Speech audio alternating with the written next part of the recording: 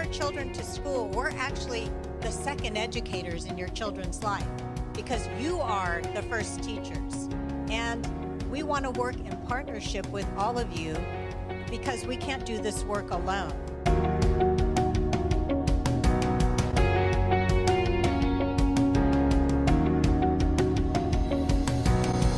Su voz cuenta y que si nos unimos podemos lograr grandes cosas para nuestros hijos.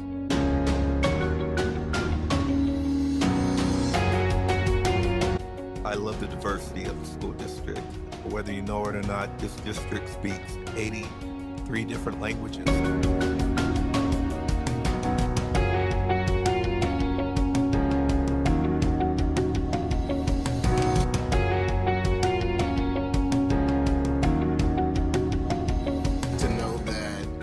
In offices, they have my back.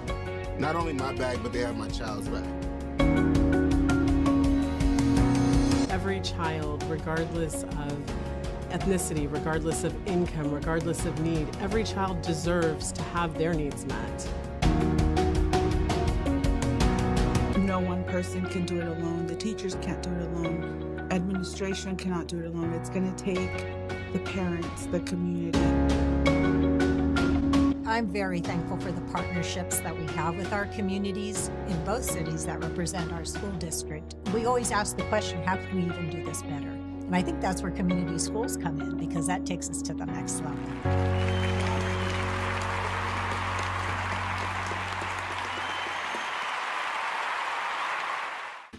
All right, welcome everybody to the May 2nd, 2024 regular Board of Education meeting.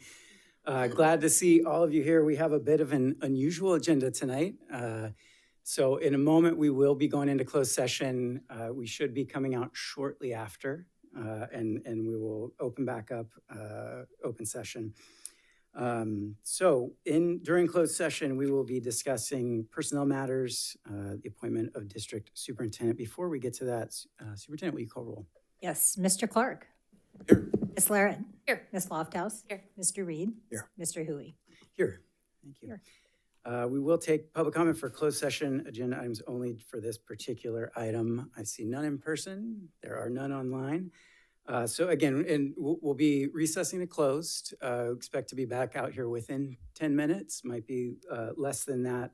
And then we will continue on with the rest of the meeting. With that, we will be recessing and closed.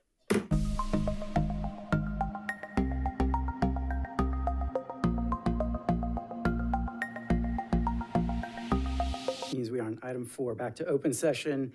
I call back to order and roll call again. Superintendent.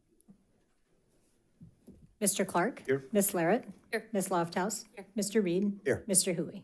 Here. Thank you. Thank you. And then to item 5, reporting out of closed session. We have nothing to report out of closed session. Item 6, adoption of agenda. Do we have a motion to adopt the agenda? I'll move it. Motion by Mr. Clark. Is there a second? I'll second. Second by Ms. Lofthouse. Superintendent. Mr. Clark. Aye. Ms. Larrett. Aye. Ms. Lofthouse. Aye. Mr. Reed. Aye. Mr. Huey. Aye. Motion carries 5-0. All right, thank you so much. Great.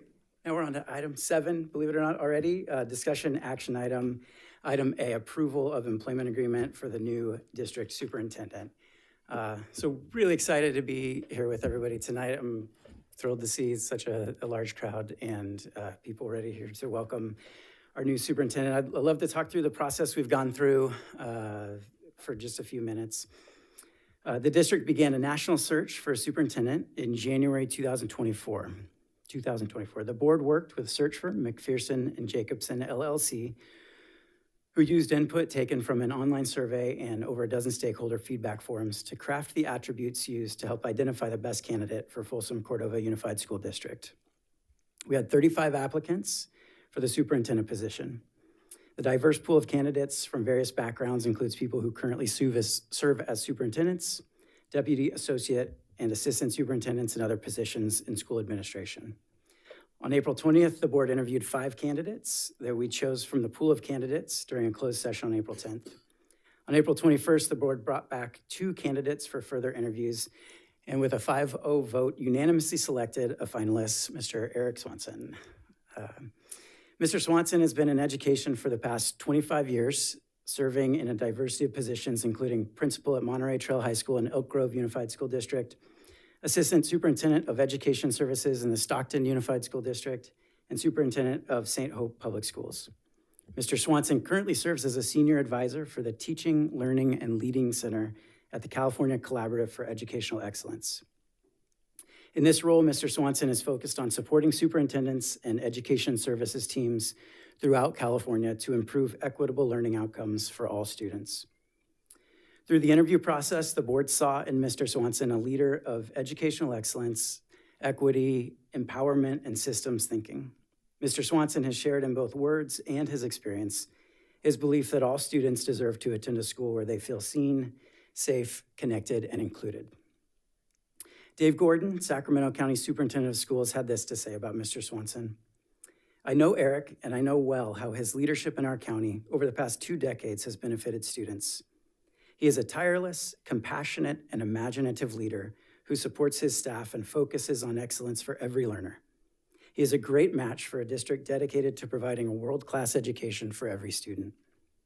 In Mr. Swanson, the board sees a leader who's compassionate and thoughtful, and who we are confident will always keep students as the highest priority in FCUSD.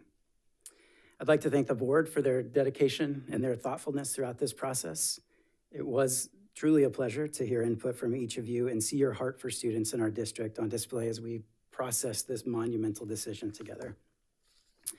Upon choosing a finalist, the board empowered me, along with the district's attorney, to negotiate the employment agreement. Through negotiations, we've agreed on a 3-year contract with an annual salary of $315,000 and deferred compensation of $5,000 to be contributed to a supplemental retirement plan. This salary figure was decided with input regarding local superintendent salaries provided by the search firm McPherson & Jacobson. The annual compensation is comparable with like-sized school districts and the candidate's experience at both the school district and the state level.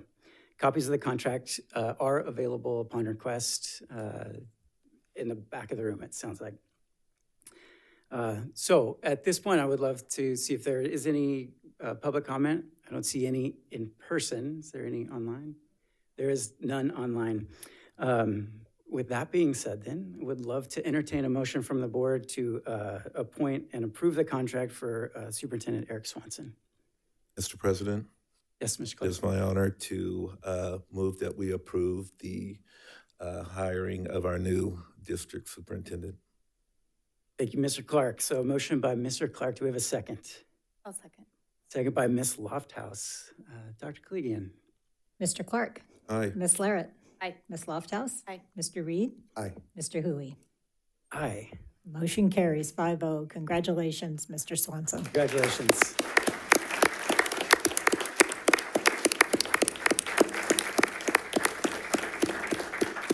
But again, do want to deeply thank the board for this process, and I've said enough words. I would love to invite up Mr. Swanson if he would like to say a few words.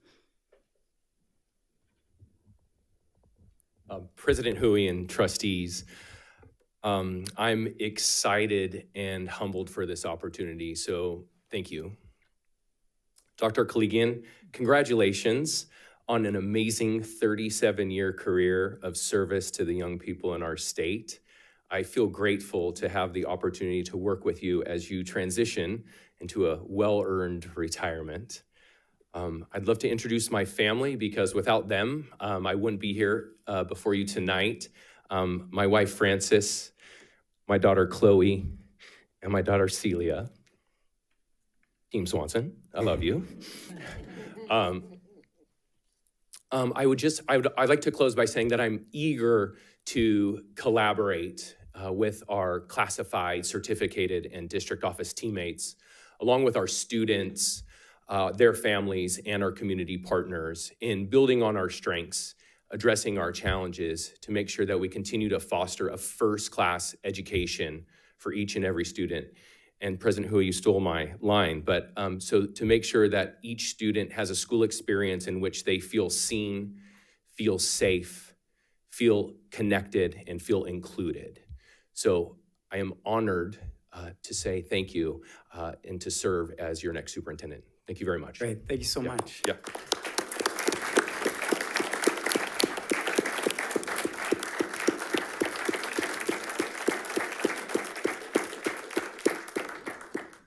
We are honored as well for the process you've gone through and for getting here today. And I literally did steal your words. So yes.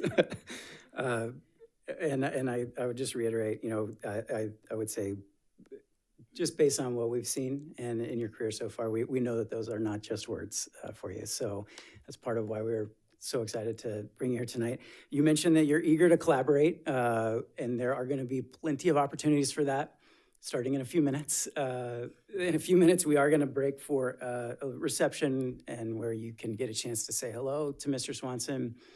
But I also do want to mention and invite anybody who is able to make it that we will be having a couple of meet and greet events starting next week in Rancho Cordova and also one in Folsom.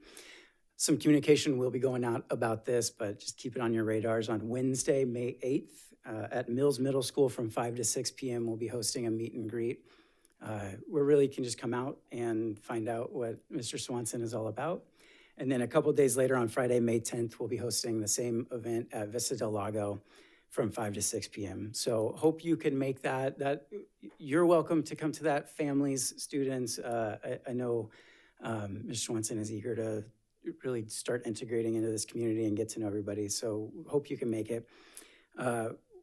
For now, in just a moment, we'll be breaking for a recess.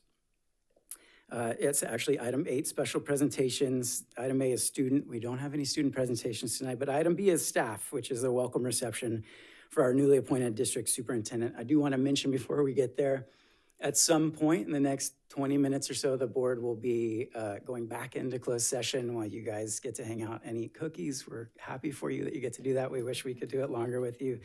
But while we are in closed sessions, we will be discussing any of the following matters: student matters, employer-employee relations, conference with legal counsel, conference with real property negotiators, or personnel matters. And then we will be back opening another open session, our second of the night, starting at 6 p.m. So without any further ado, I would love to recess us. There are refreshments and cookies in the back, and please make sure you say hello to Mr. Swanson. For that, we are recessed.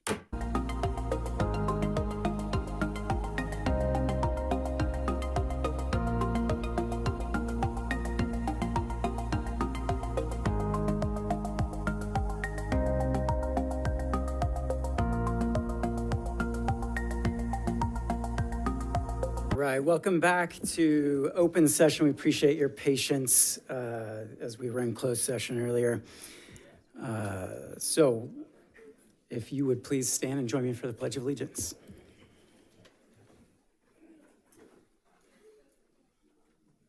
I pledge allegiance To the flag of the United States of America and to the republic for which it stands, one nation, under God, indivisible, with liberty and justice for all. Thank you.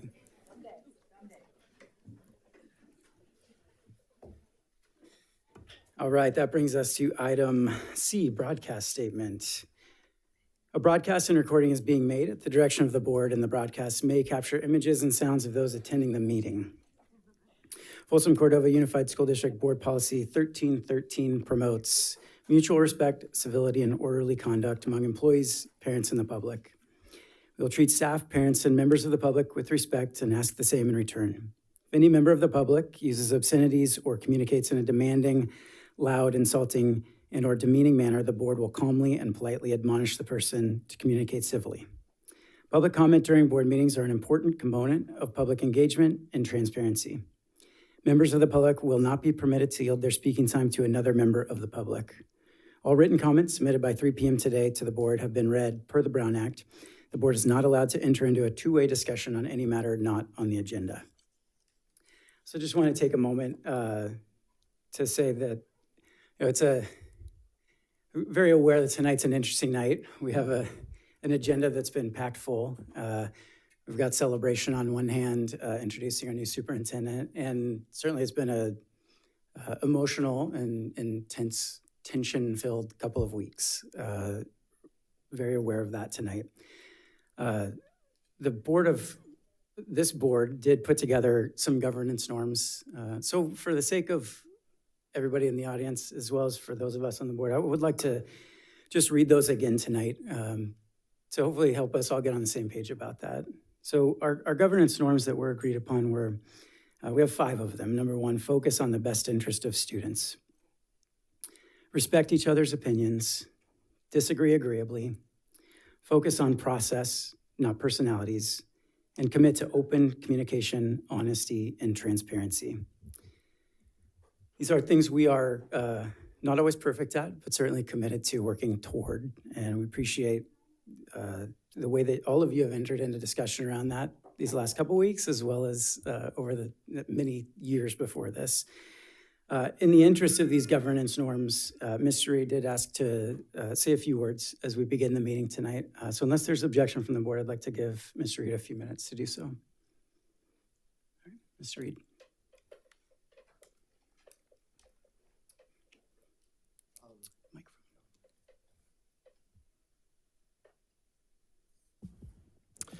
Thank you for an opportunity to speak, President Hui. There are 2 issues I'd like to address tonight, both pertaining to our last board meeting on April 18th.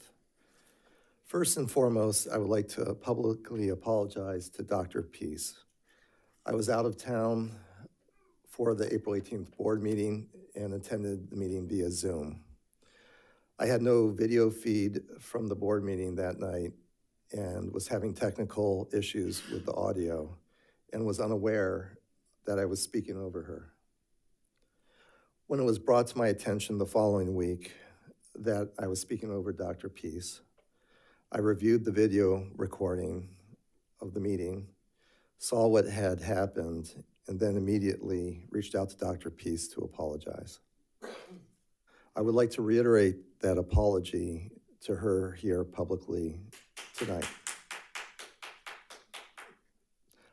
I have the utmost respect for Dr. Peace and the equity work that she is doing for our district. The second issue relating to the April 18th meeting is something I'd like to provide some clarification on. It has to do with my comments on the land use statement. First of all, clearly what happened to the Native American communities is undeniable, and it was horrible. To have your ancestral homeland, where you've lived for thousands of years, taken by settlers, was most likely one of the worst atrocities that has happened in human history. Even though I may disagree about the benefits of reading land use statements at every board meeting, I do want to apologize for describing them as meaningless. That was an unfortunate and wrong choice of a word for me to use to describe land use statements, which I recognize has been upsetting to others. That was not my desire or intention. I know that these statements are seen as having value by others, and I did not mean to be dismissive or of that value. Thank you, Mr. President. Thank you, Mr. Reed. All right, that brings us to item D, roll call. Superintendent. Mr. Clark? Here. Ms. Larrett? Here. Ms. Lofthouse? Here. Mr. Reed? Here. Mr. Hui? Here. And I'm sorry, I forgot to start with the student board members. Mr. Melidor? Here. And Mr. Merrill? Here. All are here, thank you. It's a weird agenda tonight. You know, it's all bets are off. So thank you, Dr. Clegan. Okay, on to item 12, reporting out closed session. Item A, reporting out closed session action. Superintendent, is there anything to report out of closed There's session? no action to report out of closed session tonight. Thank you. And then on to item 13, public comment. Time will be given to the speaker at the discretion of the board chairperson. The law allows the public to address the board on any matter not on the agenda, but the law prohibits action by the board on non-agenda items. I do want to make a comment that we do have an information item tonight about the land use acknowledgement. It's an information item only, so we're not planning on taking public comment for that item. If you would like to speak on the land use acknowledgement, this would be the time to do so. And just a reminder that this isn't always the best way to have a conversation in this setting because we're not allowed to enter into two-way conversation. So we do want to hear you and what you have to say. and we will thank you for speaking, then move on to the next one. We won't be able to have a back and forth about that. So we will start public comment. Each speaker will be given 3 minutes, students be given 4. We will start with Roxanne Cunane, followed by Tara Marshall. Roxanne, welcome. Thank you. All right, I am here today to air my grievance about how the Carl Sundal Montessori program has been handled. On April 19th, we received a voicemail that the preschool was going to be collapsed.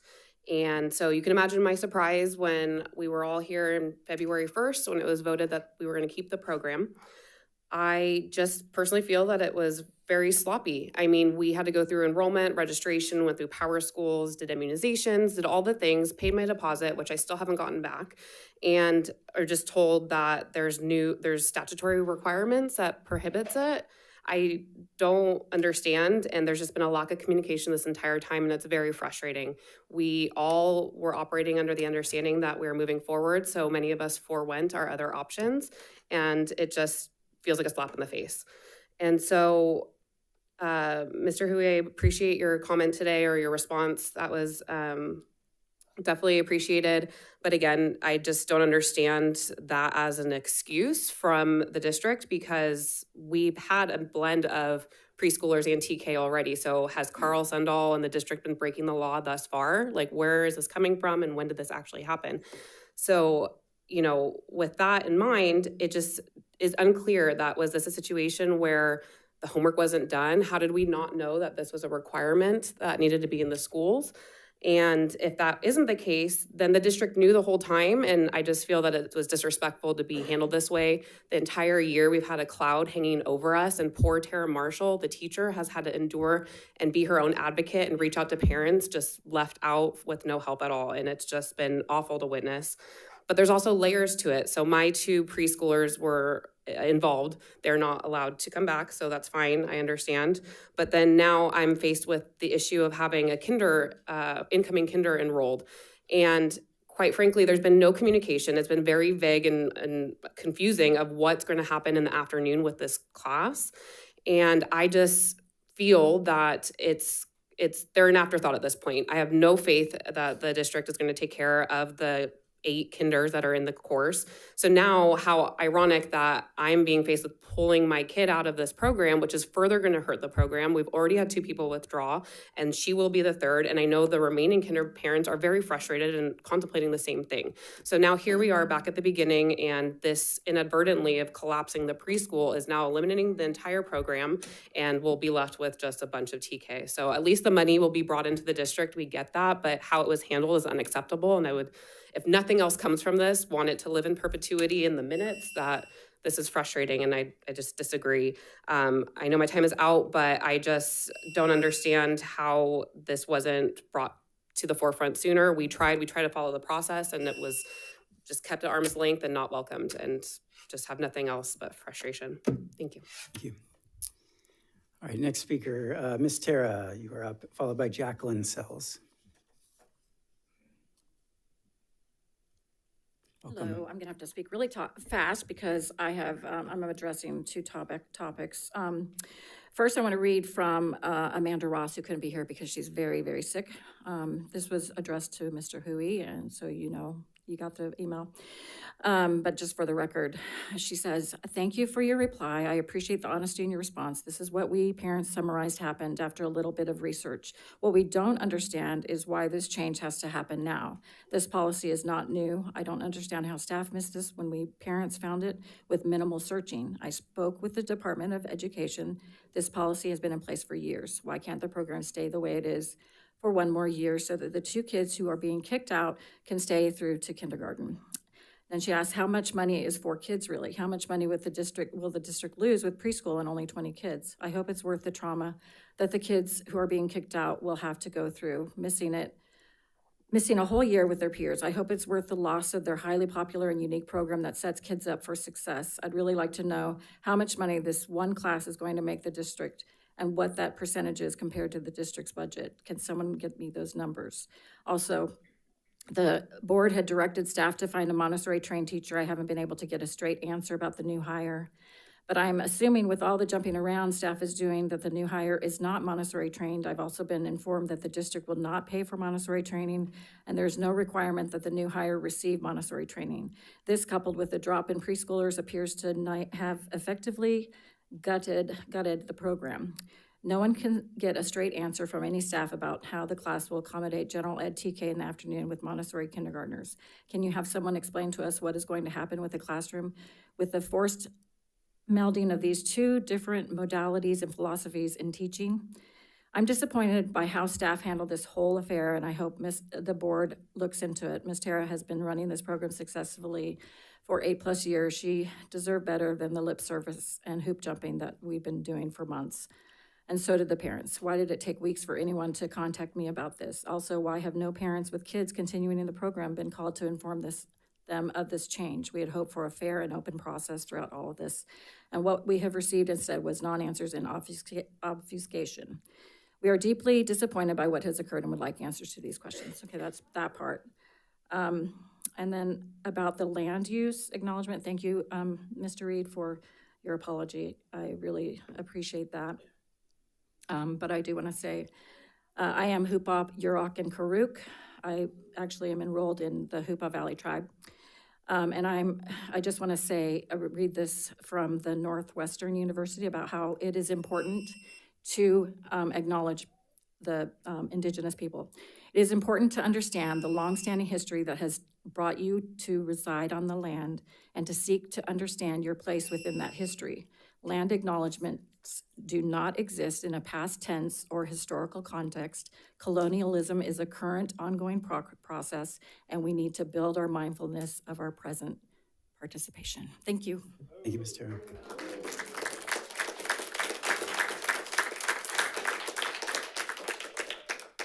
Jacqueline Sells will be next. I'd say, Ms. Tara, too, that was nearly Micro Machines levels fast, so well done. Up next will be Emma Smiley. Hi, my name is Jacqueline Sells. My daughter Sierra has gone to the TK preschool and is supposed to be starting the kindergarten. So I'm losing my voice. So I'm just curious, with the 8 kids in there, and if kids leave, what will happen to Sierra who stays? I'm just worried that if the program gets shut down, does she still get to go to Carl Sundal? Like if there's only 4 kids in the class, does the Montessori program stay open? Or does she get kicked over to traditional kindergarten? And then because that would be fine enough, but I'm just worried, what if she has to go to a completely another school because now Carl Sundal school is filled up?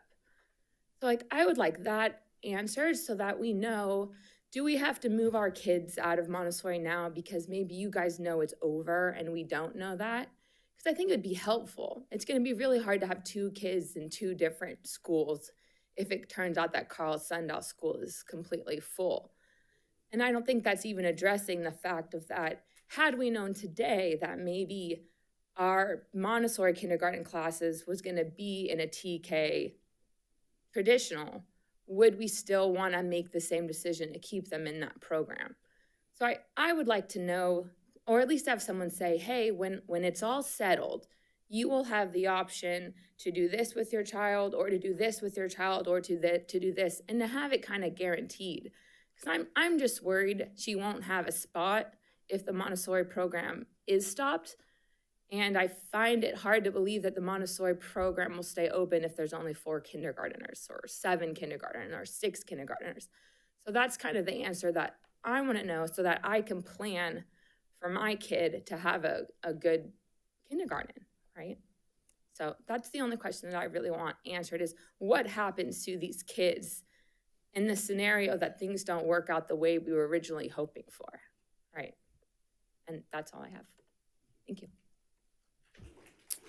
All right, next speaker is Emma Smiley, followed by Christy Perez. Welcome, Emma.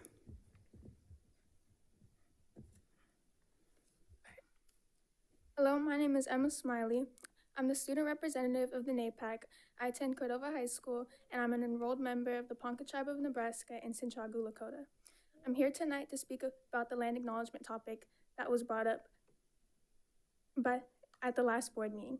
After reviewing the situation brought upon by a specific board member, which was beyond unprofessional. I want to express just how meaningful it really is, even for me, as a non-California tribe. Recognizing the history of stolen land acknowledges the injustices faced by Indigenous people and invalidates the importance of their presence and experiences, especially for the Native students on our campuses. It's about acknowledging and honoring their rightful place in society and creating inclusive spaces for all.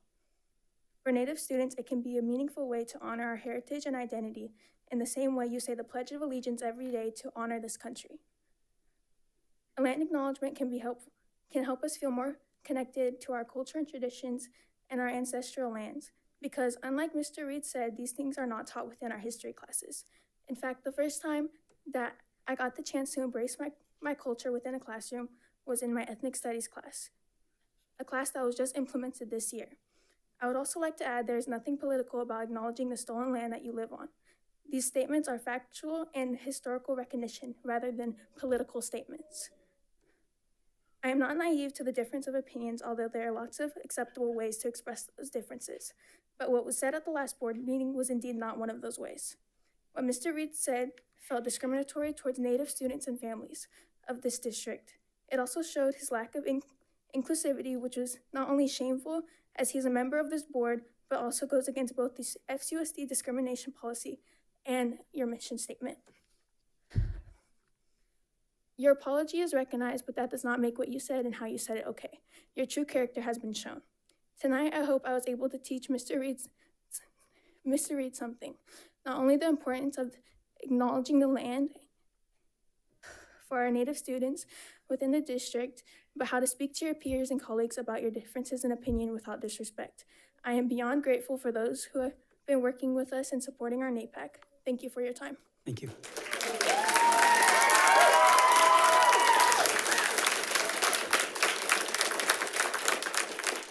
Next speaker is Christy Perez, followed by Valeria Aguilar.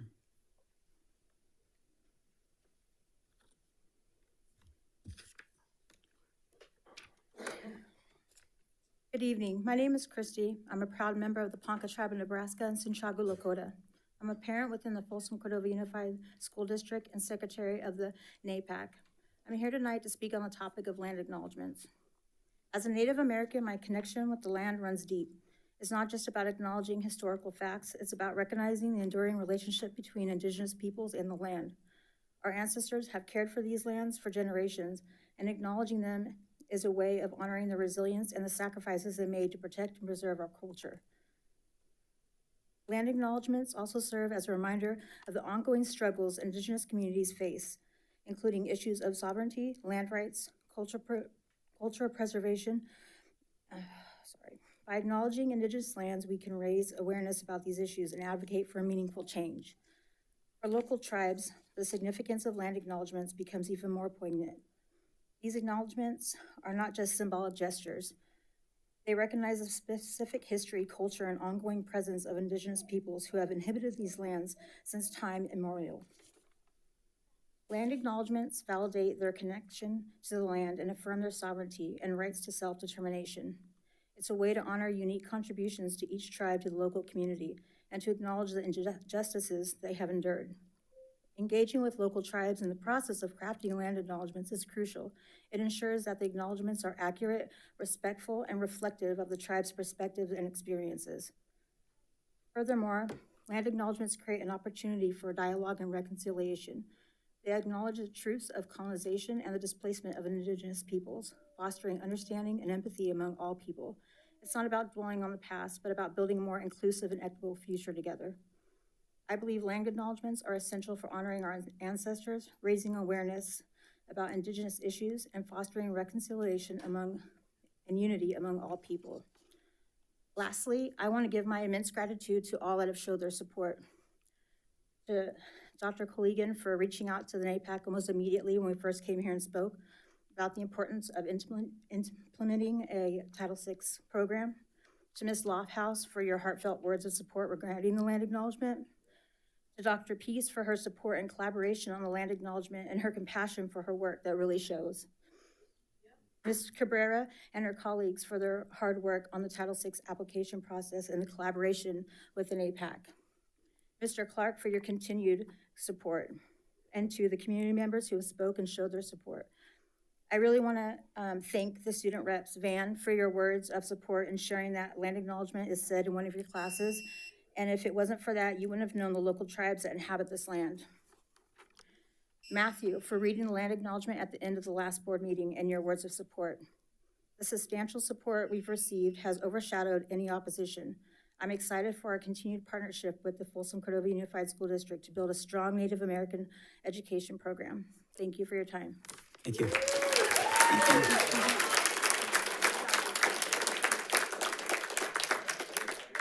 Before we get to the next speaker, everybody is absolutely welcome to stand and hang out in this room. I just want to remind people there are TVs and audio and seats just right outside the door if anybody would feel more comfortable sitting rather than standing. Everybody is certainly welcome to hang out here. Valeria Aguilar is next, followed by Kaylee Mice.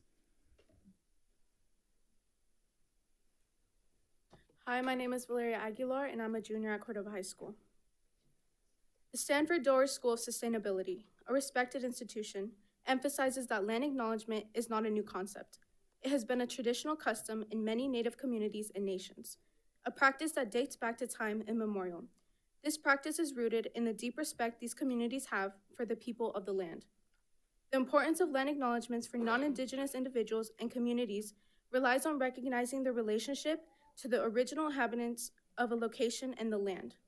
Furthermore, it is a way to show respect and gratitude to the traditional stewards of a specific area while recognizing that colonialism is still an ongoing process. FCUSD's vision is to empower all students. This includes our Indigenous students. A part of empowerment is to engage our scholars in the real issues.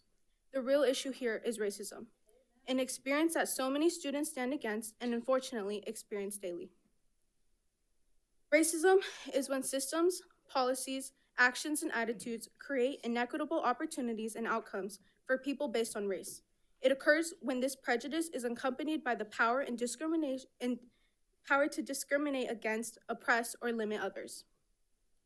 FCUSD mission talks about collaboration with our community and embraces cultural responsiveness. How is calling the land acknowledgement meaningless an appropriate statement from a board member based on our mission? Not one time, but 5 times.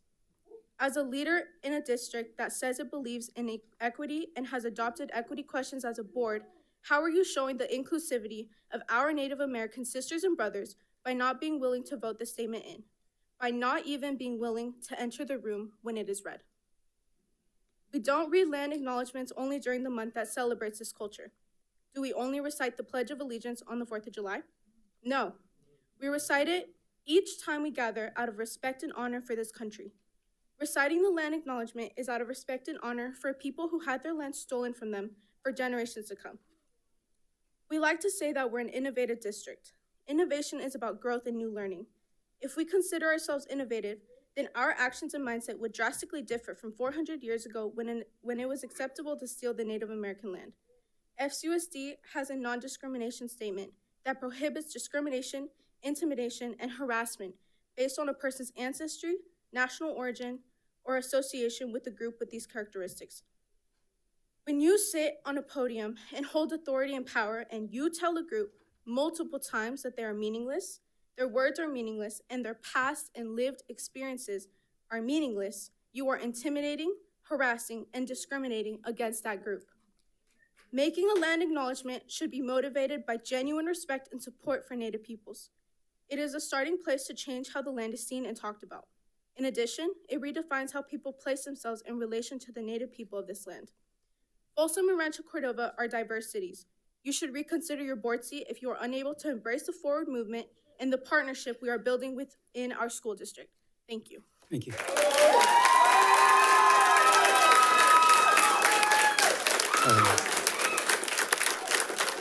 Next speaker is Haley Mize, followed by Elisa Smith.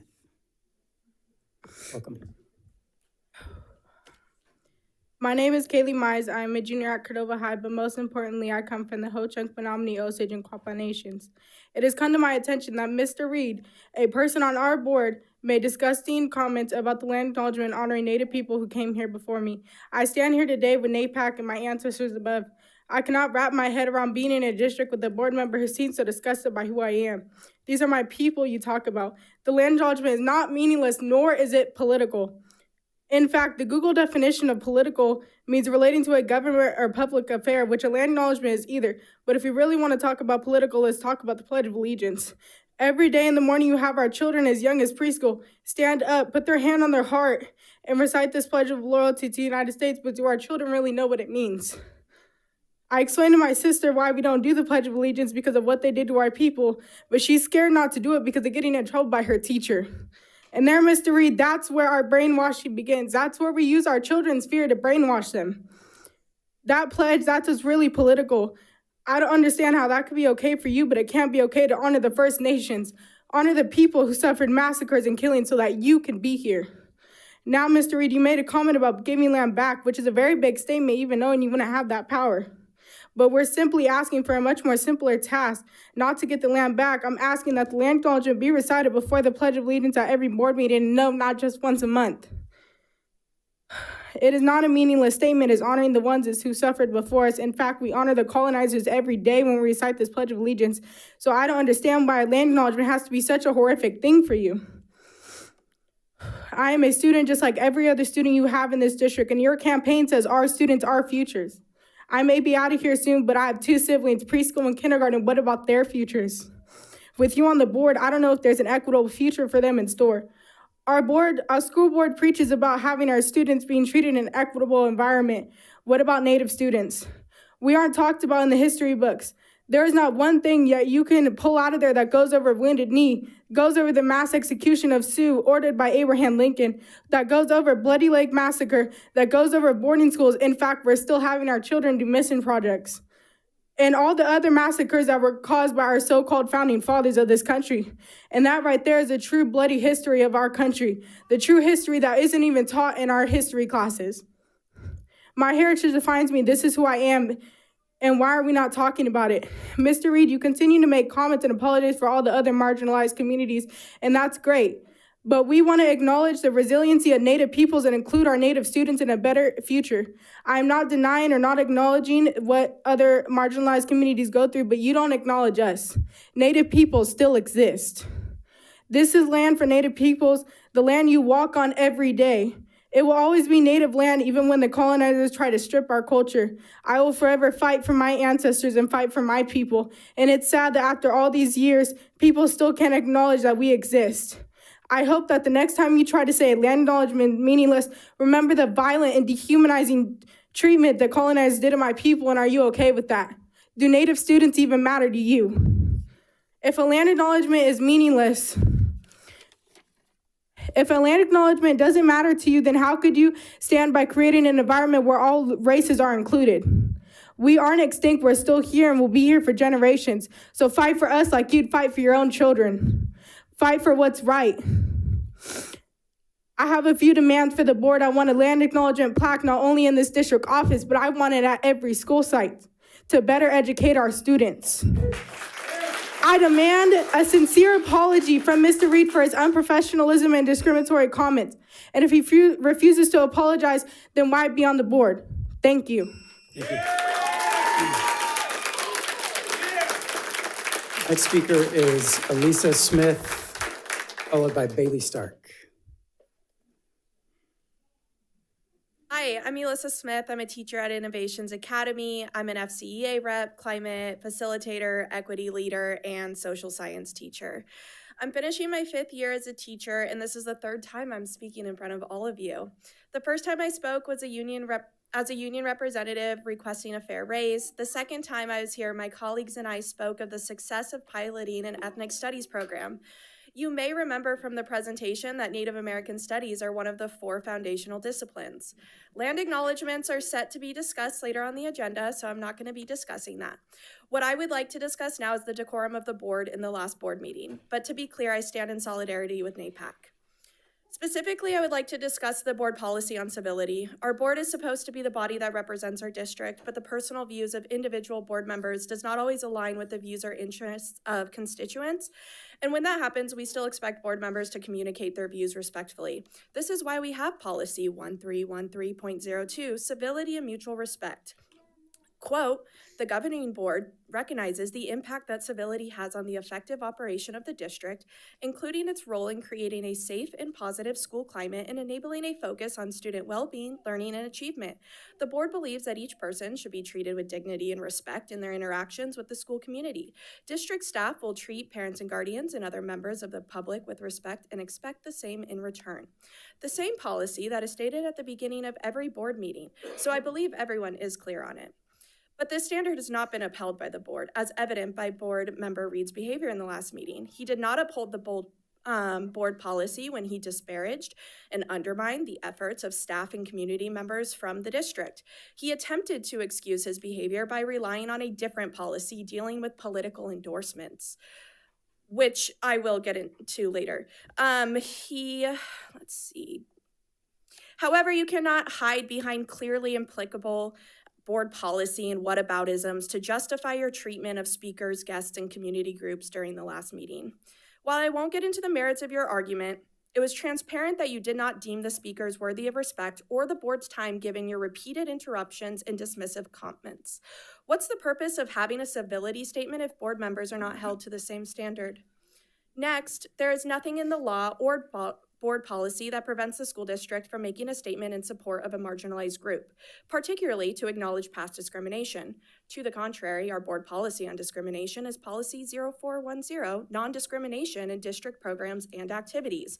To quote, and this is a long one, quote, the governing board is committed to providing equal opportunity for all individuals in district programs and activities. District programs, activities, and practices shall be free from unlawful discrimination, discrimination against an individual or group based on race, color, creed, ancestry. I'm just going to finish the sentence, it's a long one. Nationality, national origin, immigration status, ethnic group identification, ethnicity, language, age, religion, marital status, pregnancy, parental status, physical or mental disability, sex or sexual orientation, including sexual harassment, gender, gender identity, gender expression, genetic information, geographic location, or socioeconomic status, perception of one or more of those characteristics, or association with a person or group with one or more of these actual or perceived characteristics.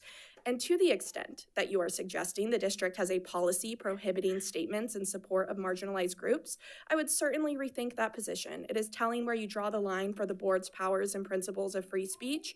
And finally, silence is complicity, silence is violence. I'm disappointed in those who did not say anything to speak up or speak out against Reed, and thank you for those who did. The next speaker is Bailey Stark, followed by Calvin Hedrick.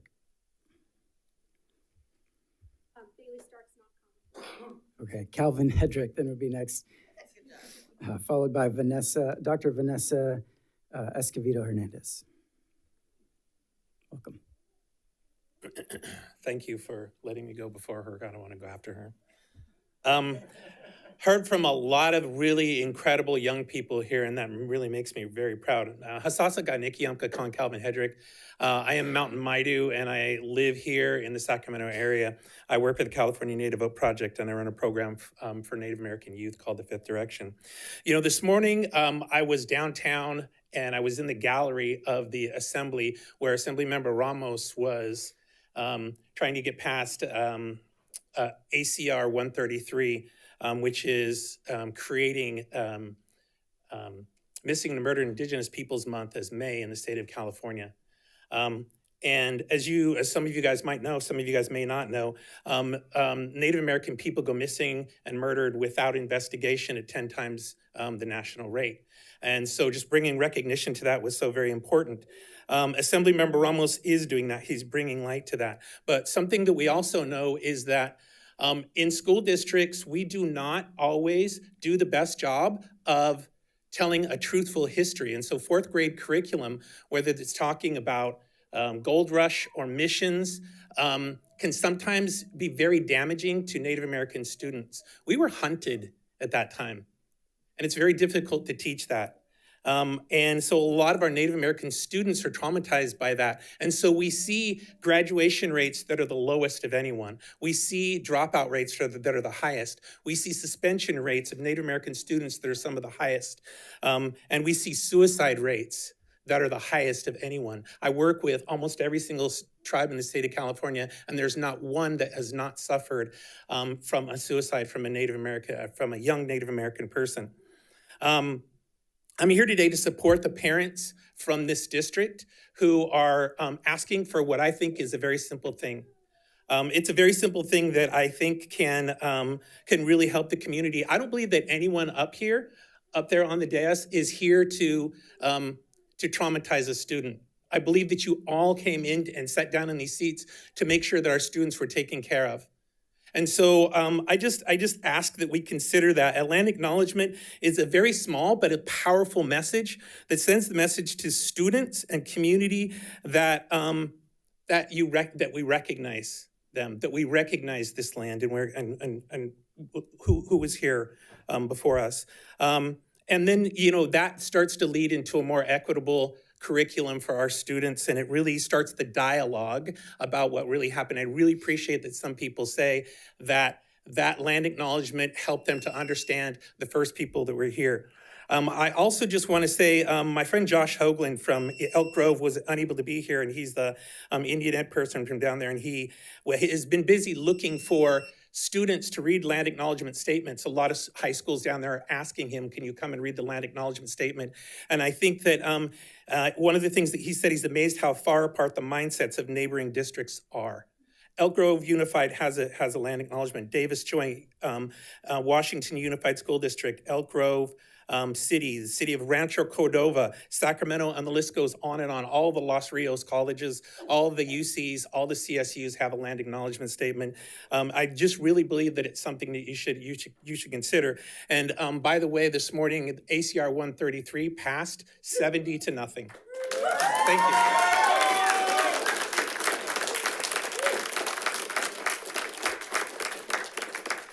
Thank you. And I appreciate your comments. I would like to just ask if people can try to keep it to 3 minutes. We just have a lot of people that would like to speak tonight. I want to make sure we hear from all of them. Dr. Vanessa Escovedo Hernandez, followed by Josh Mize. Thank you. Hestum, Vanessa Escovedo, Nino Ramak, Hefork Toki Yombus. Hi, Hestum, hello. My name is Vanessa Escovedo Hernandez. I'm an enrolled member of the Noral Makwinti Nation. I'm also Hupa and Chicana. Today, I have been asked to come and read a letter from the SNAHEC group, which is the Sacramento Native American Higher Education Collaborative. This group is a regionally based work group. Many of us are here. That come together once a month to support our Native youth from your district, from all the districts, and help them get to college successfully and supported. I'm the co-chair of SNAHEC, along with Jesus Valle, who helped write this letter. I first want to start this letter with saying thank you so very much for the anti-racist work that you have been doing. I know it was overshadowed by the last meeting, but I think that a lot of people here had expressed how much work has been put into learning about how important a land acknowledgement is, and although some haven't. I also want to say that I do hear your apology, but the ripple effects that what you have created show here. We have had to spend money and time and resources, get off work early to make sure that our voices are heard today. So SNAHEC supports the local NAPAC in the effort to bring about a land acknowledgement process in your district. Land acknowledgement statements are impactful and educational experience to all students in various key reasons. We heard Calvin Hendrick, who is a very highly respected person in our community, express some of the most horrific statistics that our Native youth experience on us every single day. But the recognition of Indigenous peoples is extremely important. These land acknowledgements are appropriately recognize the tribal citizens of Native nations who have lived and cared for the traditional homeland since time immemorial. We have a responsibility to this land, and sometimes it is not convenient. We gotta drive, we gotta access, we gotta advocate, we got to use our activism to fight for these rights to care for our traditional homelands. I also wanna talk about the cultural appreciation. So this is a uplifting Because so many times when we talk about Native people and Native youth, we are overshadowed by those negative statistics. But this is something positive. This is something that's giving recognition. And sometimes we are, our words fumble over. We can't pronounce the words, but it's the first time they're being spoken in this board meeting, in this land in so long. And that's okay if we fumble over the words, and it's long, and it takes a long time, but it's worth the effort to sit there and learn how to say these words correctly. And it's okay if we mess up. That's totally fine, but it's important because it's showing us respect. It's showing us the people who care for this land. Reconciliation. Land acknowledgements signal a commitment to reconciliation and building meaningful relationships with Native nations. You are surrounded by Native nations. We're always on Native Nations lands, as soon as we leave this building and forward. It is important to keep those. But I will close out with the land acknowledgement statements are meaningful because they recognize Indigenous peoples, their histories, knowledge, and rights, while also serving as a foundation for reconciliation, respect, and environmental stewardship. Thank you. Thank you. Next speaker is Josh Mize, followed by Brianna Clark. Welcome. Beautiful words. Rajra Joshua God, you got Nina. My name is Joshua Mize. I'm Ho-Chunk, Menominee, Osage, and Quapaw nations. I'm a father of 3 girls, 3 that are here today. 1 spoke. I'm the co-chair of Folsom Cordova Unified School District, NAPAC, and I also work for Native Dads Network as a student advocacy. I said in the beginning, Hotahihi, and it means bless this house, and I've seen a lot of support in this house, in this educational settings. Much respect to those people that understand and support our educational, cultural, and systematic racism struggles within our school system itself. To those teachers that bring students to address topics such as Indigenous Peoples Day and or land acknowledgements, I give you a big thank you to Dr. Sarah Collegan, Christopher Clark, Yana Pease, Elena Cabreras, and Kara Lofthouse, and our student board members, Matthew and Van, for our student board members for supporting our endeavors of growth and establishment and understanding. I hold the deepest gratitude, love, and respect. I am here today to address from our school board, Mr. Reed, about the land acknowledgement approved by the Native American Parent Advisory Committee that was presented at last board meeting. I was appalled by what I heard. Would like to read this statement on cultural humility. True humility has little to do with learning about other cultures and has everything to do with self-reckoning. It is a convicted, tireless, brave examination of the soul, forever asking the question, how are we participating in this long genocide of people and their ways? True humility acknowledges the generational damage of cultural supremacy, the ongoing arrogance of its mentality and approaches. It sheds its control and impulse and opens organically into relationship. True humility lets its spirit be broken, not in paralyzing grip or guilt, but in a conviction of justice and repair. True humility does not put the subject on a fiscal calendar. It plants the priority firmly in the heart of the mission. Cultural humility, when authentic, is a system, people's way of saying, we have done great harm and we shall never go that way again. Ultimately, it is a faith in the devalued peoples that they are the true and full human beings with every sacred right and power to heal themselves.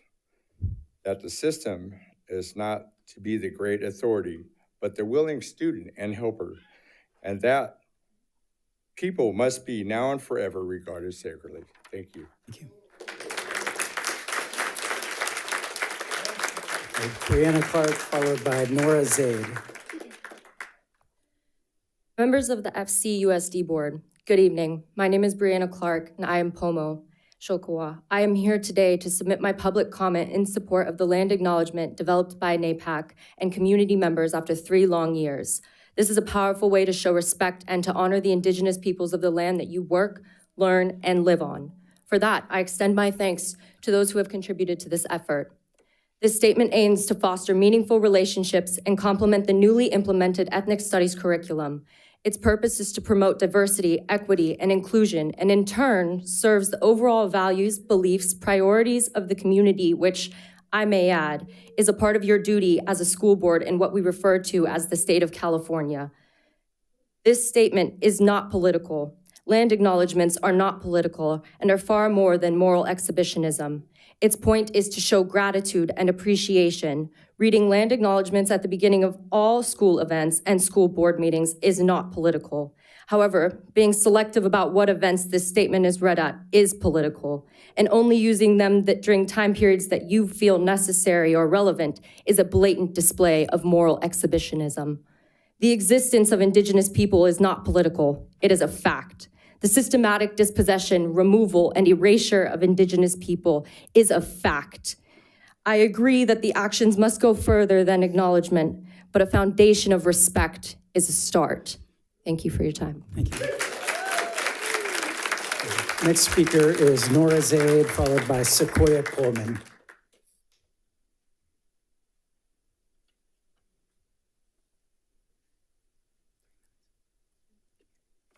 Hello, everyone. My name is Nora Standing Rain Zaid. On my father's side, I am Pomo, Kankau, Yuki, and Wailaki from Round Valley Reservation, and Pawnee and Saligyo on my mother's. That means I am both Californian and Plains. I hold a bachelor's degree in Native American Studies from UC Davis. I am currently pursuing a master's degree in multicultural education from Sacramento State University. Over the past year, with the support of UC Davis and the Mellon Foundation, I was able to author a report that provides documentation of all known tribal relations positions at the universities in the United States, as well as recommendations for future tribal relations positions in higher education. I have dedicated years of my life to learning how to create and sustain equitable connections between Indigenous peoples and educational institutions. The bottom line of this research is that in educational settings, ground zero for action is the adoption of a land acknowledgement. This is because land acknowledgements are meant to be operationalized. They were the starting point for a large number of tribal relations initiatives across the nation for this distinct reason of being a strong foundation for educational institutions to build off of. There are concerns regarding land acknowledgements becoming meaningless. The simple answer to this question is, don't let it become meaningless. Allow the Indigenous members of your district to provide guidance as to how to put these words into action. Create strategic plans and foster partnerships that support the mission of the land acknowledgement. The mission of a land acknowledgement is quite simple and is best articulated by the Duwamish tribe when they state, for non-Indigenous communities, land acknowledgement is a powerful way of showing respect and honoring the Indigenous peoples of the land on which we work and live. Acknowledgement is a simple way of resisting the erasure of Indigenous histories and working towards honoring and inviting the truth. For those of you who oppose a land acknowledgement, I invite you to then name the tribes that are caretakers of this land off the top of your head. I invite you to articulate your recommendations on how the district should start engaging in tribal relations, if not by starting with a land acknowledgement. I also then urge you to cite 5 Native tribal relations scholars that support your positions. Until these basic requirements can be met, I implore that you defer to the lived experience and scholarly knowledge of the Indigenous members of your district. Acknowledging that Indigenous people exist should not be polarizing. A reminder of our existence in any space should not be deemed as political. The reminder of Indigenous stewardship should not enrage you. It should engage you in making sure that Indigenous perspectives are a priority within your district. We exist outside of the month of November. We exist while every school board meeting takes place. We exist, period. Thank you for your time. Thank you. The next speaker is Sequoia Coleman, followed by Nikki Grant. Estanco, Sequoia Coleman, Georgia. I'm a member of the Seminole Nation of Oklahoma, Muskogee Creek. I am also a community organizer with the California Native Vote Project. I want to start with recognizing the area that Folsom Cordova Unified now occupies as the traditional homeland of the Miwok and Nisenan people since time immemorial, not just thousands of years. I felt it was important to come up here and support the Native families in this district because a land acknowledgement is a simple and powerful way of inviting and honoring the truth. It is a step towards correcting the practices that erase the Miwok and Nisenan people history and culture. It's incredibly important to recognize that despite historical injustices and displacement, Nisenan and Miwok communities continue to thrive and contribute to the Sacramento region. The acknowledgement of American Indian and Alaska Native lands ultimately provides exposure and a learning opportunity for individuals who may have never heard the names of these tribes that have and continue to live on the land they are standing on. Our education system has done an awful job at teaching factual United States history. I'm 23, and the education that I got on the Indigenous people across the United States predominantly highlighted the horrors and trauma that we went through due to colonization. I didn't get the opportunity to learn about our different cultures, our resilience, and our strength that continues on, and we can see that here today. I want to encourage ongoing education and engagement with Miwok and Nisenan histories, cultures, and issues within the school district and the broader community. I want to conclude with gratitude for the opportunity to learn, grow, and work together in a spirit of understanding and mutual respect. Mado. Thank you. The next speaker is Nikki Grant, followed by Albert Tittman. Good evening to everyone in attendance. I wanted to start out to say thank you all for attending in support of us. My name is Nikki, and my people are Oglala Lakota, and I am the chair of our NAPAC. I grew up here in the city of Rancho Cordova, and I am committed to advocating for the needs and rights of our Native American children who are part of this community.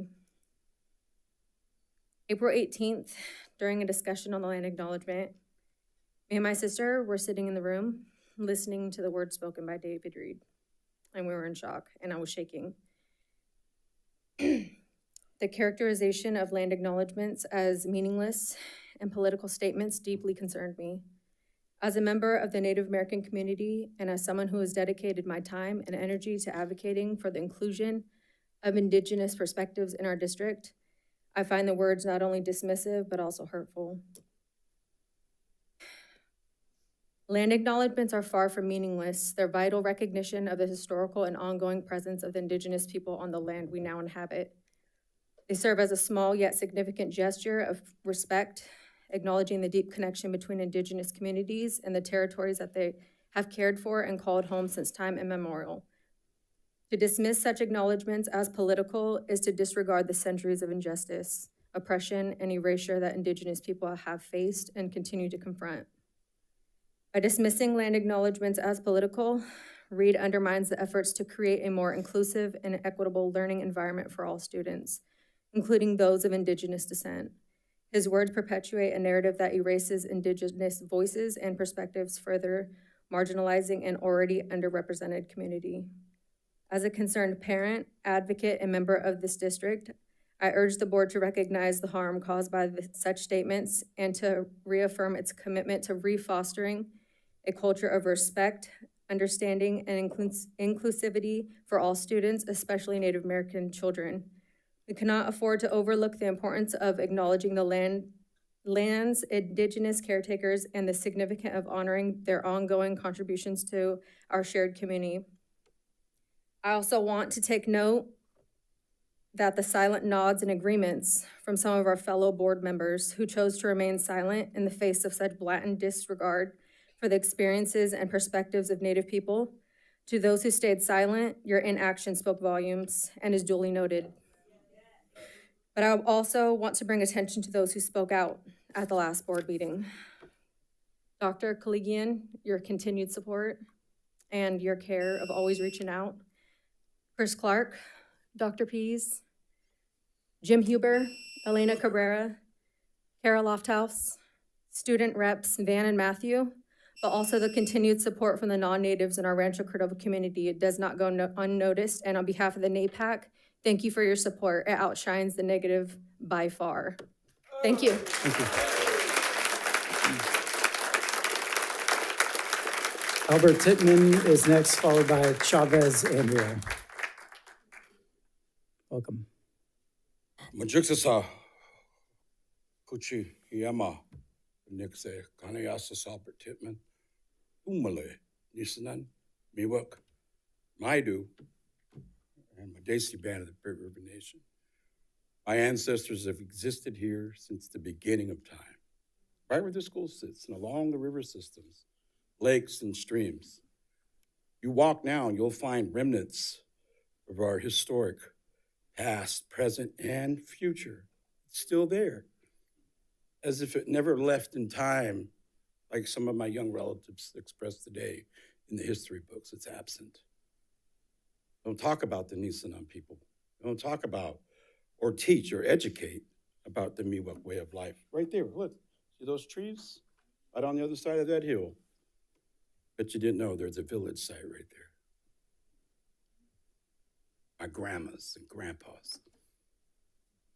So today I want to acknowledge the board, the members that have been openly inclusive. As a matter of fact, they have been grateful that we have come to establish a Title VI funded program. They've expressed gratitude behind closed doors. We've already had some meetings, personally intimate, to discuss the future of the NAPAC in Ranch Cordova, Folsom, Ranch Cordova Unified School District. And it's been fruitful. And it's like the calm before the storm. As the NAPAC, we've prepared ourselves for what's to come, because we knew it was coming. It was just a matter of time. We've been here before, right? We've been in Woodland Unified. We've been in Twin Rivers. We're in all of these other districts in Sacramento County advocating for what is a right for Native American education in the school district, in the system. And something as simple as a land acknowledgement, Mr. Reed.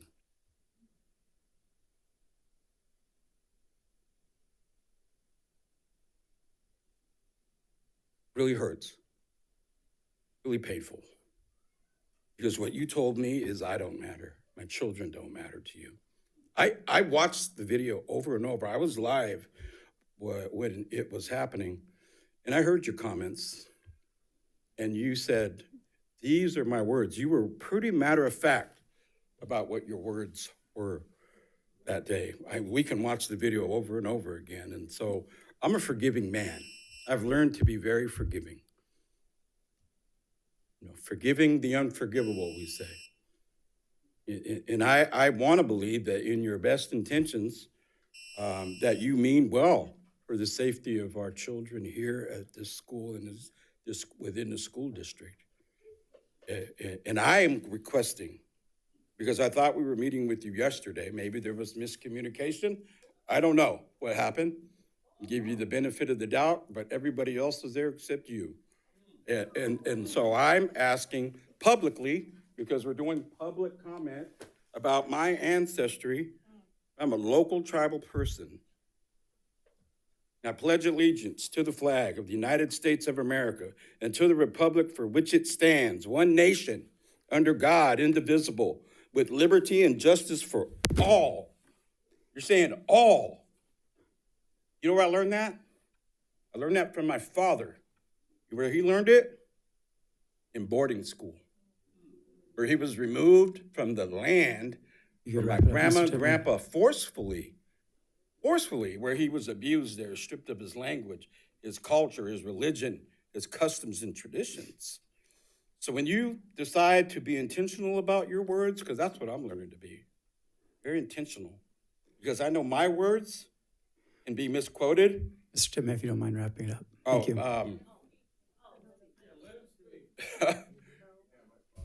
Mr. President, if I may, I'm going to ask if we can allow Mr. Tittman to continue. I second that.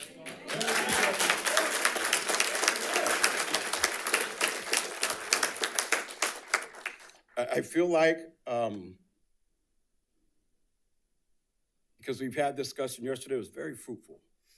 We got to discuss the land acknowledgement, sentence by sentence. And there were some requests, and we talked about the requests. I won't go into that today, but a part of what I've been feeling recently with those statements, and trust me, there's a couple of things you shared that I was like, well, I might agree with him on that, except your tone, your volume, your lack of respect for other people speaking told me that, no, you're very intentional about what you were saying.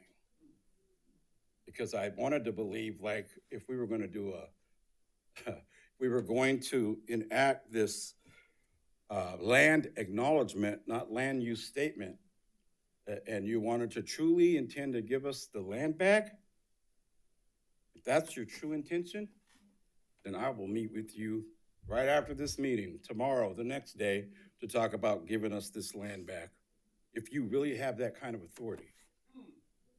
But all we were asking for This is all we were asking for, was that you acknowledge our existence today and that we can move forward in healing as a people, as human beings first, and to acknowledge the original people of this place. My grandmas, my grandpas, my children, my grandchildren, I have 15 grandchildren. Many of these relatives that spoke, we are family to one another in these communities because we support one another from community, to district, all the way through higher education. You know, we come from some of the same barrios and ghettos and rancherias and reservations. And so, while I accept your apology, I feel like we have a lot of growth, a lot of moving forward. Because what my grandma taught me about forgiveness is that we forgive. I want to give back the ugliness, the pain, the hurt, the discrimination, and the disrespect. That don't belong to me. I want to give that back to you and say, let's work on it. I'm willing to do that. That's why we came in the first place. We haven't taken it to the next level. We've experienced this in other school districts. Mr. Chipman, if you don't mind wrapping it up. Thank you. I don't mind. I know, last meeting, this man overtalked everybody. He didn't care about the time. There was no warnings about your behavior.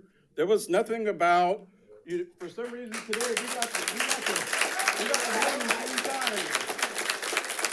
For some reason today, you felt warranted to let us know about our behavior, these savage Indians.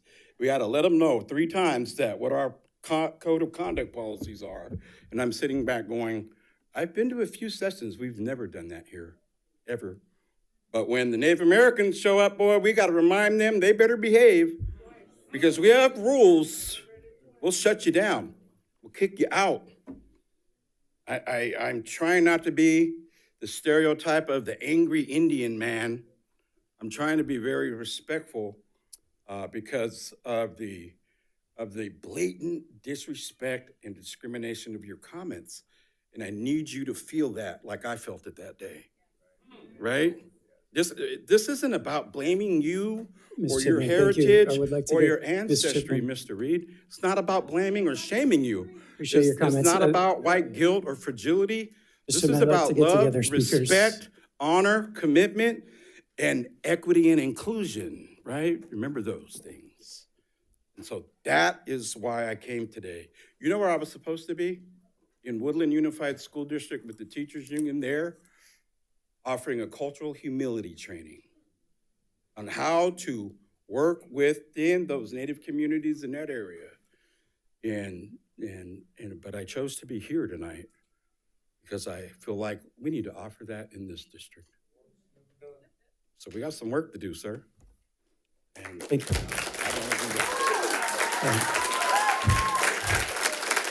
Next speaker is Chavez Andrea, followed by Josie Bissart.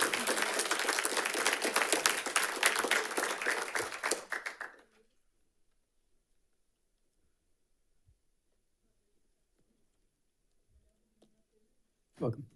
Hello. I just want to say thank you to everybody that's here. I really didn't plan on speaking until I got in the parking lot. I felt like it was my responsibility to speak on behalf of NAPAC.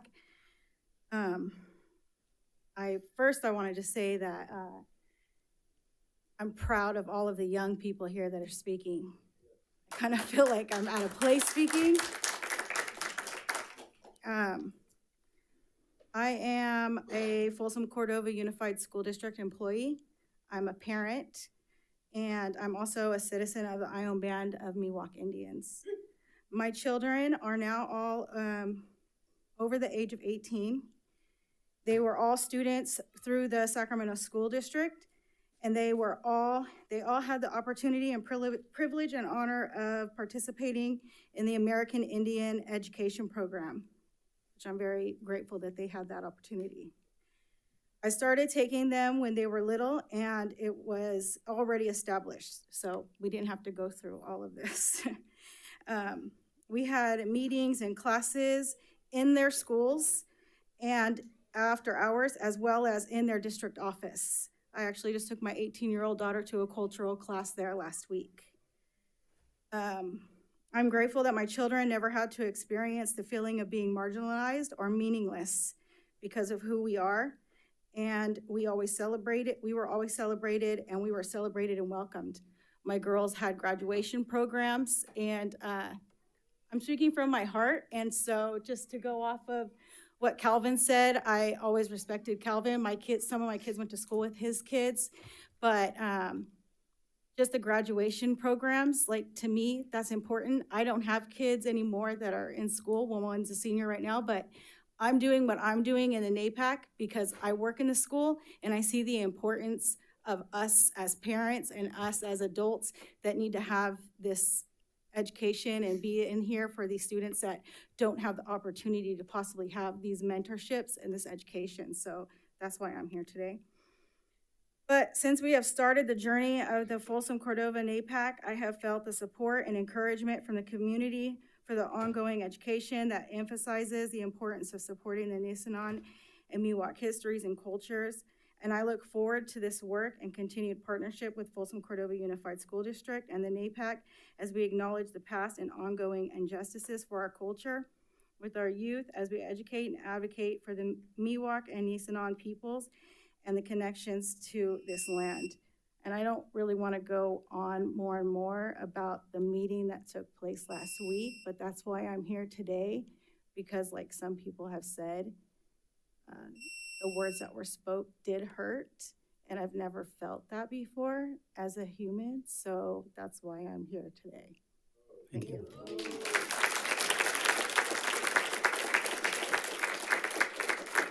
Next speaker is Josie Bissard, followed by Tando Ho.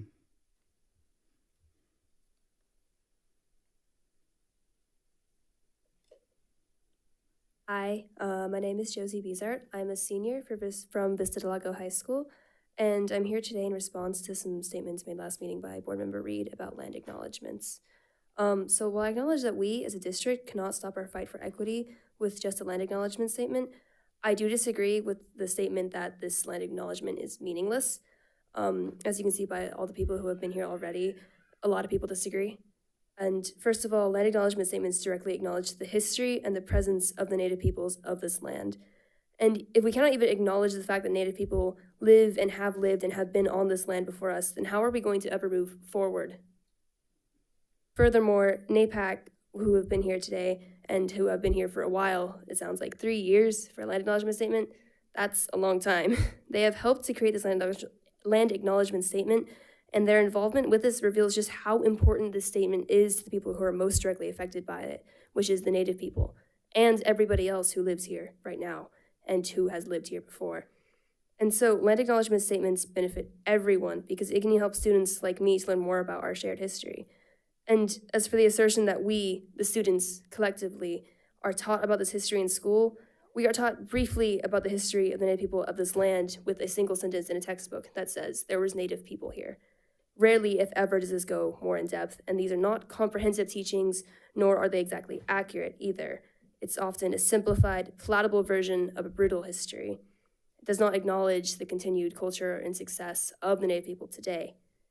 And maybe this varies between schools, maybe the curriculum has changed from elementary or middle school, but in my experience, it has not. And so it was not until taking the new ethnic studies elective that I have learned more about the Native people of this area and their actual history and just their culture, and not just the glorified story that is usually told to us students. And so as of my senior class, ethnic studies is not a mandatory class. So that means out of our class of 30 people, maybe 15 were seniors. And so that is 15 seniors who have learned about this history out of a class of over 400 people.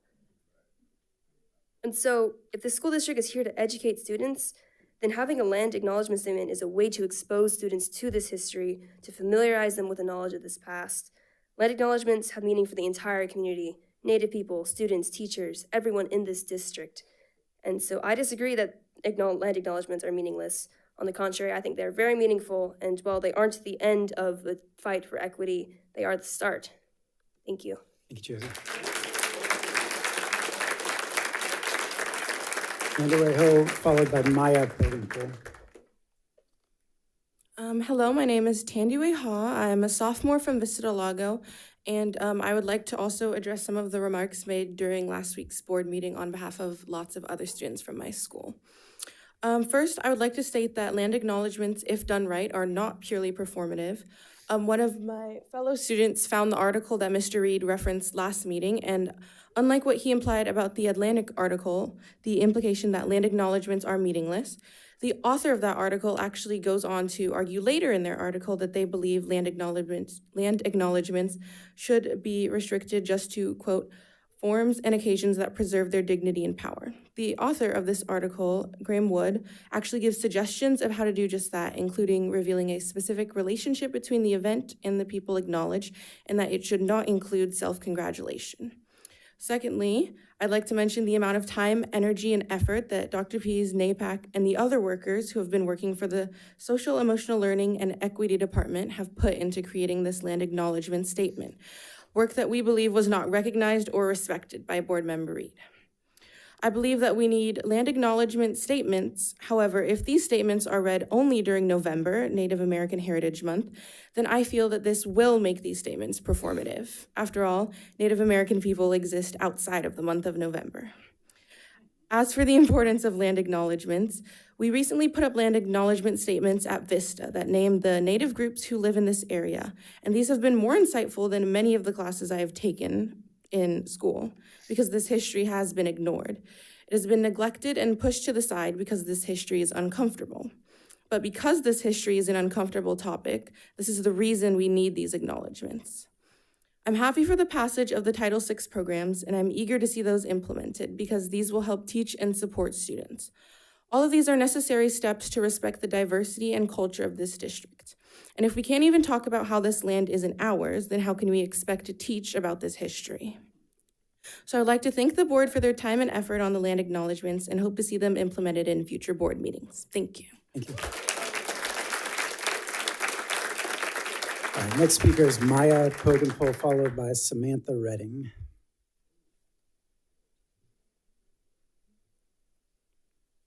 Hi, I'm Maya Pogenpol. I go to Vista Del Lago and I'm currently a senior.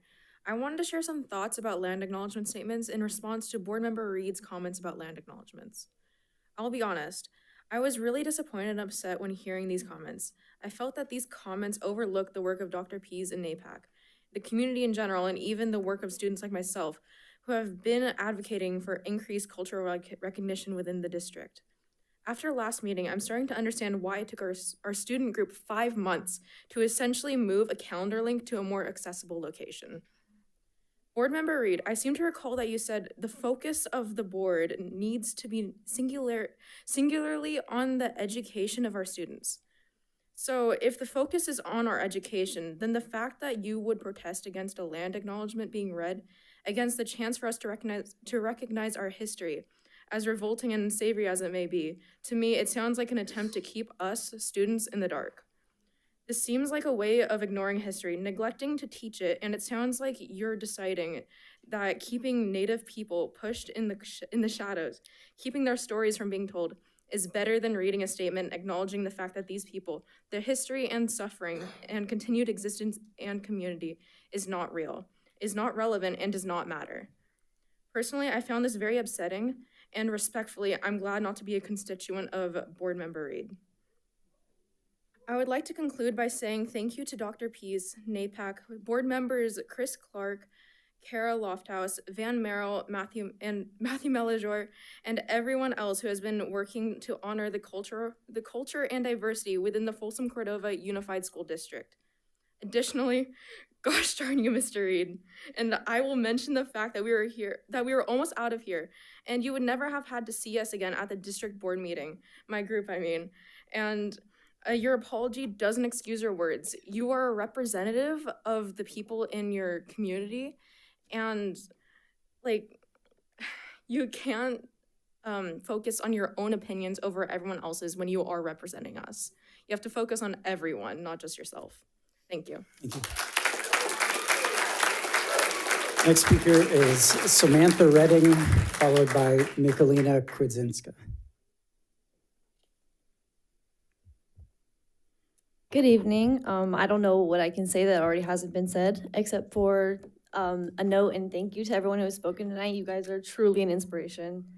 My name is Samantha Redding. I'm a senior at Vista Del Lago High. I'm here today to address some concerns regarding comments made by Board Member Reed last meeting. To my understanding, the board had already set in place a plan to adopt a land acknowledgement. Board Member Reed voiced his concerns by calling this recognition too political. However, calling this a land acknowledgement a political move is not only wrong, but it's a stretch. Land acknowledgements only became political when Board Member Reed insinuated that they were.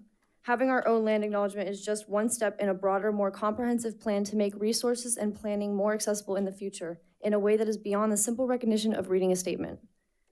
According to Bylaw 9005, the governance standards of the board policy manual, the board expects its members to, quote, act with dignity and understand the implications of demeanor and behavior. I would like to call to attention to the example that Board Member Reed said at the last meeting, both in the way he treated the district employee and the actual content of what was said, and I hope this is not reflective of what board member conduct should be. Additionally, the board is also supposed to, quote, build unity and create a positive organizational culture, and part of that is ensuring opportunities for the diverse range of views in the community to inform board deliberations. With Board Member Reed dismissing the wishes of members of the community, both in his words and actions, I must ask, in what ways was Mr. Reed ensuring the opportunities for a diverse range of views in the community? It's crucial to understand that a land acknowledgement is not a political tactic, but rather a gesture of respect and recognition of the people who have inhabited these lands for generations. A land acknowledgement is not a one-time deal, but it is a promise for a continuous process of learning and support for the Indigenous people in our community. With this, we hope to cultivate the culture and diversity within our district. Thank you for your time. Next speaker is Nikolina Kudzinska, followed by Jennifer Neuenfeld. Hello and good evening, board members. My name is Michalina Kwijinska, and I'm a current sophomore at Vista Del Lago High School. First, I'd like to acknowledge Board Member Reed's statements earlier. However, that is not my apology to accept. Now, over the course of the last several board meetings, I've had the opportunity to witness countless student statements and speeches from fellow classmates fighting for more Indigenous recognition. I've seen them go through so many highs and lows trying to achieve this goal. Now, this is all well and good, seeing students fight for a cause that is so important to share and support. A true reflection of how we as students have the privilege and opportunity to bring up concerns like these to the board in order to be corrected. However, after listening to Board Member Reed's comments during the previous board meeting, I feel as though this has all been for nothing. Land acknowledgements are far more than just performative actions or political statements. They're a step in the right direction, and more importantly, a step that our local Indigenous and Native community wants to take. I don't want to speak for or over the voices of our local Indigenous population, but even as a person without Native heritage, I find that land acknowledgements are important. They showcase a large part of the history as us who live on this land that in the past was wrongfully settled and taken away from the Native community, and that shows just their amazing resilience and ability to keep going even through these past absolutely tragic historical events. Even though these things are already taught in our school district through absolutely amazing programs like Ethnic Studies, which is a class I personally want to take when I'm a senior, I feel as though adding land acknowledgements helps us as students and you all as district personnel to better reflect and also to reinforce said knowledge.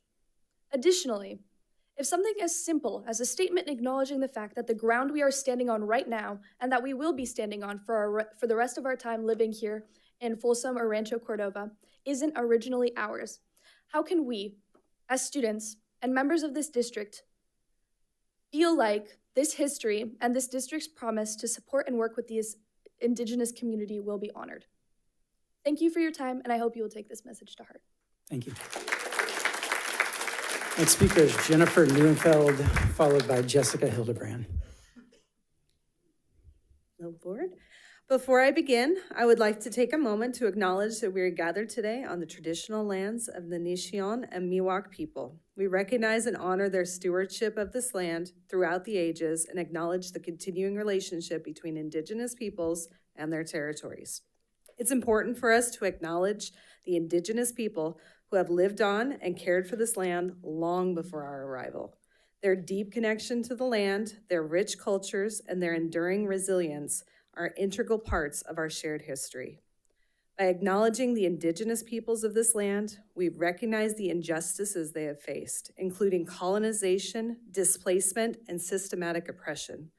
We also commit ourselves to working towards reconciliation, healing, and justice for indigenous communities. As we gather here today, let us remember the importance of honoring the land, respecting indigenous sovereignty, and striving for unity and understanding among all peoples. Thank you. Thank you. Next speaker is Jessica Hildebrand, followed by Kaylee Williams.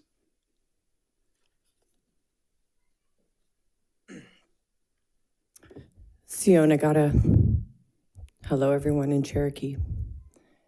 Proud member of the Cherokee Nation. At-large citizen here in California. Teacher, representative on the Twin Rivers Unified Native American Parent Advisory Committee. Here in support of the land acknowledgement. Statistically insignificant. 2 words. Statistically insignificant is what we're called. We're statistically insignificant for a reason. There was genocide. Many people think that the largest genocide in human history was the Nazi genocide, but they're wrong. It was right here on our homeland. 100 million Native Americans were slaughtered right here on our homeland. A land acknowledgement is a step towards healing. I would say, from a regional best practice perspective, Folsom Cordova was behind in comparison to the other school districts in the area. I was approached as a community organizer to help heal that issue. And I have committed some time to doing that with the other members of NAPAC, as well as some of your district leaders that I speak here in gratitude for. You know who you are. Thank you so much. But I feel as though we took 2 steps forward and 3 steps back with what happened at the previous board meeting. We need to heal from this. A land acknowledgement is a step towards healing. And I would like to also point out that as a special education teacher, I have a keen eye for a deficit and a demonstration of a need. And what you did at the last board meeting, Mr. Reed, was demonstrate a need for some capacity building. So I would like to call for you all to potentially provide him some training to help build his capacity, and I mean formalized, so he can so he can be more strategic and thoughtful and deliberate before you hurt people going forward, because you've hurt quite a few people in this community.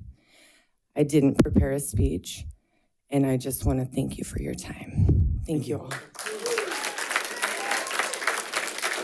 Next speaker is Kaylee Williams, followed by Kelly Masterson. Hello, my name is Kaylee Williams, and I will be discussing the previous board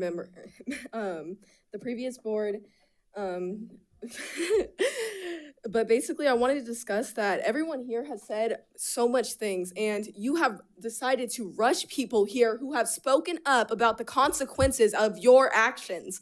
And I want to discuss first that Indigenous people have built this land from their bare hands and nothing to spare. And you did not even take a moment to think about that. You thought about your personal opinion and you put yourself first. You regarded her opinion and you did not care. You did not care about nobody in this room. All you cared about was yourself.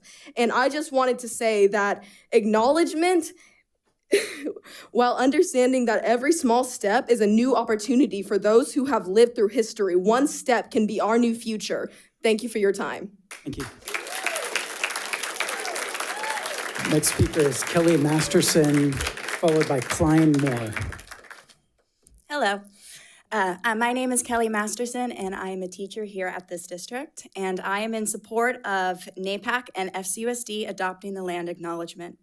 As it was stated at the last board meeting, a land acknowledgement is a traditional custom that dates back centuries in many Native nations and communities. Today, land acknowledgements are used by Native peoples and non-natives to recognize Indigenous people who are the original stewards of the land on which we now live. At the last board meeting, David Reed stated repeatedly that a land acknowledgement is, quote, a meaningless statement. We also know that he, quote, doubled down on everything he said. By doing so, you call this tradition meaningless. And I want to make sure that all Native students, Native parents, and Native community members know how meaningful you are to our district. Board Member Reed repeatedly cited board policy for his justification of being against land acknowledgements. I believe he was referencing policy 6144, controversial issues. Land acknowledgements are not controversial. And this policy is about the instruction of controversial issues in the classroom. If you were referencing regulation 4119.25, political activities of employees, then this was only referencing political funds and campaigns. So I'm unsure exactly with which policy stated that you cannot, quote, be political. But relying on that policy, while ignoring the others mentioned earlier in disingenuous. You cannot hide behind a policy about politics when the only topics you deem political are the ones you personally disagree with. This is silencing a group stating that a land acknowledgement would be political according to board policies that do not state that. Since you are an attorney, Mr. Reed, you should also know that the law does not prevent you from making a statement on an issue. In fact, there have been many times during board meetings in which you have stated support of certain groups. These actions say that if it is a group that you support, it is not political. But if it is political, if it's something that has to do with the group that you believe does not deserve the support, those are what your actions say. Lastly, I would like to point out policy 6115, ceremonies and observances. Quote, the governing board recognizes the importance of having students join together to celebrate events of cultural or historical significance or to acknowledge the contributions of outstanding individuals. Besides helping students to appreciate their pluralistic heritage, holidays, ceremonies, and observances can enhance their senses of community, instill pride in our country, and contribute to a positive school climate. This is why we state the pledge at the beginning of our board meeting. And this policy states how we want to celebrate events of cultural or historical significances. Seems like by not adopting the land acknowledgement that we are going against policy. And don't we have to follow policy? Thank you for your time. Next speaker is Klein Moore, followed by Melissa Robinson. Good evening. I've sat in positions of power, so I'm not going to sugarcoat. I heard the passionate tirade offered by Board Member Reed, who decried any positive action on a statement of acknowledgement, but instead purports he's ready to vote to cede the land used by Folsom Cordova Unified School District to the descendants of the original inhabitants. This non-starter argument is a convenient charade. It's to escape doing anything at all and maintain the status quo. Not to give a history lesson, but most of progress in civil rights, and I would know, has been by taking painstakingly small steps by local or national legislative or policy-making bodies, much like this one, which build a foundation on which those gains can be preserved and built upon. So, is it that Mr. Reed apparently either knows a more effective way to enact a revolutionary change, or is he an equality standard bearer who can hasten the march towards justice? He must be, or why speak at all? But speak he does from the heart, admitting in writing later that he responded without preparation, although clearly he did some research, even He said he'd done a lot of research and brought the facts to bolster his opinion. So what story should we believe? He cites the conservative source, The Atlantic, in an article charged with dog whistle language, all to support an all or nothing stance. Yet this periodical has never been known as a reputation for inclusivity or reparations. Surely the people in the district can trust someone in his elected position that would urgently seek real solutions. So why would you look there? He then referenced supposed conversations he had with high-ranking Indigenous people. Those are unsubstantiated and out of context. Mr. Reed goes on to say that nowhere in this country has acknowledgement statements been supported by one party or another, or whatever he's saying. But he had an exhaustive investigative information for someone who said they only had 2 minutes to prepare. In an attempt to retract and change our view of the tirade we witnessed, he tries to make it political when everyone knows that arguing GOP versus Democrat is problematic at best. But it's not the real issue here. It's another dog whistle, because every school child knows that neither the Democratic or Republican parties today are like their 19th century forebears. And by the late 1960s, the National Democratic Party abandoned its former support for legal segregation and enjoyed strong support from Black voters, while the Republicans embraced white backlash to voting against civil rights to build their party in the South. So the Andrew Jackson comment you made harkens to a racist argument that Republicans are on the right side of this issue, and they're not. This is really an issue of listening to the actual needs of the people and the populations you serve. And this change would benefit everyone, except for hardliners who stubbornly hold on to archaic mindsets and ill-gotten power to silence the voices of people who don't look like them. Mr. Moore. But wait, whoa, yes. But Mr. Reed sounds like he's advocating for more than the very groups that would benefit from acknowledgement of the statement. He knows a better path forward than the folks with lived experience. He knows better than the people who fought for equity and freedoms and recognition all their lives. Thus, we should be able to find a history of revolutionary work, making real change for communities of color throughout his illustrious career.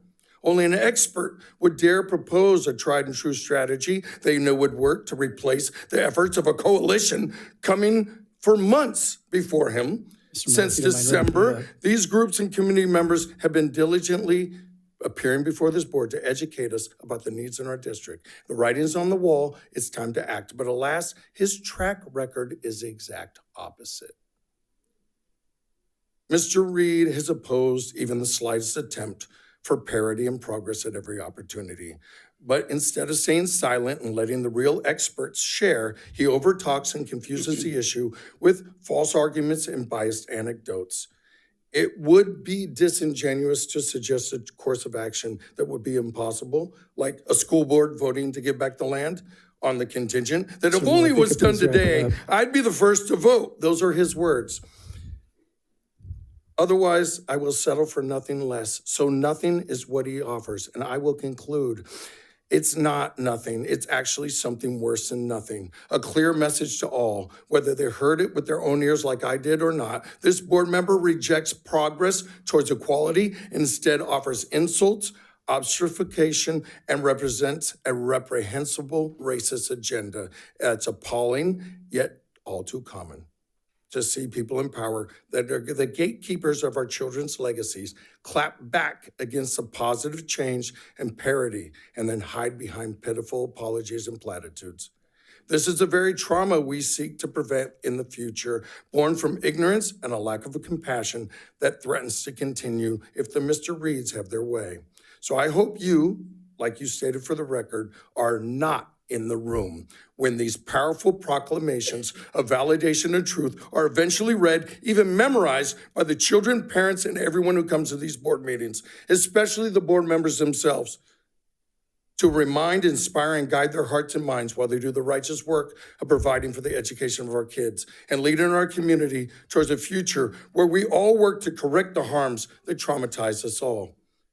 Have the decency to step down, not because of your comments on April 18th, but because we've known for a long time your position on railroading the issues that your own board members eloquently advocate for, Mr. Moore, if and you the don't mind wrapping it despicable up, way please. you think you can backpedal and gaslight your attempt to cling to power you use to stall progress every chance you can. Let someone else do the job you can't.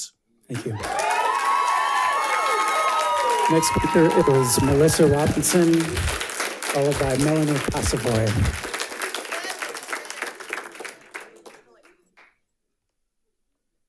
I'm here to talk about an agenda item, so I don't feel now is the time to speak. I think it is an information item, correct? It was on the agenda, so. So we have several information items on the agenda. We're not planning on taking public comment during the item, so this would be the appropriate time. Okay, I'm here to support the SROs. I'm a campus monitor. Sorry, I had a different item written on here. Oh, So the wrong one. So, Thank you. like I said, wrong time. Okay, appreciate it. Melanie Pasavoy, and that'll be followed by Jenny Lopez Friedrichs.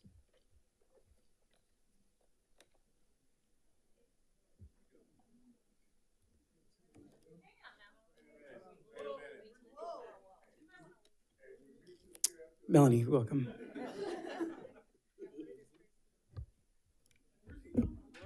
I apologize if I'm in the middle of continued comments for the land acknowledgement, because my comments are on something completely different, but still really important to me. This is regarding the middle school math honors information that you're receiving tonight. I received an email with the initial executive summary regarding middle school math on the morning of Tuesday, April 23rd, with a request for anything we teachers needed clarified or added to be communicated by noon the following day. First thought was that's not a lot of time to respond back for busy teachers who have 52 minutes of prep time between now and that deadline. And secondly, why didn't I hear about this sooner? I've been on the math task force this year. We have about 45 teachers from grades K through 12 showing up every month, 2 hours, teachers from Rancho and Folsom, to learn about the new math framework, have time for vertical articulation between primary and secondary math teachers, horizontal articulation between our schools, and a little bit of professional development thrown in. This year, the focus really has been on the new math framework, which should lead us into discussions of curriculum and program offerings next year as California gets out its list of approved math materials. We have not yet had formal conversations about how to deal with the systemic challenges of math education at the middle school level or the current system of honors classes. Why gather together 45 teachers dedicated to math instruction if you're not going to talk with us about the future of math in our school district? We're the experts. We're the leaders at our schools.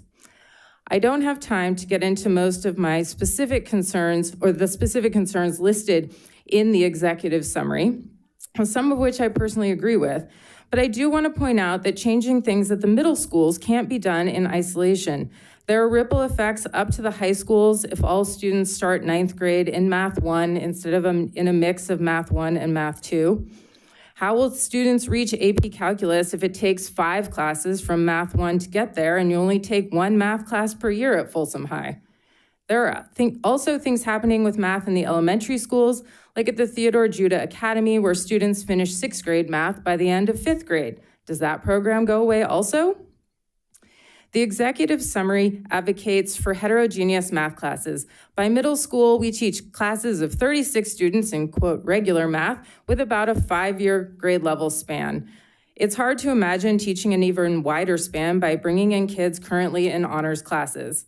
Someone will say that we just need to do a better job differentiating our instruction, but when you have 36 kids in the room for 50 minutes a day, that is much easier said than done. Yes, we do need to keep kids, all of our kids, at grade level in math all the way along. And yes, we have work to do on systemic issues that have resulted in fewer students prepared for honors level classes in Rancho But it is hard for me to see how fewer honors students in Folsom solves those problems. Since that initial email I received a little over a week ago, changes were made in the executive summary that resulted in the version you have today, where there are no recommendations for changes in 24-25. The document ends with recommendations for 25-26 are forthcoming. I remain extremely frustrated that it makes no mention here of working with stakeholders, including teachers, parents, and students, to develop those recommendations. This current document seemed to come out of nowhere. It would be great if the next one looked not just at the math framework, but at the needs of all of our students and the things that are working well in our district before making recommendations for changes. Thank you, and I apologize for going over time. Thank you. Jenny Lopez Friedrichs, followed by Brian Spencer. Welcome. Thank you. Just a little, sorry to interrupt some of the passionate speaking that's going on, and apologies if I get emotional. But I felt speaking about what has happened to the Montessori program was important enough to put it on record. I have to answer the questions to my girls on why school people don't like them and why they want to take away their class. 2 months ago, we were told by you that the plan was to keep the Montessori program intact for the next school year, which, by the way, includes the Montessori program, includes installing pride in culture and teaches the students to honor their cultures and the area in which it serves in the curriculum. After that meeting, we were looked in the eye by staff and were told that we would work together to find a solution. It's simply disgusting and extremely disappointing that that was not the case. We had to find out from other parents about the decision and weren't even given a heads notice that you all were taking away the program. Sorry. To my understanding, the Montessori program has been grandfathered in by the CCL, and nothing with our requirements has changed since 2021. So the new rule that this decision has been hiding behind has actually been around for 3 or 4 years. It's not new. We moved to Folsom District because of the education system, but education is just not about test scores.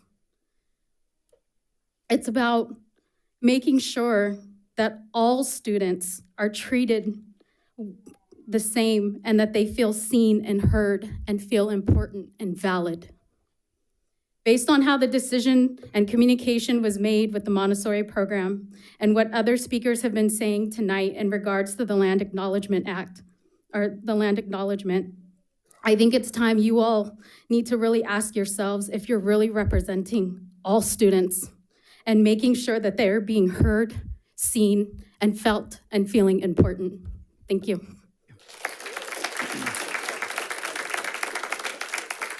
Brian Spencer.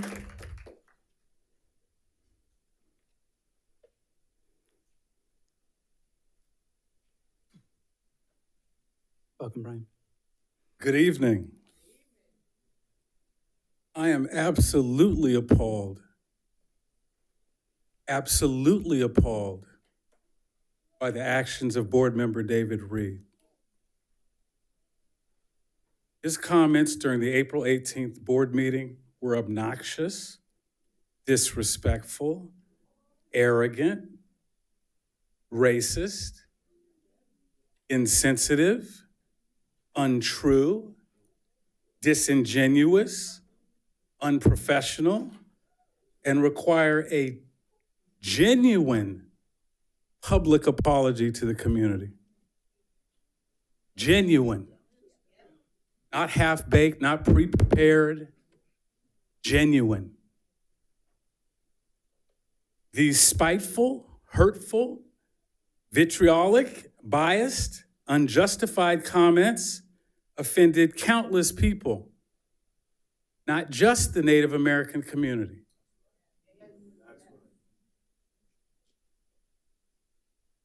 America's original sin was the subjugation and attempted extermination of Native people. And hundreds of years later, we have an elected official who was supposed to be a servant leader that deems what the Native American Parents Group is working on meaningless and worthless. So I suppose what Mr. Reed is working on, public insults, has meaning and worth.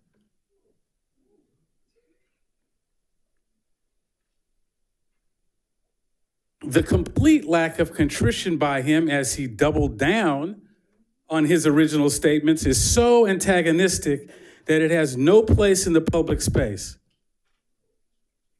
None.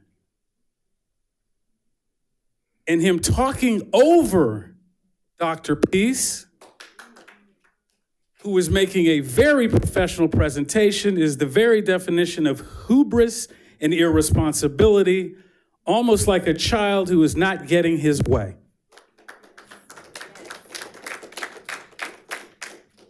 I'm told that he had trouble with his audio, but how could he be responding to Dr. Peace's statement if his audio was problematic? And by the way, a land acknowledgement is not a political statement. It is a statement of historical fact, and the very fact that Mr. Reed said that only democratically controlled communities produce such statements is wholly untrue. There are very conservative, Republican-dominated communities, both in this state and other states, that do land acknowledgements. But apparently, Mr. Reed's short-sighted research failed to uncover that fact.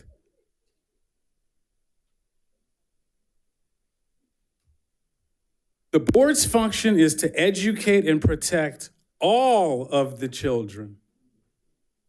I repeat, the board's function is to educate and protect all of the children.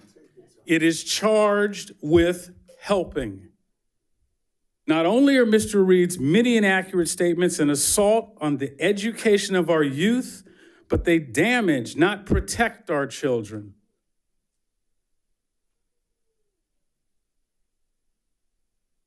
The student board member pointed out that he did not know that Folsom was on land taken from the Native community until he was exposed to the land acknowledgement.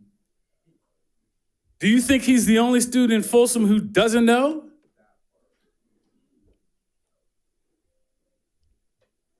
The excuses and head in the sand responses need to stop. An apology is the start, and not, again, a half-baked partial apology, but a genuine apology rooted in truthfulness.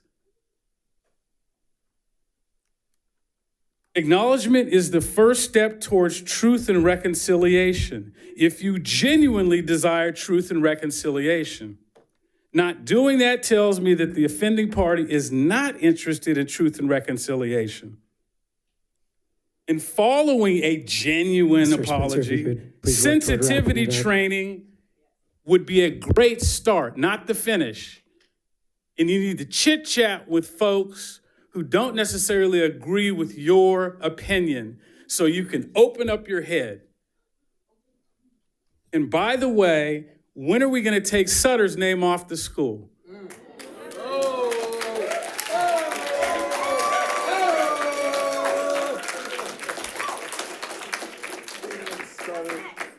Oh, but that makes too much sense, huh? We can't take the native butcher and slaver off the school.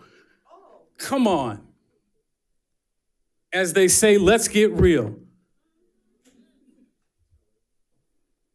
I'm a concerned community member, Brian Spencer.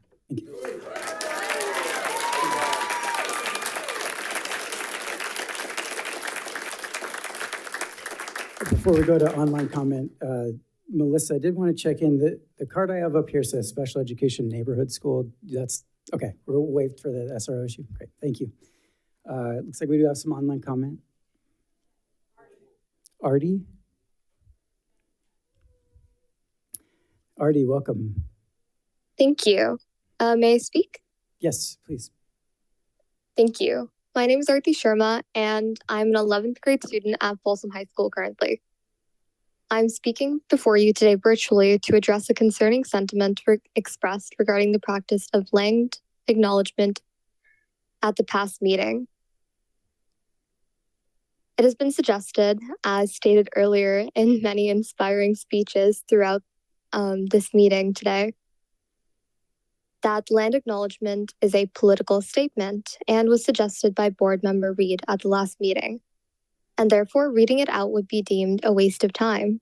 The assertion has been made that only Democrat entities engage in these practices, implying it to be partisan and devoid of significance. I'd like to be very clear right now. Land acknowledgement, as many have stated before me today, is not a partisan issue. To suggest so is a misunderstanding of its profound importance and universal relevance.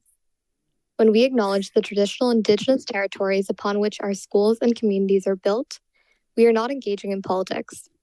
We are engaging in basic human decency and respect. Moreover, the statement that only democratic entities engage in land acknowledgement is simply not accurate. Land acknowledgement is practiced by individuals, organizations, and institutions across the political spectrum, not because it aligns with a particular ideology, but because it aligns with our shared values of acknowledging historical truths and fostering inclusivity. Furthermore, I understand that Board Member Reed has recognized his statement of calling land acknowledgements meaningless at the past board meeting.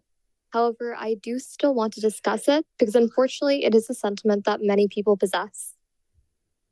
To dismiss land acknowledgement as a meaningless statement or as a performative measure is to disregard the lived experiences of Indigenous peoples and the ongoing impact of colonization.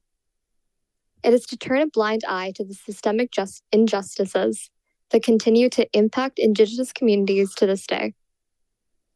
Every word we speak matters, and every gesture of recognition is a step towards healing and reconciliation. Moreover, it is especially important that we do this in educational settings, such as our school district that champions equity. Education is not merely about imparting knowledge. It is also about instilling values and nurturing a sense of empathy and understanding by gathering together in schools. By incorporating land acknowledgements into board meetings, the board would be setting an example for their students and teachers and faculty, teaching everyone in our community the importance of acknowledging and respecting diverse perspectives and histories. Therefore, I add to the voices of all the others who have spoken before me today and urge the school district to reconsider any hesitations regarding the practice of land acknowledgement. Let us please rise above partisan divides, although as I stated earlier, this is not a partisan issue, and stand united in our commitment to honor the land and its original caretakers. Together with the board's support, the FCUSD can foster a more inclusive and equitable environment for all. Thank you. Thank you.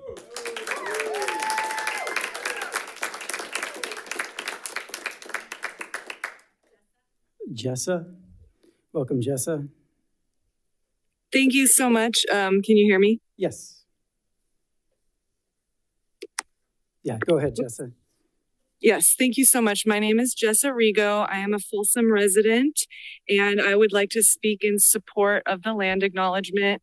I'd like to speak in support of all the tribal members who have spoken, NAPAC. I'd just like to second everything they said. Yeah, that's really all I want to say is just reinforcing and all the commenters who've commented in support of land acknowledgement. I was thinking the exact same things. I just want to be one more voice as a community member in support of all of that. Thank you. Thank you, Jessa.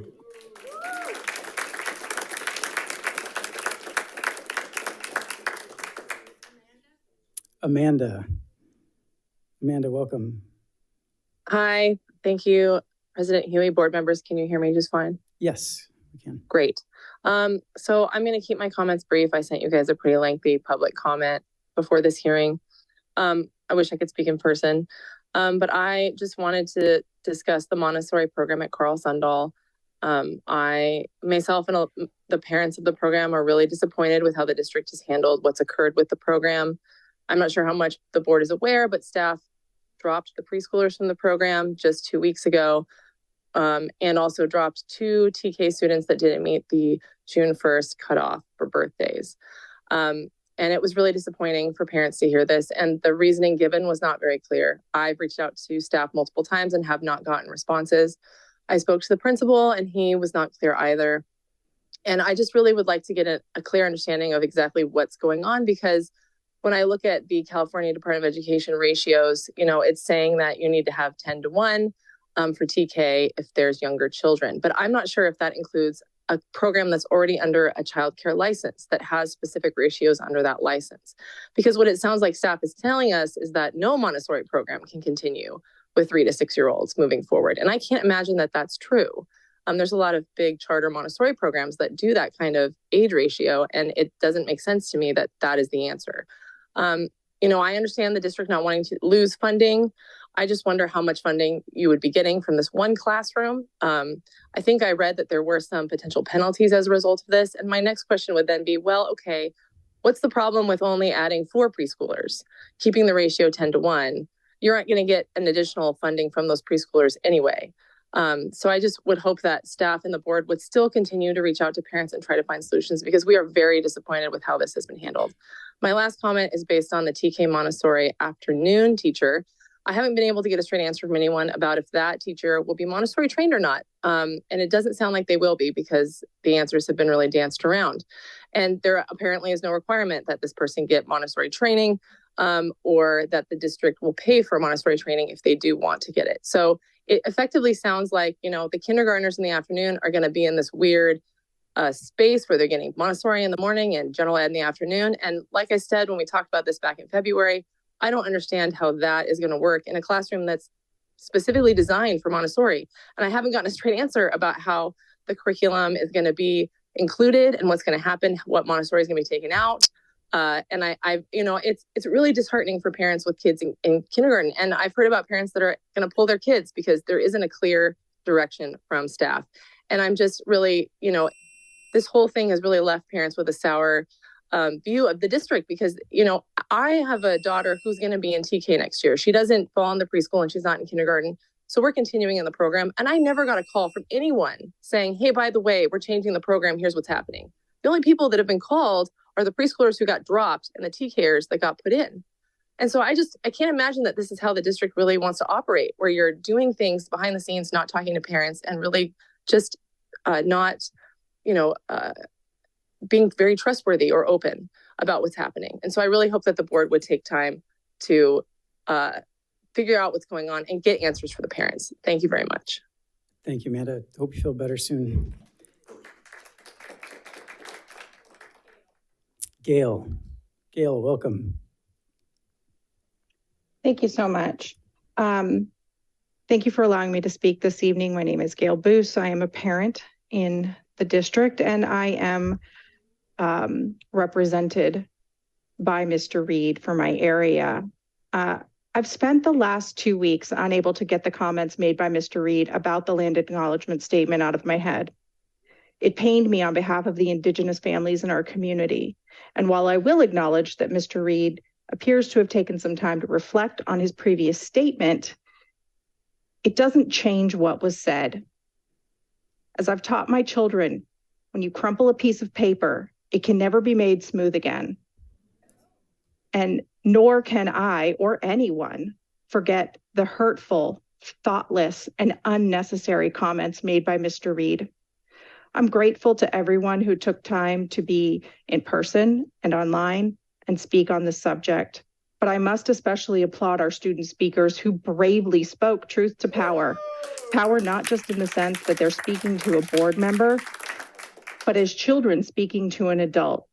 That should be applauded every day because it's difficult to do. Because politics were brought into an apolitical statement, I feel compelled to remind Mr. Reed that silence is a statement as well. If reading a land acknowledgement is something that, quote, only Democrats do, then he must acknowledge that not doing it is a statement Republicans are making about the meaninglessness of it. When a marginalized community tells you what they need to heal, you listen. If we do harm, we don't get to decide what those we harm need in terms of restitution and restoration of the relationship. I'd like to end by saying if any board member ever feels unable to be a humble servant of our community, they should certainly seriously reconsider their ability to do this work and open up their space for someone who's ready to serve. This land acknowledgement is a starting point. Let's use it to help make our district better.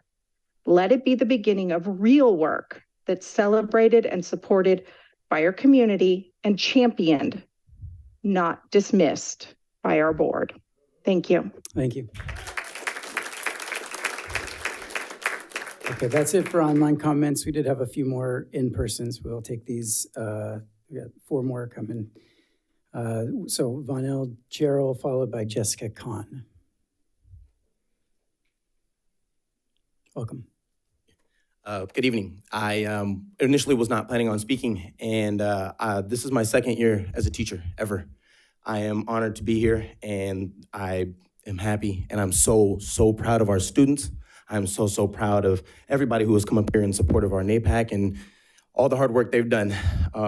My heart's beating really fast. I got into education because I really do believe in the strength of all of our kids, and I genuinely, I've had a bad experience with districts before as a student. So when I was watching the speech during the last board meeting, I was appalled, to say the least. And I think that I would like to tell you, Mr. Reed, what I tell my kids, sometimes we need to keep our indoor thoughts indoors. And when there are comments that we are not thinking before we speak, and those effects reverberate and cause so much pain. I like to think back to the fact that when I was in school, I had one teacher that looked like me, Mr. Heyman Matlock. And sitting there, I thought to myself, did I ever even have a Native American student? Or a peer? I definitely never had a Native American teacher. And then I thought to myself, what does that make if I felt like this with just one African American teacher? How do our Native American students feel with absolutely no representation? And then at the highest echelons of power, to be told that what you feel, what you've gone through, what you will go through is meaningless, has to equate to an immense sense of powerlessness that I couldn't even fathom. And I am a teacher on a campus of one other Black teacher who is in special education, and I am the only general education Black male teacher. I am so willing and ready to take on this hard work. And I think that we need to be able to stand up when we hear things of injustice and push back, because when we don't, that silence, that's complicity when we're not speaking out against it, is also complicit in when we don't speak out and we let it keep going by. And then we can't complain when we're sitting there and wondering why we're being pushed so far against. So we need to stand together as a unit. We say we're here for these kids, let's be here for those kids and prove it. Let's not say it, let's do it. And so thank you again to everybody. I hope we can push past this. I hope we can heal. And I'm a big man on forgiveness too. So I would like to forgive you, and I hope I can't forgive on the behalf of everyone, but I hope that I can grow to feel comfortable and to spread that comfortability with other students in this district of color, because we are underrepresented, especially on the Folsom side. Thank you very much. Thank you. Jessica Kahn, followed by Faith Villafana-Smith. Hi. Welcome. This is a future service dog. His name is Todd. I'm Jessica Kahn. I am a teacher in our district at White Rock Elementary School, and I come to a lot of board meetings. I probably have been to more board meetings than some people that have been on the board. And I have been coming to them for a long time because I feel like it is such a critical way to understand what's happening in our district. I remember in the early 2000s when we were meeting in the middle schools at Cordova High, at Mills Middle School, at Mitchell, and Folsom, and Sutter. And we would go to those meetings, and one of the nice things is because it was held throughout the district, I feel like we had a little more well-rounded representation. I think the facility here is wonderful, and I love coming to the building to come to these meetings. I then got re-involved during the pandemic and was horrified at some of the racist things that would occur during the meeting because technology was new. We were figuring it out. We didn't know exactly how to do those board meetings. I remember the statements being read and trying to have voices heard in a respectful manner. I was horrified at some of the things said at those meetings that they were very offensive. Last board meeting, I felt the same way. I was really offended. I'm not Native American. I wasn't going to speak because it is not my place, but I decided I wanted to speak as a teacher and as a human, just to share that this was embarrassing. I thought, oh my gosh, this is going to be all over the news. Folsom Cordova is going to be in the news because of this. And that is not what I wanted to see. I've been with Folsom Cordova since '97. I'm old. I'm not that new teacher who has that energy, and boy, I wish I was. I get excited when I hear that. I get excited when I hear our students. I was not excited to hear a board member make racist comments, talk over other board members, not allow Dr. Pease to respond in any way. Exactly, Todd. And I know we've had baby steps. I know that we are working incredibly hard to be an inclusive district, and we're not there. There is so much more work to do. And this was a huge step back. So I'm just gonna speak for some of the teachers. I know I don't represent all of us, but I know that there are others who feel the way I do. Thank you. Thank you.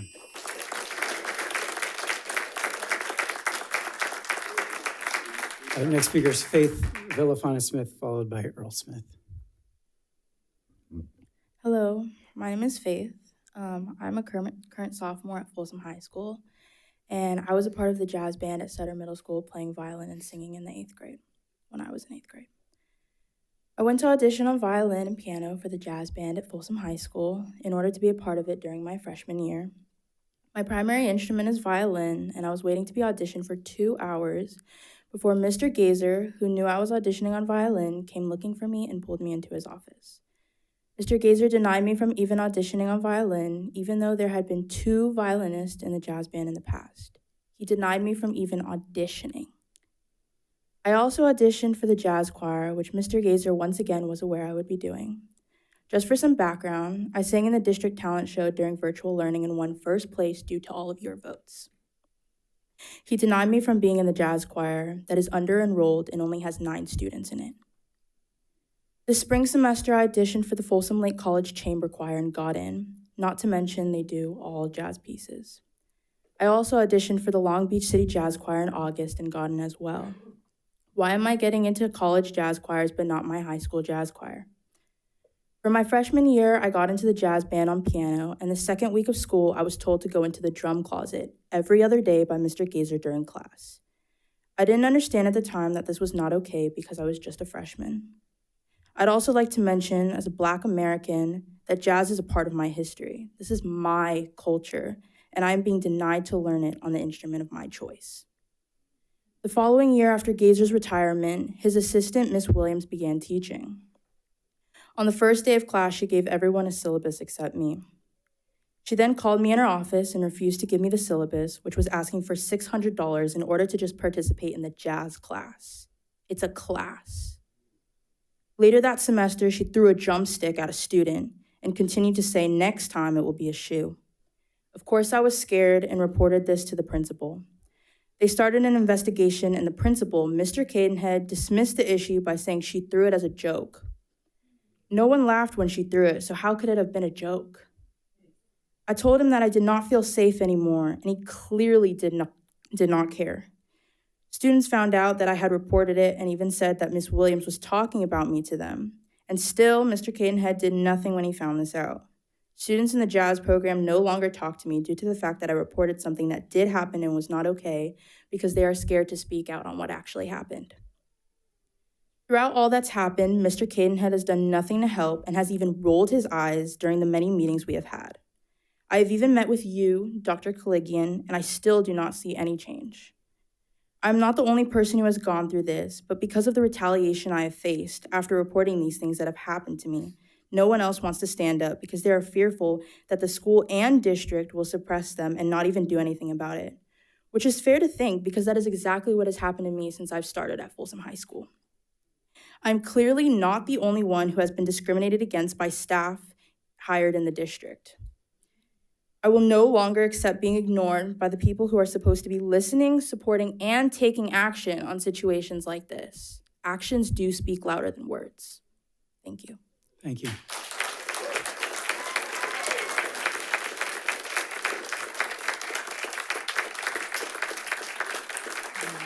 I'm proud of you, Faith. I'm not just talking to the board, and thank you for the board for hearing me, Dr. Clegian. I'm also talking to all the people who are watching on YouTube. I've been watching every board meeting since January. That was my daughter. We are Chickasaw. We are mixed race, but we are Chickasaw. And I hear the other nations here talk about Mr. Reed. I'm sorry, Mr. Reed. I was not hurt by the comments because I have learned that his character is what is normal at Folsom High School. I'm going to turn my attention to Mr. Don Ogden, who then wants to ignore my daughter. Mr. Smith, repeating. Please direct your comments to the board. And I'm informing you guys, so I'm sorry about the way I presented that. But I met with Mr. Don Ogden, and all 3 times that I met with him in person was the same approach that Mr. Reed did last week, or the 2 weeks ago at the meeting, is to deflect the truth. She's shy. I moved here from Los Angeles because she's shy. She's a kind little lamb, knowing the LA culture that she'd be eaten up by wolves. And I came here hoping she would be protected by filing for a move-away order because I have sole custody of her. Let that ring. I'm a Black man with sole custody of a little girl. Her mom is a college professor. So it's not, you can't make an excuse, or mom must be on drugs, or mom must be a gang member. No, she's well-educated and well-spoken. Yet I have sole custody. But yet when I go into meetings with the principal, when I see the assistant superintendents, and they tell us, your word doesn't matter. We don't believe you. Let that ring, because here it is, we're Chippewa. And the same comments you made, which you do represent my district where we live, is the treatment we've been getting. So, I'm sorry, with everything that is said, I want to accept apology. I have, in the past, dealing with other people who have made racist comments, accept apology. But I have learned that you trust what you see. Believe what you see. You've shown you've shown your character. When I looked and saw Sutter Middle School, when the teacher hangs a Confederate flag and makes a statement to students, equality is if you hang one Black student, you must hang them all. You apologized. I watched your apology. I accepted your apology then, but you underdid that 2 weeks ago. Thank you, Mr. Smith.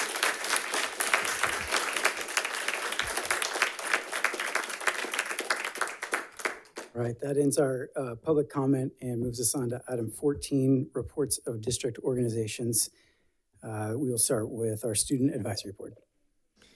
Hello, everyone. I'd like to start with saying that International Night was a great success. We had plenty of volunteers and performances, 18 performances.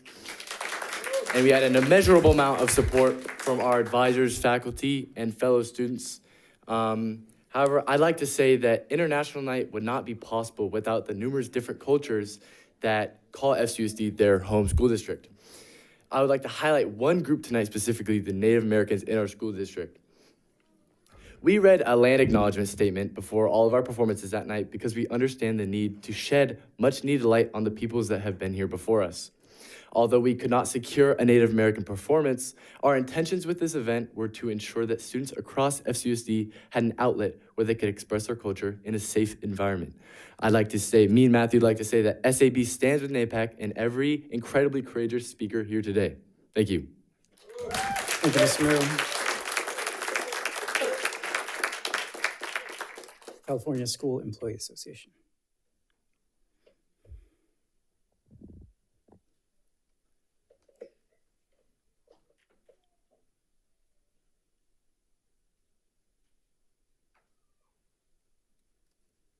Good evening, board members and Dr. Klegien.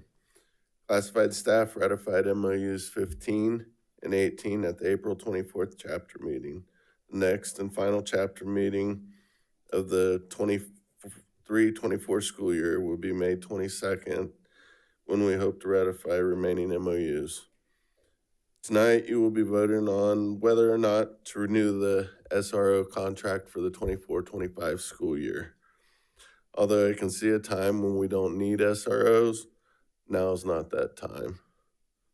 We still have issues at Cordova, Mitchell, and Mills on a regular basis. We have to give the policies and trainings we have implemented time to start being effective. Classified staff support the need for SROs for the 24-25 school year. And I'd like to extend a warm welcome, Mr. Swanson. We look forward to working with you. Thank you, board. Thank you. All right, Folsom Cordova Education Association.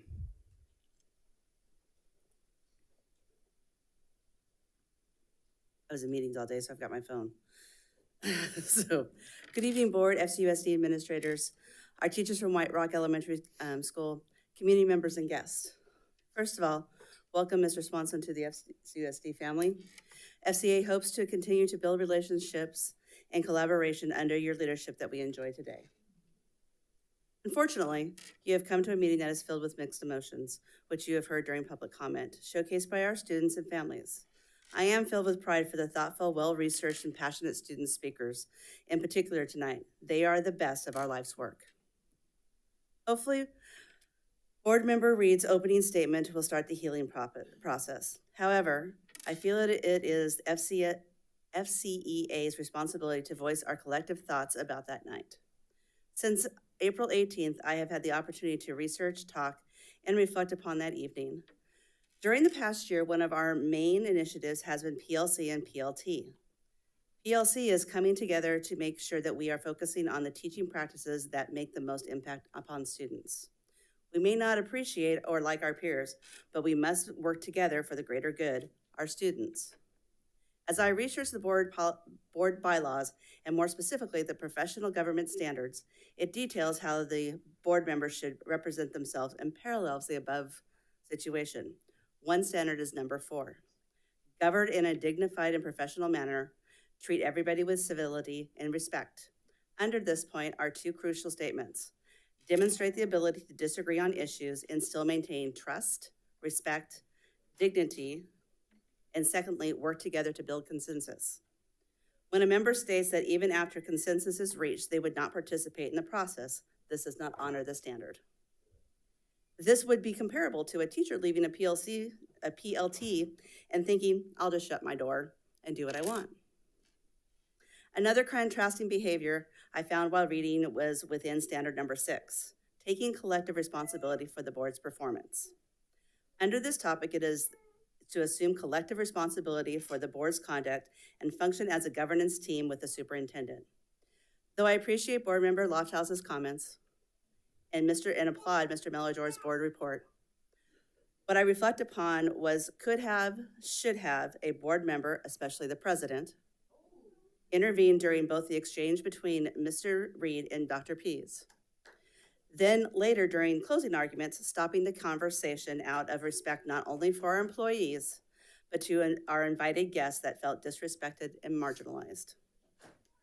This board is a reflection of the FCUSD, and the dark cloud hovers over this building, and more specifically this board, which shadows the progress and accomplishments of staff and students. I feel the board needs to realize that though you may have different perspectives and opinions about issues, We have to work together to make our district a welcoming place for all. That a board must work together once a decision is mandated under Standard 2, communicate a common vision. All members of the board shall uphold the board's decision. Lastly, Standard number 8 ensures the opportunity for a diverse range of views in the community to inform board deliberation and more intentionally consider the concerns and interests of all segments of the community in deliberations. This particular standard is reinforced in our 4 equity questions that shape our district's actions and how we will not only treat or educate our students, but how we interact with the community at large.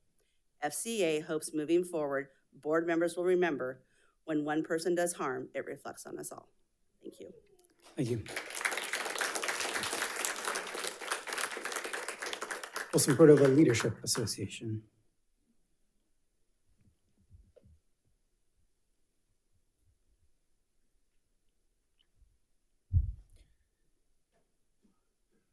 Good evening, Dr. Kaligian, President Huey, members of the board, distinguished colleagues and guests. Tonight, FCLA would like to highlight Mitchell Middle School and Dr. Garcia, and this presentation is going to emphasize the district priorities. With that, I'd like to ask Dr. Garcia to join us, and I believe she has a couple of staff members here to help out.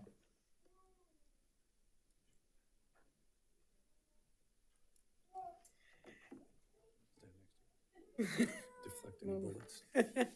Good evening, Superintendent Dr. Kaligian, President Huey, board members, executive cabinet, future superintendent, Mr. Swanson, and the Folsom Cordova community. We are here today from Mitchell Middle School, and here with me is Mr. Lane, our media arts teacher, and then also our parent, PTSO, from Mitchell Middle School. Today, we're going to highlight the district priorities. We're going to focus on 2 of the highlights. One of them is priority number 1, and then priority number 4. Keeping in mind our 4 equity questions when making decision-making. We are part of Mitchell Middle School. We are a school in the Rancho Cordova community. We service 805 students. 69.31 are unduplicated, and 15.2 are emerging bilinguals. This is our mission statement, a mission that is recited every Friday by our students. It's also our Mitchell touchstone, and it is at Mitchell, we lead by example. We are citizens of the world and show respect for others through kind words and actions. We put forth our best effort and work hard to achieve academic excellence. We grow by taking risks and learning from our mistakes. We believe laughter is an important part of learning. With courage, this is who we are, especially when no one is looking. For priority number 1, the slide that you have right here is titled From Sailing to Flex. And part of the reason why it's from sailing to flex is because back in 2021, when we returned from the pandemic, one of the questions that we had as a professional learning community is how are we going to best support our students, knowing that there were some needs that were probably not met during the pandemic. And so the big question that we had is, what can we do? What type of intervention can we do? And we called it sailing, which is really what we call today flex. Part of the reason for that was to help students who were struggling with the current concepts, to reteach target standards and skills, make connections with students in small groups, and also to intervene before summatives. This aligns with the big ideas of a PLC question number 3, how will we respond when students do not learn? In 2022, we found out that Mills Middle School was doing the same thing, but they called it Flex, and they were using FlexiSCED. Same idea. So as a learning community that we are, we visited Mills Middle School to see how it is that their program was working and how that was going with the staff and the students. In 2023, which was the beginning of this year, we ended up launching Flex through the use of FlexiSCED. We recently conducted a survey in which we asked the students on a scale of 1 to 10, 10 being the highest, how useful they saw Flex for bringing up their grade. And 71% responded with a 5 and above. We also asked on a scale of 1 to 10, 10 being the highest, how happy are they with the different types of flex classes that are available? And 90% responded with 5 and above. So part of what we're able to do through FlexiSched that we weren't able to do with the internal management that we had, which we called sailing, is we're able to put the categories. They have the opportunity to choose from literacy, essential learning, SEL, clubs, enrichment, and study hall. This is a snapshot of what students and parents can see when they log into the Mitchell website and go to the link of FlexiSched. We also surveyed our teachers, and we asked them to specifically select students that they had serviced through Flex. And we asked from those students that they selected, did they red check the student? Red check means that the students do not have the opportunity to select a choice because the teacher is requesting them to be able to receive further intervention. And so 63% responded yes, they had red checked those specific students. And then after attending the Flex, did the students' grade improve? And 68.5% responded yes. We also asked on a scale of 1 to 10, 10 being the highest, how much does Flex improve the students' scores? And the responses for 5 and above were 88%. So one thing that I want to highlight when it comes to just the intervention and in Flex, it is a true school-wide effort. Right? Some of the Flex offerings, as you may see on the picture, are a very small group. And this is only done possible because everybody in the community plays a part. And that is our restorative specialist, that is our counselors, that is our IYT. That's what makes the opportunity for some of this content area to be offered in an intervention in a very small group. It's a whole community working together. Okay, so that's one of our highlights. And then also for highlight priority number 1, I'd like to introduce Mr. Lane with the Marauder News Network. Thank you.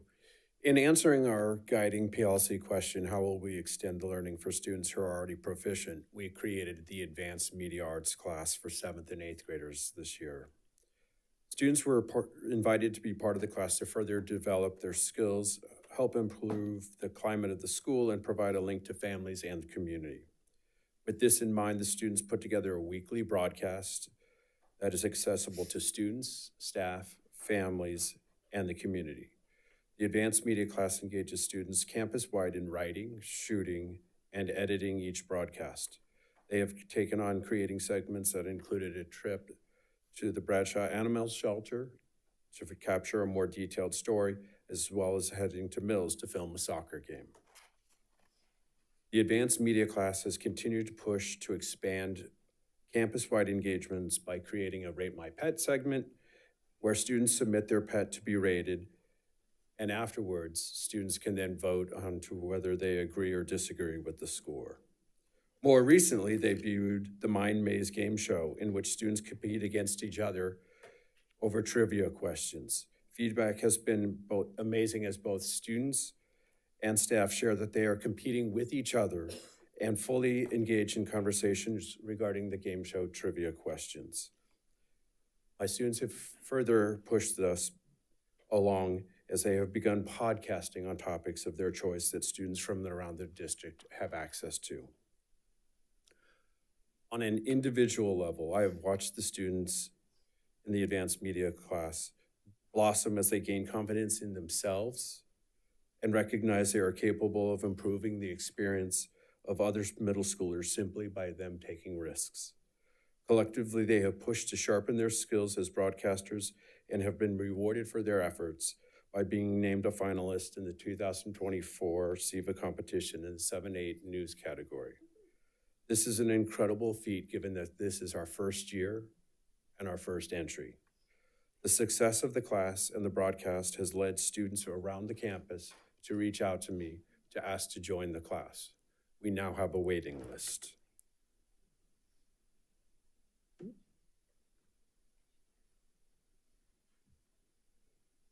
Now for priority number 4, Ms. Lilia Neal with PTSO. Greetings, everyone in person. Hello, and our Zoomies. Thank you. I'm so happy to be here and present on behalf of PTSO. I'm a parent at Mitchell Middle School, and my student attends 6th grade. And Today, I'll be presenting information how we optimize some systems and create a culture of innovation at the school.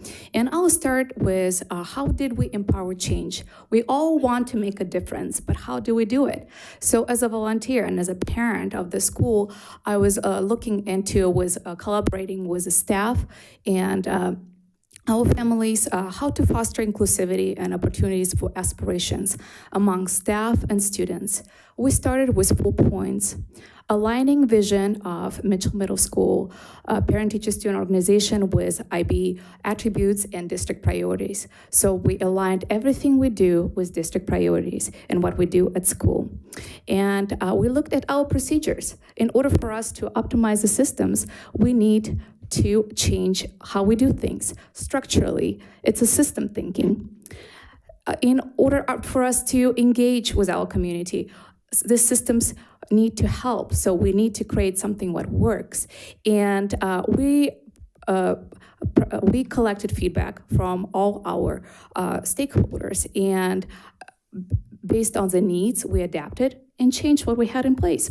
And the most important thing, in educational system, we make decisions based on data. So how do we measure the success? And I'll share with you later in the next slide how we did it. But before I do that, I'll read the vision statement. This vision statement was collectively chosen by all our stakeholders, and I'm going to read it. It is our goal that a strong emphasis be placed on families as partners and supporters along with students and staff in the educational process as we move forward together. This involves providing opportunities, education, and promoting the well-being and global citizenship of students, staff, and families, fostering an inclusive environment and raising disability awareness. By collectively working towards these goals, we aspire to create a vibrant and supportive culture at Mitchell Middle School that reflects the aspirations of everyone involved, and we documented it in bylaws. Next, I'll just show you one of the examples, which was quite successful within our structure and organization.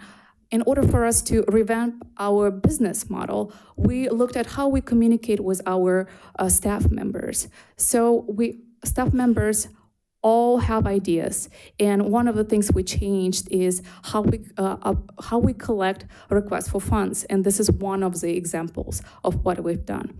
This system enhanced staff involvement, fostering a collective commitment to support students through various projects. And here's the examples of what we've done together, collaboratively as a team. Impactful changes, 805 students, the whole school. Everyone is included. And we sponsored various projects, events, and as you can see, there's different lenses we used. We supported most of the projects and cultural, Spanish Club, diverse cultural activities, STEAM, Flex, PBIS, and wonderful projects as and you see there, Adapted Toy Wonderland, and other events. This is all. And before I actually move on, I would like to invite you to our evening on the Green event. It's a music event, which we do every year, alongside with Music Boosters. It'll be happening on May 9th, starting at 5:30 p.m. We extend a heartfelt invitation for you to join us. Thank you for your time. Thank you. Thank you. We're very proud to be able to share these highlights for Mitchell Middle School. Appreciate it. Any questions from the board? Yes, Mr. President. Mr. Clark. Dr. Garcia, thank you so much. Just had a couple of questions. One might be about the podcast.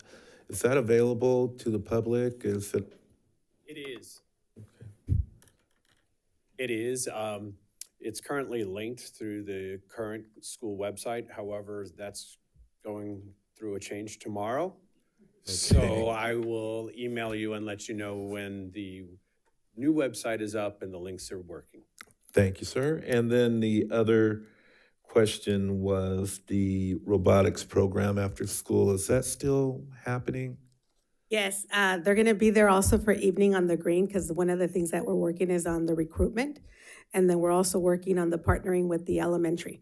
So it's still something that we are working and building, and we're looking forward to having it next year. So we're still tapping into maybe Williamson? Yes. To see if, okay. Great, no, that's all I had. Thank you. All right, well, thank you so much for the presentation. Appreciate it. And on behalf of FCLA, we just wanted to welcome Mr. Swanson to the district and thank Mitchell Middle School and their staff for presenting tonight. Thank you, Mr. Maroon. And finally, District English Learner Advisory Committee. Good evening, Superintendent Dr. Kaligian, President Tim Hui, members of the board, and my esteemed colleagues, and also all of our many guests tonight. DLAC has a brief report tonight. As you know, we had a ceremony on Monday night. Thank you for those in attendance. I was really grateful. We had a busy little hour, but a lot of great recognition was had, and an opportunity to recognize our students and their achievements. First and foremost, I want to say we have some programs here that list the students that I'd love to share to the board, so I'll hand those out afterward. Separately, and I'm going to go back to the recognition ceremony Monday held here. But the following day, on Tuesday, the county has a special ceremony for our SEAL by Literacy candidates. Over 2,000 students in the county are represented as SEAL earners. And did you know that Sacramento County was one of the first California was the first to identify and recognize a SEAL by Literacy over 12 years ago. And Folsom, Cordova has been on a part of that since the beginning.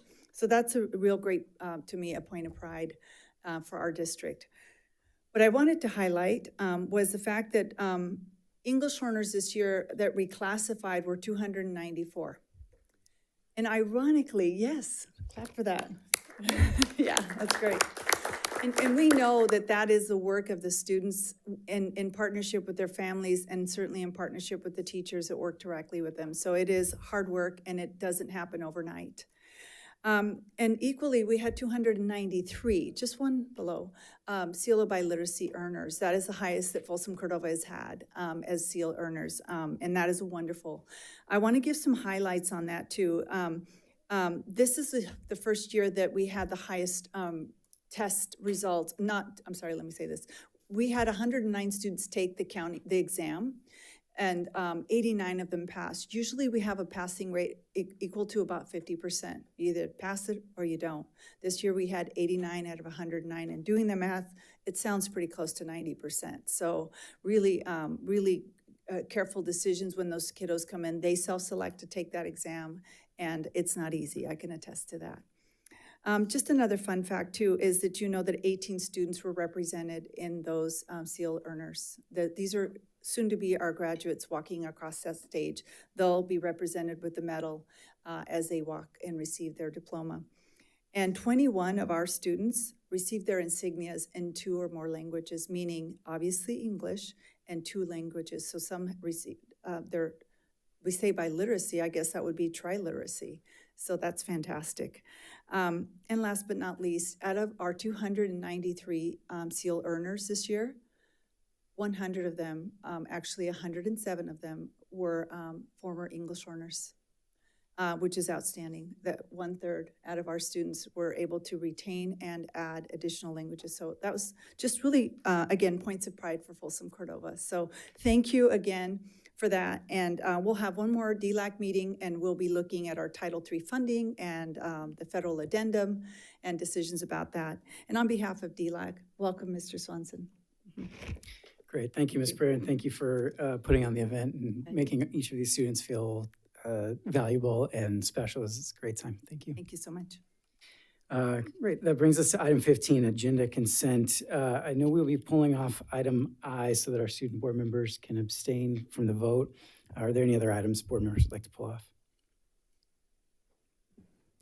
If not, do we have a motion to approve the consent agenda with the exception of item I? I'll move. All right, motion by Mrs. Larrett, second. I'll second. Second by Ms. Lofthouse. Superintendent? Yes, Mr. Mellinger. Aye. Mr. Merrill. Aye. Mr. Clark. Aye. Ms. Larrett. Aye. Ms. Lofthouse. Aye. Mr. Reed. Aye. Mr. Hui. Aye. Motion carries. Thank you. Thank you. So then that does bring us, I believe, to item I, approve expulsion recommendation, case number 2324-9S. We remove this item so that our student board members could abstain. The board will not be making comment because of the nature of the item. So do we have a motion for item I? I'll motion. All right, motion by Ms. Lofthouse. Is there a second? I'll second. Second by Ms. Larrett. Superintendent? Mr. Mellinger. Abstain. Mr. Merrill. Abstain. Mr. Clark. Aye. Ms. Larrett. Aye. Ms. Lofthouse. Aye. Mr. Reed. No.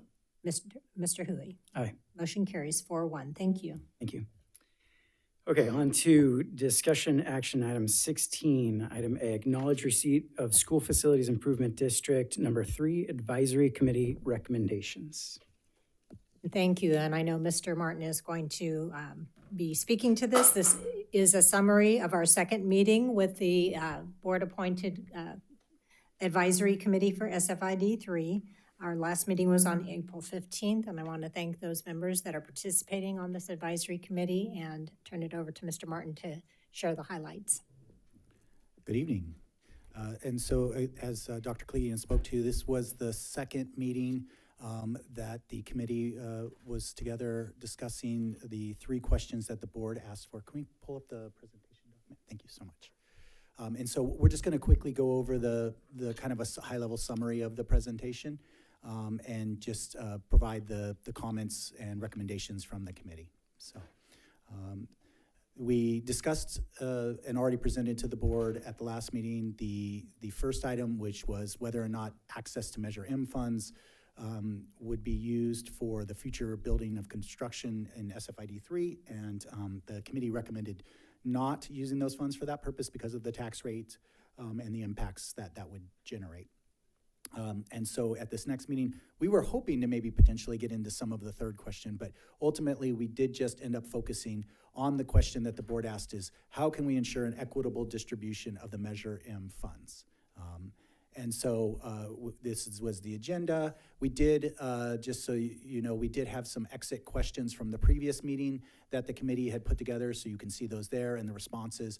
Most of the questions we were able to answer. There were a few where we had to defer for the presentation that day, but for the most part, I think we were able to answer everything that was asked of the committee. And so we really, at this point, decided how was the best way to explain to the committee the dollars and the expenses. So we kind of went back to the beginning of everything related to SFID 3. And so we looked at the assessed value. So this is the historical assessed value of the area that would be SFID 3 since we issued our first bonds and we had debt service. So what you're seeing here is through this fiscal year, you are seeing by community area, and you see there's Folsom, Rancho Cordova, and unincorporated, because remember, some of the areas within SFID 3, specifically the majority area is the area between Hazel and Prairie City. That area there is, for the most part, in the unincorporated area. It's not part of either city. And so what we tried to do here is show over the last, 16 or 17 years, the assessed value as a percentage of the overall SFID 3 by each community, and then the debt service that each community approximately paid. These are not exact numbers. The total debt service we know is accurate, but the allocation, we're using it based off of the assessed value allocation. And so it's an approximation, but gives a general idea that over the course of the 15 or 17 years, I think I said, what you're seeing here is initially the majority of the debt service was actually, and it wasn't very high. You can see the debt service payments on the far right went from payments of only $300,000 to this year's payment would be about $11.6 million. And you can see that in the initial early phases, you see that the majority of the debt service was actually paid in the unincorporated area, 65%, 77%. And that's because homes really had not been built yet in either the Folsom or the Rancho Cordova area. It was predominantly the commercial real estate associated with Aerojet. So that was the highest assessed value area, and so they were paying the largest portion of the debt service. But then you do see around 2011-12, you see that Rancho Cordova then does pick up the percentage that they pay as a significant employer, and you can see Folsom is single digits. And that's because, again, in the Folsom area, it was all ranch land at that time, so there's limited assessed value. And Rancho Cordova, that's when development started happening in Rancho Cordova, including, I believe it was part of North Douglas area, which is Somerset subdivision there. And so when that came on, the assessed value grew in the Rancho Cordova, and then therefore they started paying a larger portion of the debt service. So through 23-24, and you can see the totals at the bottom, you can see that 48% was Rancho Cordova, 31 was Folsom, and unincorporated was 21. But what you really need to look at is at 22-23, 23-24, you notice Folsom's numbers, and actually from 2021 on, you see Folsom's numbers increasing, and that's because Folsom Ranch started development. And so you can see over time, each community, as the buildings started occurring and assessed value was calculated, you can see growth in each of those areas. So this was information, historical information that we provided to the committee. Then we talked, and this is just kind of a summary of that information. Then what we did is we did a projection of the remaining life of the debt service, meaning not assuming issuing any other Measure M, but just looking at the debt service that is remaining for the dollars that have been issued from Measure M. It will go out till 2043-44. And what we did was we looked at using the information we had already shared with regards to developments that we had, when we believe housing starts will be built in each of the communities, and then assuming an assessed value for each of those homes, and access or adding additionally escalation in cost on those homes as well, we came up with a tally projection. And what you see in that scenario is that Folsom over the entire life is about 48% for the remaining time, 48%, and that is through the original period as well. 36% for Rancho Cordova, and unincorporated area is about 15%. And you can see there is Folsom starts getting larger, peaks at around 58% of the single year debt service, but then starts decreasing, and then Rancho Cordova starts picking up because if you remember the timings on that, Folsom Ranch starts being built out, and you see more building out in Rancho Cordova because of Rio del Oro, Westboro, and some of those other areas that we talked about. And an unincorporated area would be the area that was Glenboro and Easton Place, just so we know the subdivisions, kind of where each fall into. You have a question? Yeah, I do. So these projections, are these based on the information that the builders are giving us around what they expect? No, these are built off of our projections, which are built. So what I would say is the developers give us projections, and then in one of our other presentations that we provided to the board, if you remember, that we then do our own projections, because a lot of times they're a little more aggressive than what we see. And we also have to realize that people actually have to move into the homes, not just the start date of when construction starts on a home, but it actually has to be completed. Someone moves in, and then that's when the tax rate actually is impacted. But looking at this projection, and again, this is a projection. There are a lot of factors in this, but what you see is you see about a shade under 50% for Folsom, and then Rancho Cordova with the unincorporated area making up the difference. Okay? Any questions on that? So again, this is an assumption page here. The previous one was actuals. This is assumptions. And you can see that information here, and again, just broken out. You can see also some of the assumptions we did with regards to the value of a unit in both Rancho Cordova and Folsom, and the assessed value overall growth. And it references the presentation we provided to the board back in January that we used to do that calculation. So we're trying to be consistent with the data points. To be truthful, the data's changed since then, since it was January, and we're already into May. But we are trying to be consistent with this for everybody to be able to follow the information. Okay. So then at this point, what we said was, okay, now we kind of know the debt service, who's paying what, at least in some assumptions and calculation. And let's go back and look at all of the activities that have happened in SFID 3.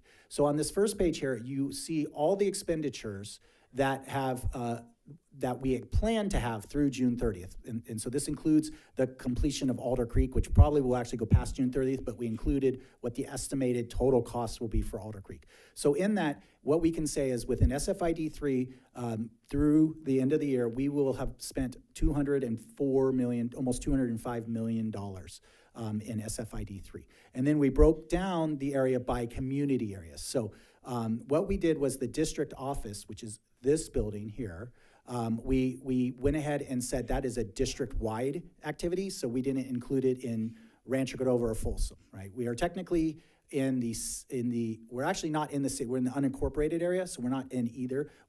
Our address is a Rancho Cordova address, but technically we're not in either city limits. And so we considered this kind of a district-wide activity. In Folsom, the projects that have been completed, and you see those projects just on the right, you see the table. The projects that are in the blue, those are the district-wide projects. So you see the service center here, solar project, the purchase of land for the maintenance facility, that was one of the projects that was included in the overall scope. And then you see a negative there that more or less offsets that cost. That was the sale of that land. And it went back into Measure M, just so everybody knows. So it netted out within the Measure M dollars. And then other legal costs and planning, design, other activities. You can see the yellow area, the bottom portion, those are activities or projects that have occurred in Folsom. So that would be Mangini Ranch, Alder Creek. And then you see FPA, that's Folsom planning area. For the 3rd elementary and the middle school, we've done some design work there. And then of course the high school, that was Folsom Ranch. And that was soft cost, design costs, land analysis, things of that nature. And so those are costs. So Folsom would be at about $159 million of the project's costs to date. And then you see Rancho Cordova, there's $5.2 million, and that is related to the design work with the Mather Morrison project. That was actually the first project we actually started doing. And then we didn't put anything with regards to unincorporated within the expenditures. So again, we're just kind of resetting the whole thing.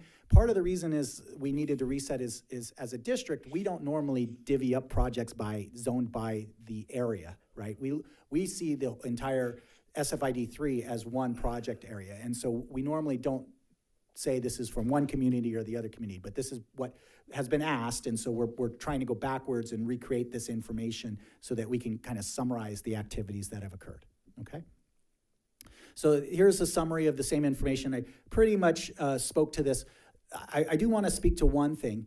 When, again, as a district, when we're spending these funds, we had originally talked about the fact that when the bond was created, the idea is that the projects would all be paid through 3 sources, and it would kind of be like a 3-legged stool is the way Rob Aragon, one of the developers, has communicated, right? One is through developer fees, impact fees, developer fees that are collected for new homes. One is for the state reimbursement for state new construction program, right? And then the third would be through the passage of Measure M, the bond. And so it was split 3 ways. And ideally, in a perfect world, it'd be a third, a third, a third.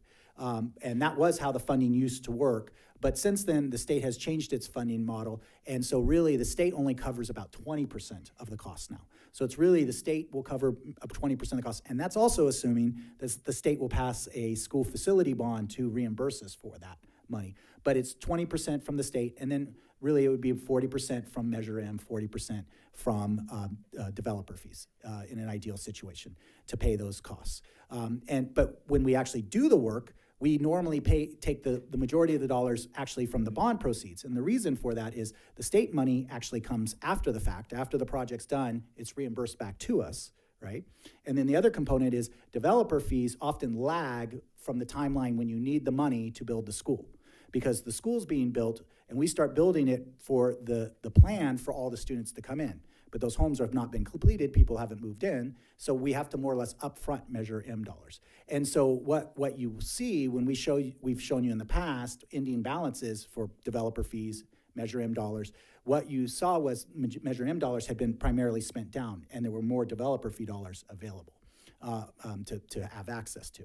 But what we looked at was a methodology where we just tried to look at all of the revenues and then trying to apply the third measure, what that would potentially look like. Again, with the idea there of trying to figure out a way to create and answer the question that the board had, which is what is an equal distribution of the dollars potentially. And you can see here's the revenues. You can see we've issued about $204 million in Measure M. We've collected in the 2 SFID areas the 2 areas that are within SFID 3, about $67 million in Folsom and about $10 million in Rancho Cordova. And then in state funding, you see that we have received $15 million. That was for the Mangini Ranch project. And Alder Creek is projected at potentially about $20 million once it's completed, okay? So total revenues received is about $296 million. And that's what we've received today. So we're just trying to give, again, the committee, because these are some of the questions that were in the questions that you saw earlier, was how much have we actually received? How much have we actually spent? And so we're trying to provide all this information to the committee to make the best decision, okay? So what we then did was we provided 4 options, and I'm not gonna go through every single option, but what we tried to look at is some scenarios that the committee could look at. And so the main differences in we have option A, B, C, and D. And I'm gonna walk through what option A was first, right? What we know is there was $204 million in district-wide activities, or Measure M funding, I should say, issued. Of that, 40 million has been for district-wide expenses. So that leaves $164 million potentially of Measure M that would be potentially split or figured out some method that each community would get. But the question was really for the committee is, how much should each community get? Should it be a 50-50 split? Should it be some? And so what we went to is we went backwards to the conversation we had earlier about the debt service being paid. And so we looked at 2 options. The option where it was debt service paid to date through to actual numbers. And then there was an option where we looked at the total debt service with all of the assumptions that we had. And the committee leaned at both of those scenarios. And then we had a second component that added the 2 extra options, which was, do we look at including or excluding the unincorporated area in the allocation? Meaning, of the 164 million we talked about, should the unincorporated area, should part of the Measure M dollars go to the unincorporated area, potentially also for the future needs of those schools? And what the committee agreed to is they agreed that they did not believe the money should go to the unincorporated area, primarily because the needs are greater than the dollars that we have available, and the dollars will be spent well before the 15 plus years that potentially or more that the unincorporated area would actually need dollars to build a school. So there wasn't this sense of urgency that these dollars need to be allocated to the unincorporated area. At this point, the unincorporated area is limited when it comes to the amount of cost, because there's no projects really there at this point. Okay, so really it came down to 2 options. What the community agreed upon, the committee agreed upon, is don't include the unincorporated area, which then really brought us to either B or D. And so B is looking at using the debt service payments through 23-24, and then reallocating, and in the formula I did was reallocating the unincorporated area by a 50-50 split. I didn't, it was just one option. And in fact, some of the members of the committee had a different option, and we're gonna talk about that in a second. And then option D was looking at the debt service through the life with the assumptions included for the life of the debt service, which then would potentially allocate. So if you remember, in the expenditures today, Rancho Cordova has paid the largest majority. Under the option where we assume the entire life of the debt service, Folsom will be the highest payer within the 2 community areas. And so we discussed the pros and cons of those. The team broke out into groups, and you can see those were the questions we had put forward with the group, is to take a look at that and decide. And so what ended up happening is the committee really came down to either B or D. They agreed that they didn't believe the unincorporated area should be included.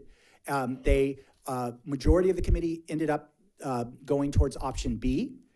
There were a few members, I think there were 3 or 4 members that weren't 100% comfortable with option B. They were looking at that, specifically the fact that in the scenario that I provided, it showed that there would be a negative balance in the developer fee collection for Folsom.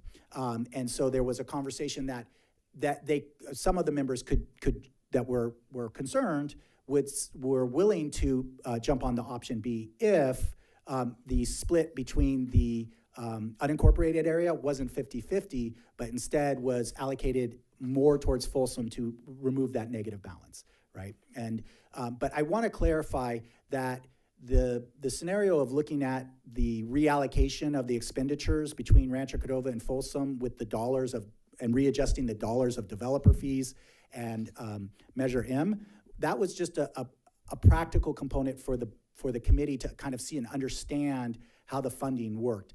The committee's task was not to decide we're going to take developer fees from Folsom and move them to Rancho, or vice versa, or to move Measure M dollar. Remember, the purpose of the committee was to answer the question of the board, which is how do we find an equitable way to more or less figure out how much each community should get of Measure M dollars, right? That was the question that the board put forward. And so the committee did come with that. And so I know some committee members reached out to me after the fact. They were concerned because they, accessing the developer fee dollars from Folsom to pay back the extra M dollars. Ultimately, that is a process that we need to dive into at a much more detailed level, looking at the scope of the projects, the timelines that we need. What we need to understand is that for the committee's purpose, they've provided a formula to determine what each allocation would be, right? Now, if the board wants us to put that in front of the committee to look at how to pay those dollars back, is it passage of developer fee dollars? Is it issue of the state dollars as they're refunded back to the other side? Or is it another issuance of Measure M? That's a conversation in itself, but that wasn't placed in front of the committee. And so I know that's why I put that last question. The committee was kind of asking, well, where are the projects and how will the funds be spent? And that was clouding some of the conversation because that wasn't the purview of what the committee's intent was to be. And I did say that multiple times, is you guys aren't picking where the money gets spent and how it gets spent or how it gets, we're just trying to figure out a way to provide back to the board a clear formula to say, okay, this is how much of each side should get, right? Because that was the question that was put forward before us. So the committee definitely did speak to that. Again, there's probably some adjustment to that we can definitely do. But I feel like the committee did get consensus near the end to at least bring that information to the board. The next question that the board has asked the committee to look at is the location of the next school. And so we know that one's going to probably bring a lot more emotion and components to it. And so we're going to, bring factual data of what is the district's process, what are the enrollment projections, what are the capacities at our schools, so that we can hopefully provide that data to the group and we can come to some consensus on that item. And that's the next item coming. So questions that I can answer for the group. I just have one quick question. Sure. I'm just wondering if it's brought up in these conversations of if we are moving forward and we are still continuing a conversation about the split, is there a what if in these conversations? So for that team to look at as well. So anytime these ideas come up and we come to a consensus on something, is there put in that okay, well, what if scenario that we move forward with a split in 5 years? I mean, those are out to 2044. So this is a conversation that's the city's planning on moving forward. So is there a plan in terms of these conversations, or can we add that to those conversations so that we do talk about it? Yeah, that's exactly what I was going to say, is that isn't on the purview of the committee. So if the board wants us to look at some question, I will say though, when it comes to the decision-making of facilities and the debt service of a split, the committee and the board actually would not be the ones to make that decision. It would actually be, if the district did split, it would be the two new school boards at that point that would have that discussion and determination. So we could discuss it about what the potential impacts would be, but it would not really be, there wouldn't be anything that the committee could bring back on that, right? Because again, it's not really in the purview of the board or the committee in that scenario. Is that okay? Totally. I just think it should be a foresight that's talked about because it is something that will impact later on. So yeah, I think that goes along with, if a petition is put forward to the county committee on reorganization, if the board would like us to generate an analysis of what that might look like, we can work on those things. We can either bring a consultant or do it ourselves. But I don't know what the question would be to the committee for that specific question. If you want to phrase a question and you guys want to put it towards the committee, we will we will definitely have another dinner and bring in more pizza and have that conversation, for sure. I just almost think it should be part of every conversation because, I mean, when we're looking at this money and where the schools are going to be and how this money is going to split and where it's going to be, there are consequences one way or another, depending on that final result. So Sure. I just think that reminding, at least in those conversations, that, hey, on the sideline, this other conversation is happening. So if that moves forward, does that change your mind? Because it changes my mind on votes on certain things. I would vote one way or another, knowing that, the split conversation is over. Like, that's no longer a conversation. That would change my vote in many situations. And I probably will not vote on things that it would change my mind on until I know the direction of that decision. And so, or at least where we're going with that. And so I think that it's a very important thing for everybody in that group to just at least have in their minds when they're making consensus or we're bringing forward consensus on things where it has real impact. So I think we need to be forward thinking on that. We're looking forward at 2044. So we need to still have that in our minds when we're having these conversations. And I would share that 2044 was that one debt service calculation. We're really trying to, and Kate Hazarian, who's kind of leading the meetings, we've done a very good job of trying to, and bringing me around to the conversation of just really, we're really only focusing on the next 10 years, 10 to 15 years, because the need is great within that window. The cost is great. And so going any further than that, it just muddies the water. So we've really been focusing on kind of the next 10, 15 years, which is probably about 6 schools, I think is what we had originally identified. And so we're trying to focus on what and how can we even fund those projects. And that's where in the first meeting, we talked about, increasing capacity at our middle schools potentially, increasing capacity a little bit at elementaries up to 800, and then also talked about design type to reduce the cost by not doing potentially what we have been doing, but doing something also not on the other extreme, which would be all portable, something in the middle of more of that model for a school. So we have been trying to keep the window time closer together. We can definitely talk about the SFID 3 and the impact of that with a split of a district. Again, I can provide very high level and not much info, but I think it's a fair comment to share with the committee for sure. So. Yeah, I would agree. I think part of the reason that conversation also has to happen here is unless we're talking about drawing down more from that bond, then we're talking about how to spend the bond. I don't know, the district split could make a difference in that. I still want to see this distributed in a way that's fair, split or not. But so, yeah, I mean, if it can be mentioned, I think that's helpful. And then we can probably have a bigger discussion about that when it comes back. Any other questions from the board? I'm not hearing any other questions. So I do have one public comment from Diana Laney.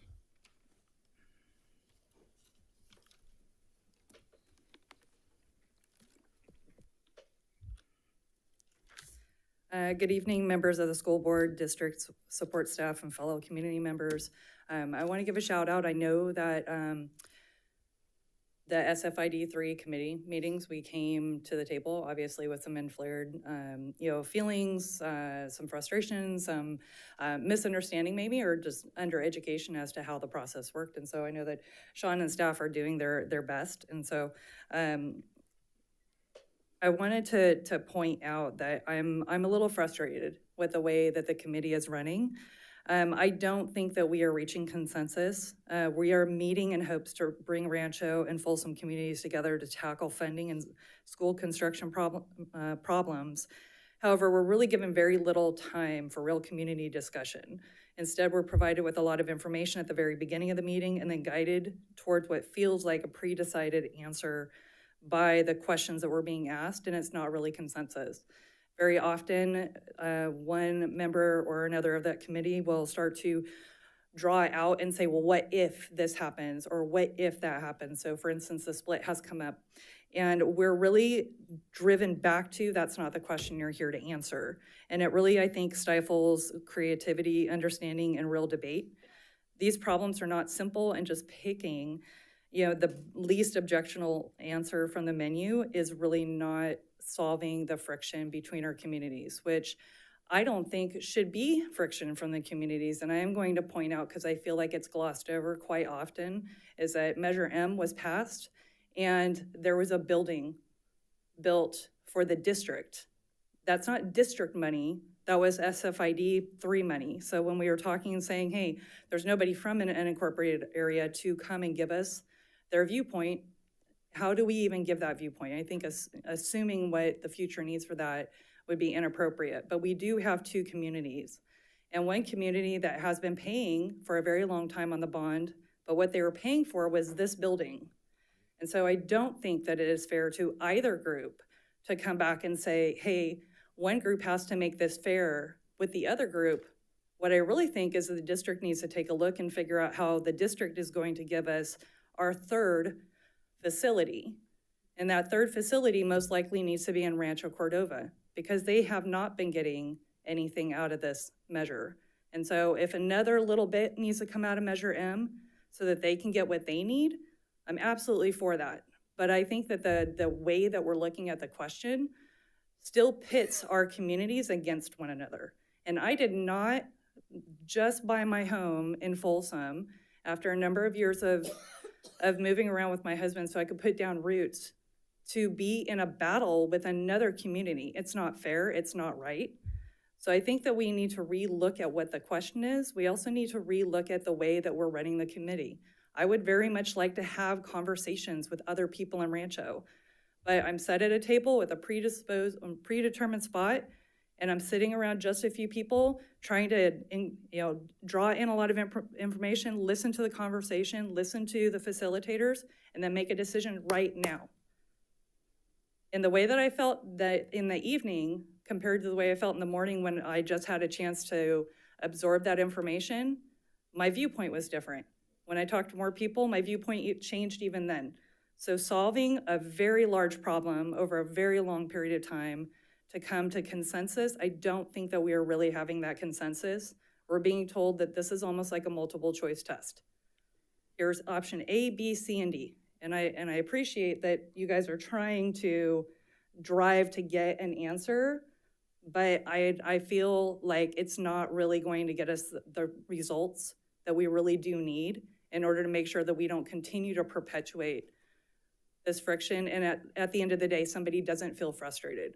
Because I think if we keep going with the options and the way that this has been going, I don't feel like the district is hearing us. You guys want to get to a point and say, this is what you're gonna do, we solve the equity problem and move on. And if the split happens, you guys will sink the economic viability of all of south of 50. That is important.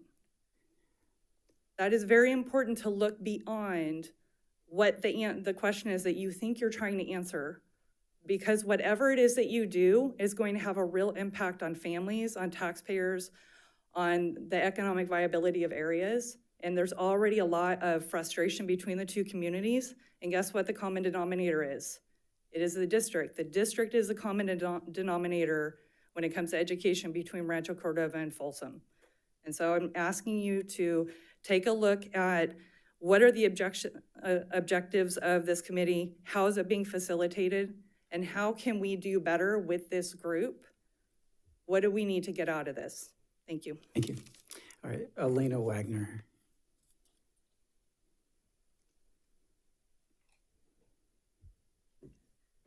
I would like to look back on, you don't need to pull it up, but page 14 of Sean's presentation, which shows the 3 parties involved in Measure M. It's not Folsom and Rancho Cordova, it's Folsom, Rancho Cordova, and the district itself. We all know the first expenditure was this building. It's lovely. What we don't know is what happened to the other 3 buildings that were previously being used for administration. We can also look back to the 2013 Measure M Meeting Oversight Committee meeting minutes, in which I'm just relying on these, it's a very long time ago. It says that Matt Washburn said, we're gonna spend $1.8 million on solar for this building out of Measure M, and then the district will take $40,000 in electric savings every year and put that into the general fund. That is, what, 45 years of money? That's what the district was spending this money on, and the people in Rancho Cordova were spending their tax dollars on. It's very frustrating. when I look at the committee, I agree with Diana and others who have had this conversation with, that there's only so much time to get through the data. You guys are doing your best to give us options. They're not good options, and we are discouraged from other conversation because there's only so much time. But ultimately, when we were earlier talking about part of the committee's rules or goals was what the tax rate would be acceptable to the community. And back then, we were all still expecting to pay, instead of, in my house, for example, $1,700 a year, maybe $5,000 a year if we built a phase 1 high school. That's not what we're talking about making it even with Measure M. We're talking about maybe spending 20% more as the communities grow. That's much more manageable for people. And if I'm not correct, none of you pay on that tax. We do. So we would like to have some insight as to what an acceptable tax rate is for us and not have others decide without our input. Overall, I appreciate the openness of everyone on the board, at the district, when we have asked questions to try to come to a place of understanding. But I just think there's still a lot of opportunity. And the last thing I want to touch on is the development impact fees. That money is meant to help make room until new schools can be built. Folsom Ranch is growing extremely quickly. As something Mrs. Larrett had previously shared, was that we were adding modulars, but not adding restrooms. So the teachers and students didn't have sufficient restroom facilities. What we have spent thus far out of those funds for both cities actually needs to be significantly higher. And if we move that money to another account, how will Folsom accommodate its students? I'm not saying there isn't some agreement that can be made, but I think Measure M is the right place to look, and I think the district needs to take some institutional responsibility for the money that it took away from Rancho and a little bit from Folsom at the end. Thank you. Thank you. All right, we have no online comments, so bring it back to the board for any further discussion or a motion to acknowledge receipt of the advisory committee's recommendations.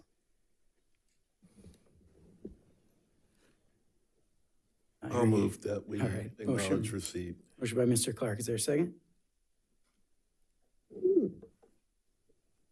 I do kind of have some concerns about acknowledging the receipt, because I think that based off of some of the emails we've gotten for the last few days and some of the comments, I'm not sure that everyone is super confident with the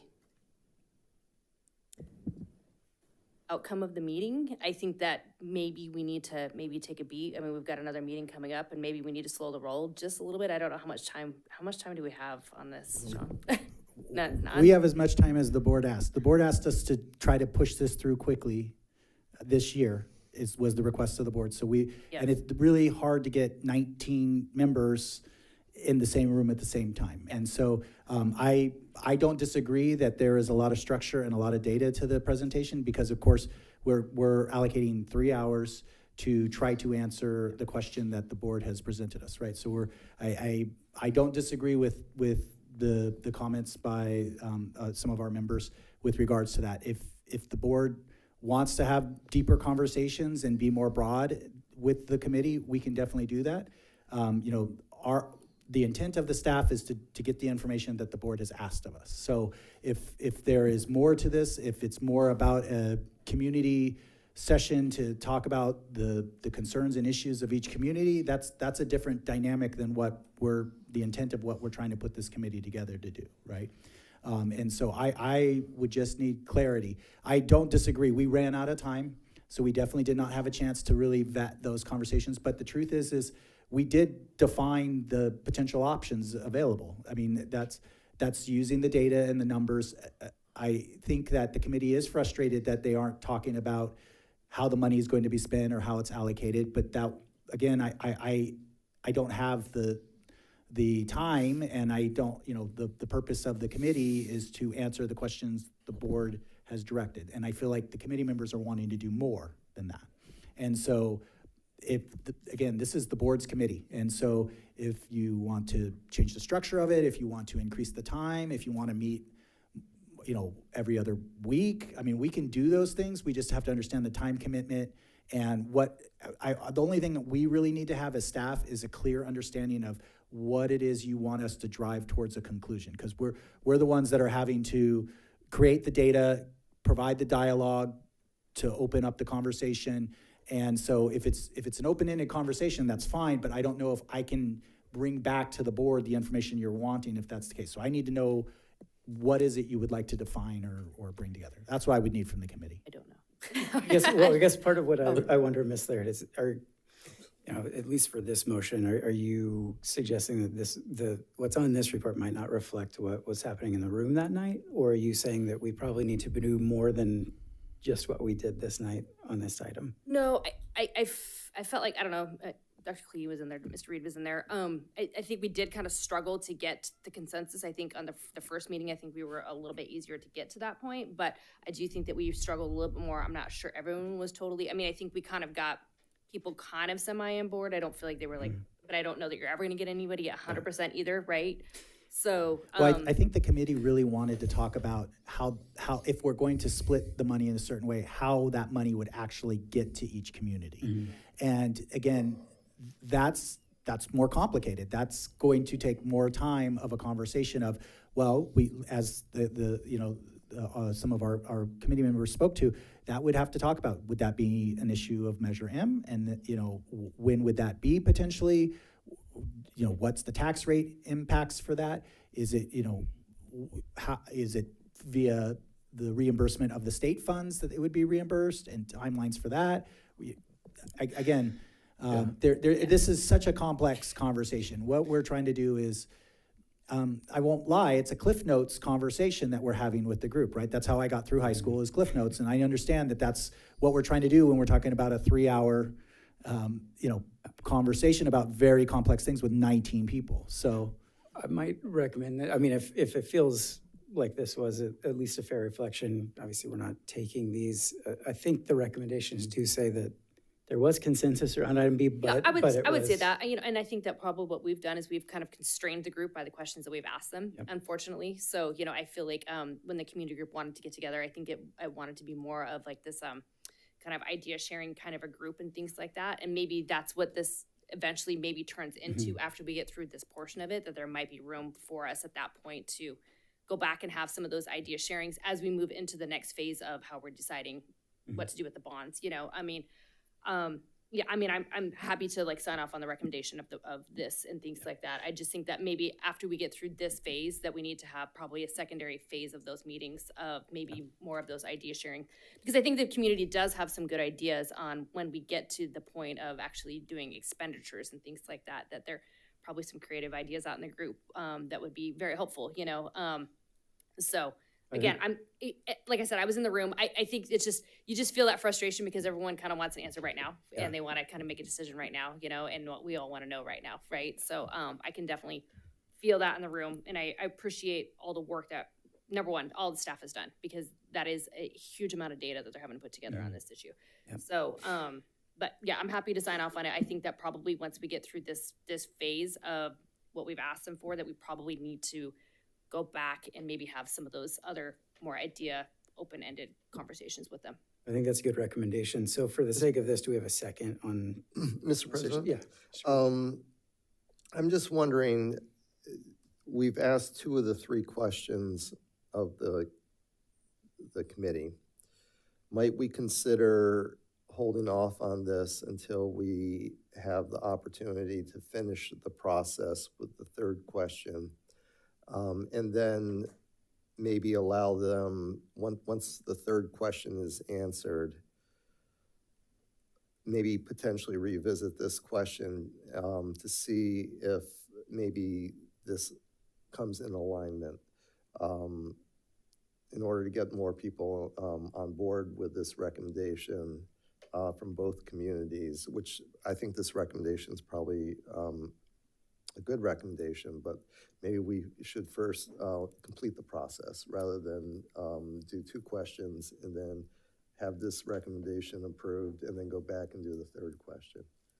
I would maybe agree with that, because I think that we almost have to answer the 3rd question to align with the 2nd question for everyone to feel like they could sign off on that and feel good about it. So I think that maybe holding on it maybe would be good until we have the next, which is like in a week. So no, it's May 20th. It's the 20th. Don't give us just a week. Well, that feels like a week. So, in 2 weeks. So, but, getting through that process maybe would be, I don't know. I'm hoping that public, maybe some nods of the heads if people would feel more comfortable with that. I think just going back to like CNI days for me, if we were to push something forward as consensus and there was still a lot of resistance on that consensus, it's pretty concerning to get community behind you. And so I think that by the receipt of our emails, there was not comfort in the consensus that was made. And so I know CNI does a great job at like building capacity of what that consensus looks like and how do you get to it, and it takes time, and there is a lot of time involved in that doesn't allow for time for data, but also like building those relationships and building capacity for what consensus is going to look like, and just following a process that everybody's comfortable with might be the way to get people more on board with whatever that consensus is at the end. So building the trusting relationships and all of that, like you can't form a committee and just jump right into the hard work, unfortunately. And so I do think that maybe that's what we tried to do. And we might have to backpedal a little bit. We might have to allow more time. We might have to add in an additional meeting to make sure that that committee is ready to work together to get to a point where there is consensus. Because like public comment, by our emails, I just don't feel like, and I haven't been in the room, so I can't speak to exactly what the meetings have looked like, but that's sort of what it's felt like. And so I think that for people to be behind it and stand behind it, we really have to at least be comfortable with what does that consensus look like in the end? Like, okay, we aren't 100% going to agree, but does that mean 100% can get behind whatever we agree on, and things like that. So it's a process, and I think that we might need to take a step back so we can take a step forward. Yeah, well, I think that Mr. makes President, sense. Yeah, Mr. Clark. just a quick question. Sean, when is the next meeting? May 20th. May 20th, okay. I just want to remind the board that, we're trying to get these committees together, but summertime's coming. And it might be really hard to get these folks together, and I can understand the backpedaling. But, it might be hard to get those folks together to meet up to address these issues. Well, just a thought. It sounds like there probably is some consensus around going back, even if it's answering question 3, but trying to reach more consensus on question 2 and 3. Mr. Clark, I think it's a good word that it's going to be hard to get people together once May 24th or whatever it is hits. And I do like the idea of pushing forward, even if it means going back to the drawing board afterwards. For the sake of tonight, it sounds like among this board, there's some consensus that we need to keep talking with the committee before we accept this recommendation. So it sounds like maybe we're going to table this item and ask for it to come back after the 20th with whatever consensus there is. We do have a motion on the table. Well, Mr. President, I can withdraw that motion. Thank you, Mr. Clark. It's my apology. I probably jumped the gun asking for it very quickly. And I can make a motion to table this. Great. Motion to table this until after we've had the next meeting on May 20th. You got it. Is there a second? I'll second. Second by Ms. Larrett. Superintendent? Mr. Mellinger. Aye. Mr. Merrill. Aye. Mr. Clark. Aye. Ms. Larrett. Aye. Ms. Lofthouse. Aye. Mr. Reed. Aye. Mr. Hui. Aye. Motion carries. Thank you. Thank you. I imagine there's 100% consensus that we need a quick 5-minute recess before moving on. I know I've had a lot of coffee and water and would appreciate that. So maybe if we say 9:43, if I can read that clock correctly from way over here. Until then, we're recessed.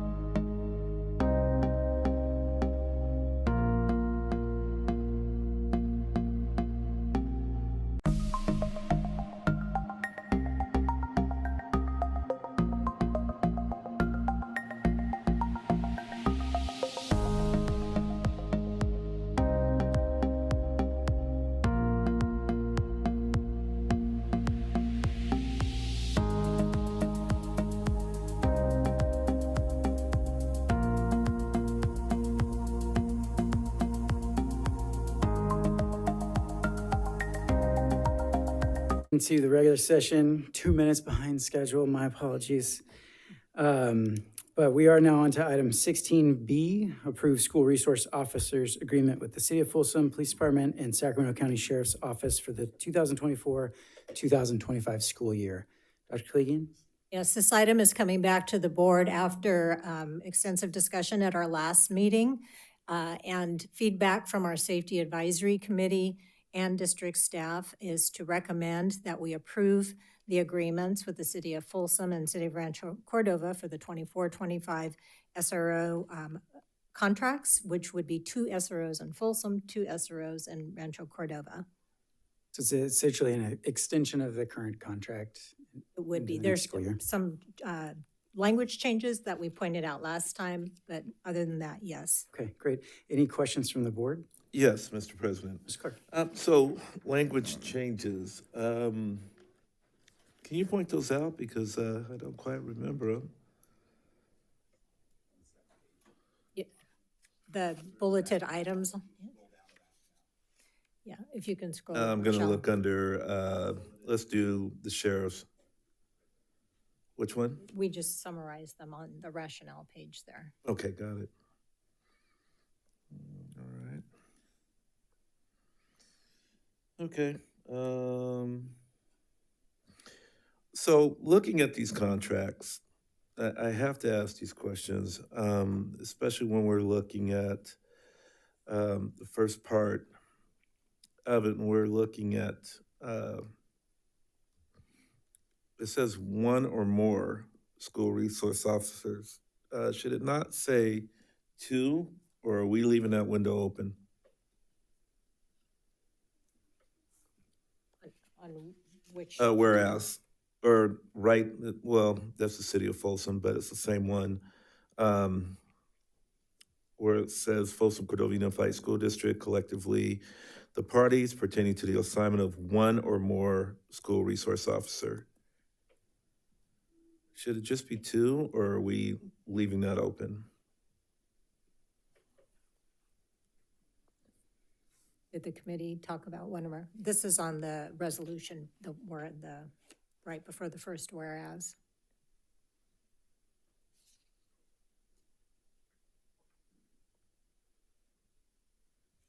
DT, did the committee talk about that?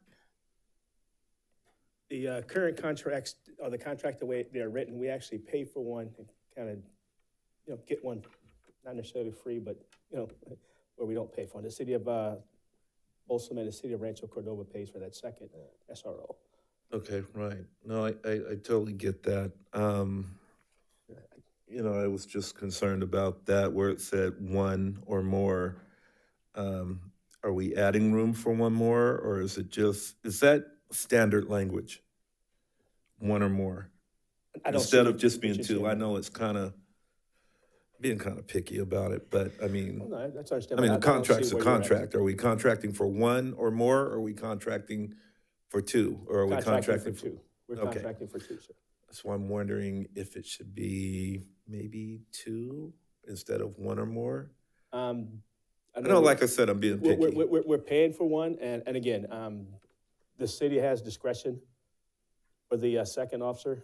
They provided the second officer, I guess, over the last 4 years that I'm aware of, that I can go back and say for sure. Yeah, that's the point I was trying to make. Mr. Clark, if I can comment, I think it's a great suggestion to bring it back and write 2 in here. It kind of opens the window. Sure. Like, it's like, okay, yeah, we're approving it, 1 or more. Yeah. Okay, let's throw in, even though it wouldn't happen because of the cost factor of it, I get that, but a contract is a contract, right? So I just wanted to make sure that, we're at 2. Right. So, okay. So could we bring that back to the cities, or approve this tonight pending that they agree with the language of 2 rather than 1? Not unless the city has like an explanation of why we have it, but obviously there's nobody from the city here. So yeah. Let's see here.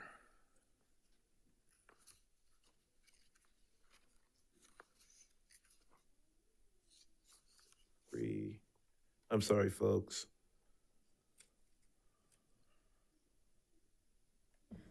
Could I jump in really quick Yeah, while sure. you're looking? While I'm looking.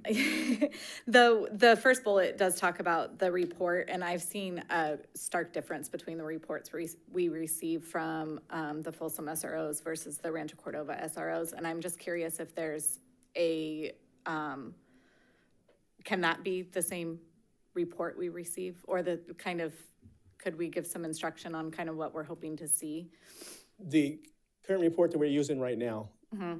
it's designed to, both of the agencies are using the same template, to fill in information regarding the reports. There is some information that is redacted because of, involves students. Right. And the departments each, not sharing as much information with us, Yeah.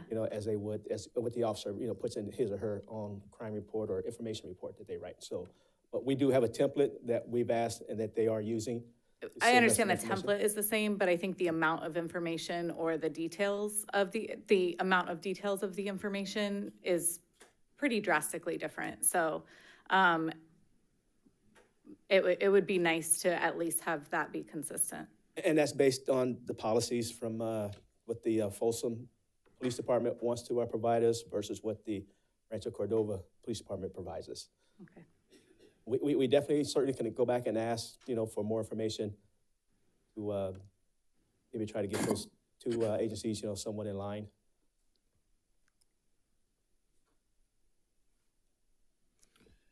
That was one of the other things I was gonna bring up on the weekly report. The words out of your mouth. And how consistent, I mean, we require it every week, and I think last year we required it every week. Right. Kind of fell off, you have to admit that, right? Well, That it did fall off.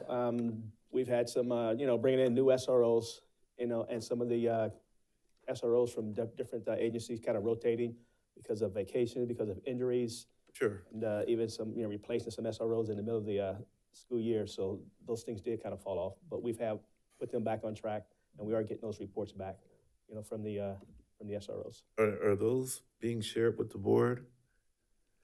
I mean, I'd have to check my email and not see a report. I don't Not think recent, not in the last 2 weeks, no. Okay. so. I'm looking for, obviously, some consistency on that we get those on a weekly basis. Also, just kind of curious, what if they don't get it in on time?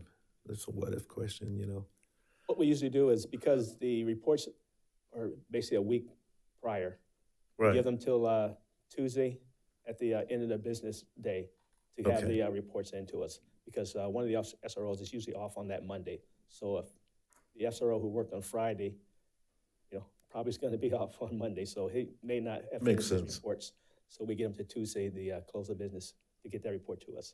Okay, all right. I don't think that's anywhere in the contract, but is that No. something verbal?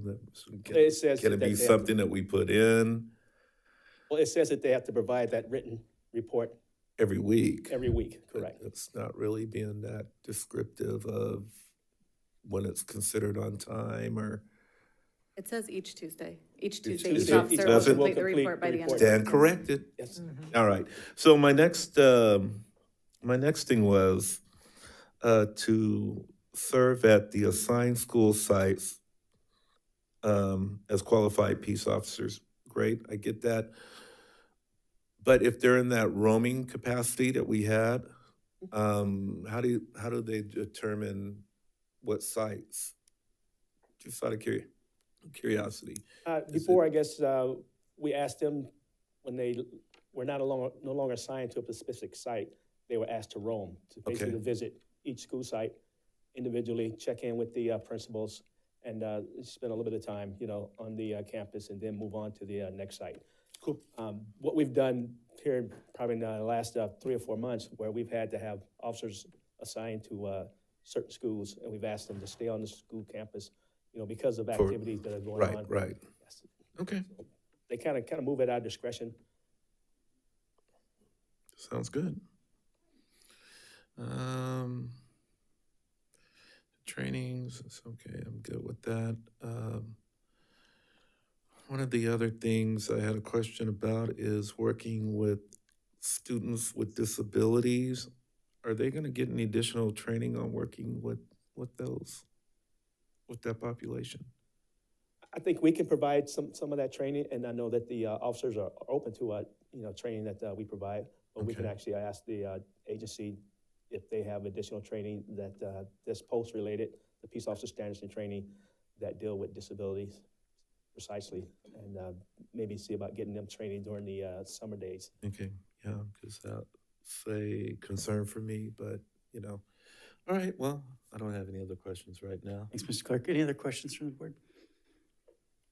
I don't have a question. I think just a comment back to those reports. I think if we're in conversation, or we've had conversations about increasing the need for an SRO, and I know this kind of came up, was having data to represent the need for it and that it's helping. And so those reports are really what is going to provide that data for us. And so if we are not receiving them, we cannot make a sound decision on what's best for our district. And so, so those are imperative for us as a board to be able to make decisions that are going to be the best interest of our students. And those reports should show the schools that they're going to, even if they're doing nothing, even if they're checking in with the principal and they had lunch with a couple kids. Like that's really the reports that I want to see, because I want to see what their time is being spent doing to determine whether or not there's a need for us to have an additional SRO in our district. So I think moving forward, I think that maybe looking at what that report looks like, they are student resource officers. They have a different job title and they have different duties than they do if they were working for the cities. And so there has to be some additional expectations on them as they are on our school sites and we are helping pay for them. And so I think that should be an expectation that we can have so that we can determine whether or not it's a smart decision for our district to be continuing to pay for them. Or if they can't prove that they're using their time valuable, then do we need to continue a conversation of having more, or should we be having a conversation of do we need them less? So I think that's the only way we can have a conversation where we are guided by data. So. Yeah, Mr. President, if I may, and just Ms. Lofthouse, just for clarification, we are talking about right now 2. I know the discussion has come up for 3. Do we know when that is going to happen as an amendment? Well, we have a conversation with the city of Rancho Cordova on the 17th of this month. Okay, so is it just Rancho or is it Rancho and Folsom? Just Rancho Cordova. With the committee talked about adding a possible SRO in Rancho Cordova. And so that is the conversation that I had with the board at the last meeting. And that's the direction that I was given to, see what some options were. Okay, and then to my recollection, that would be a truancy officer. Well, the committee had a suggestion of a truancy officer. The city of Rancho Cordova in our first meeting had another idea for more of a sergeant kind of position that would coordinate multiple different youth serving officers. And so we are talking about, going back and really discussing with the city what they would see that position being so that we could bring a recommendation back to our safety committee. We were hoping to talk to the safety committee this month, but we couldn't get enough members to engage. Everybody was really busy. And, that's the charge from the board, is to make sure that we have, student voice, staff voice, both certificated, classified, and management, as well as parents and our community. And so we weren't able to get the typical group that we're able to get together for those meetings. And so we didn't have one right now. So we're going to have another one probably, hopefully by the end of the year. And that would be an opportunity to talk to that committee about, what we found out when we spoke with the city of Rancho Cordova on the 17th. Okay, so I'm trying to figure out the role of this sergeant. They would actually supervise the other 2? Well, or would they be working closely with DT and, help me out, Lord, Terry Douglas? It's a preliminary conversation. And the conversation that we had was, it would be somebody stationed at Cordova High School, and they would supervise the SROs, they would supervise the PAL officers, they would supervise the youth center officers. And so it would really be more of an umbrella position That was their proposal. So that's just something we're talking about. Okay.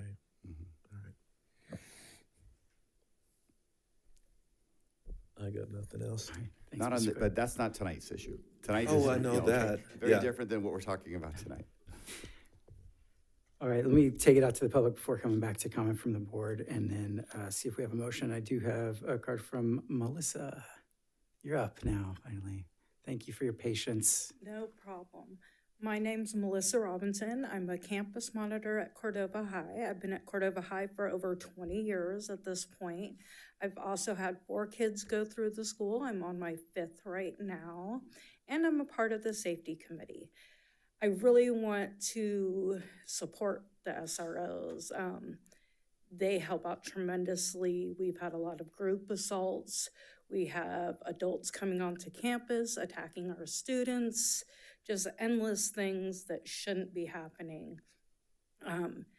This year we had 4 straight weeks, every day, of fights at Cordova.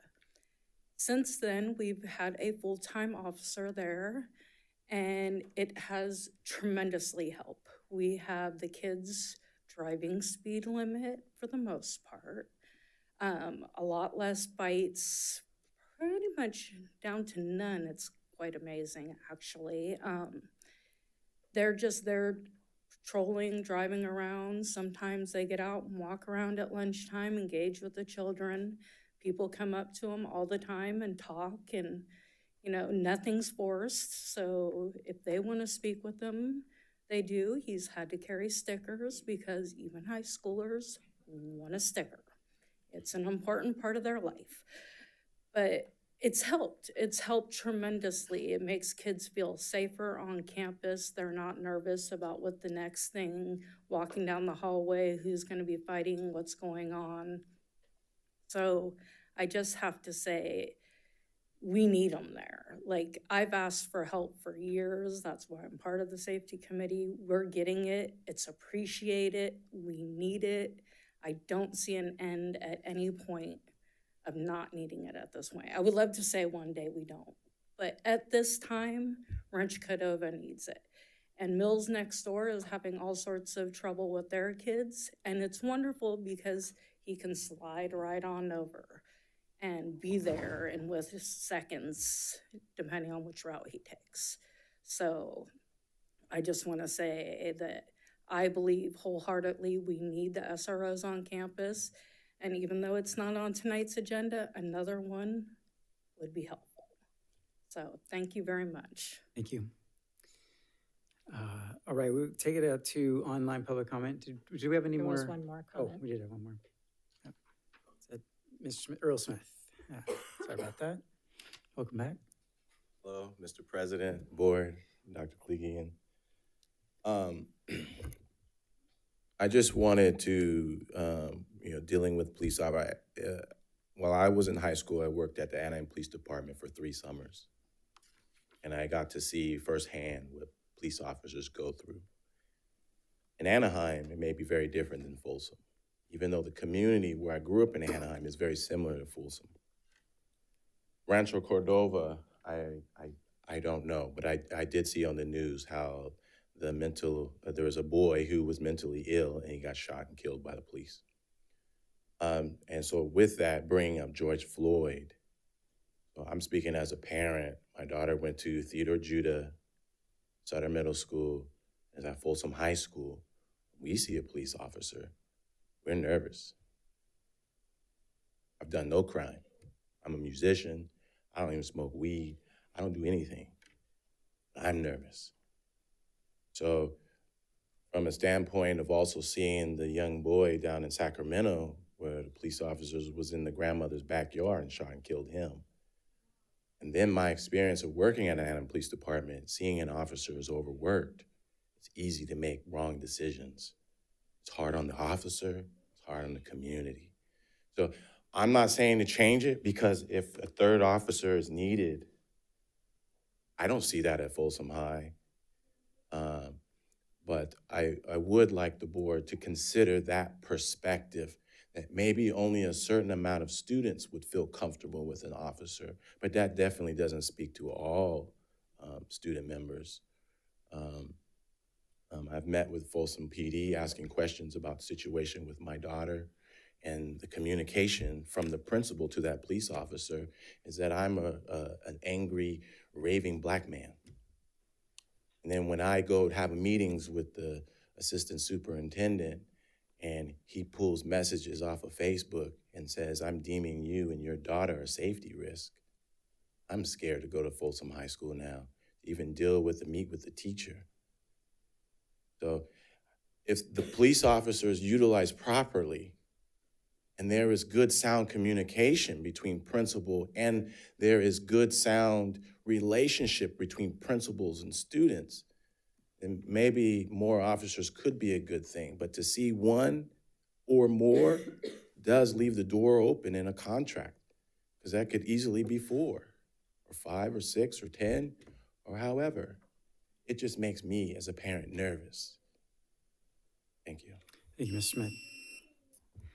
All right, let me bring it back to the board. It sounds like, we do need to decide if we're comfortable with that language of 1 or more. Thinking through it, it seems that we're on the hook to pay for what we're on the hook to pay for.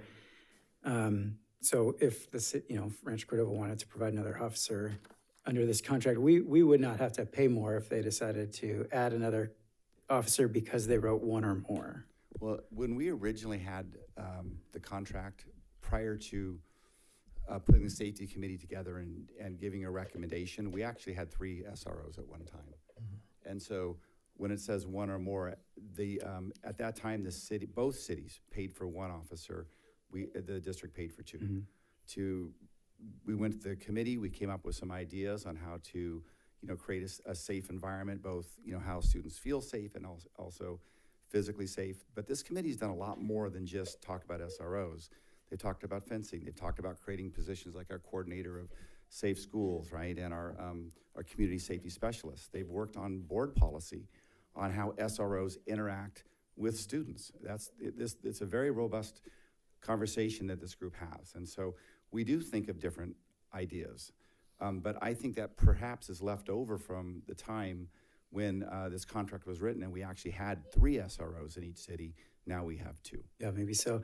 Yeah. I'd be comfortable, Mr. Clark, I wonder if you would be too, with the language as it is, as long as we knew that a 3rd officer could not be added until that came before this board, which I assume is the case. Well, we'd have to pay for a 3rd officer. Yeah, we'd have to agree on. So, I'm happy to move forward with it the way it is, knowing that we're gonna have to agree to bump it up if we're going to bump it up. If you're not comfortable, we can. I'm not comfortable with, with all due respect, I'm not comfortable with. I'm not either. I would like it to say what it is. So Yeah, could exactly. we, I guess I'll recommend that we, Mr. President, sorry, would PD have a problem with that, or Well, the sheriffs? I don't think they'd have a problem at all. I honestly, as I shared, I think it was leftover language. Yeah. So maybe I'll recommend that somebody give a motion that we approve the item pending that both Sacramento County and Folsom are okay with the language of 2 rather than 1 or more. Okay, well, that's fine. I mean, I toiled with this and I just wrote things down and, talked to students. And the one thing that I was wondering, we made so much progress with, God forgive me, Gin Up. And from what I understand, none of them were on that safety committee, or were they? Were they not? Well, they've been on our safety committee now. No, have they been on This the year it's been a recent- different group, but there have been students at every meeting. Oh, I know there has been in the past. I mean, because this is where we kind of came to that agreement of, the 2 officers roaming. We talked about better response time and all that. I'm just wondering why they weren't invited to the table, or were they invited to the table? Yeah, Scott can share because we do. Yes, we were, and just remember, we did 13 updates the previous year with that group. Mhm. So these are the additional. Right. It was a lot more, or Member Clark, than just quicker response time. Sure, no, We I had clear, totally get this is where that. we use SROs, this is when we don't. When we There's call, also- when we don't call. And if there's any complaints, nine. we investigate. So there was a number of amendments besides these. These are just the most current ones. Okay. So, but yes, we're invited. I agree. This year, I wish we would have had a few more students on the committee. I know we worked closely. We tried with the SAB, and we've a lot of our students are busy apparently, and I get it. But next year, that is definitely our goal. And we've already talked about that, how we can get more students. So I just want to, and if we want to have a discussion about the committee, I think we should bring that back.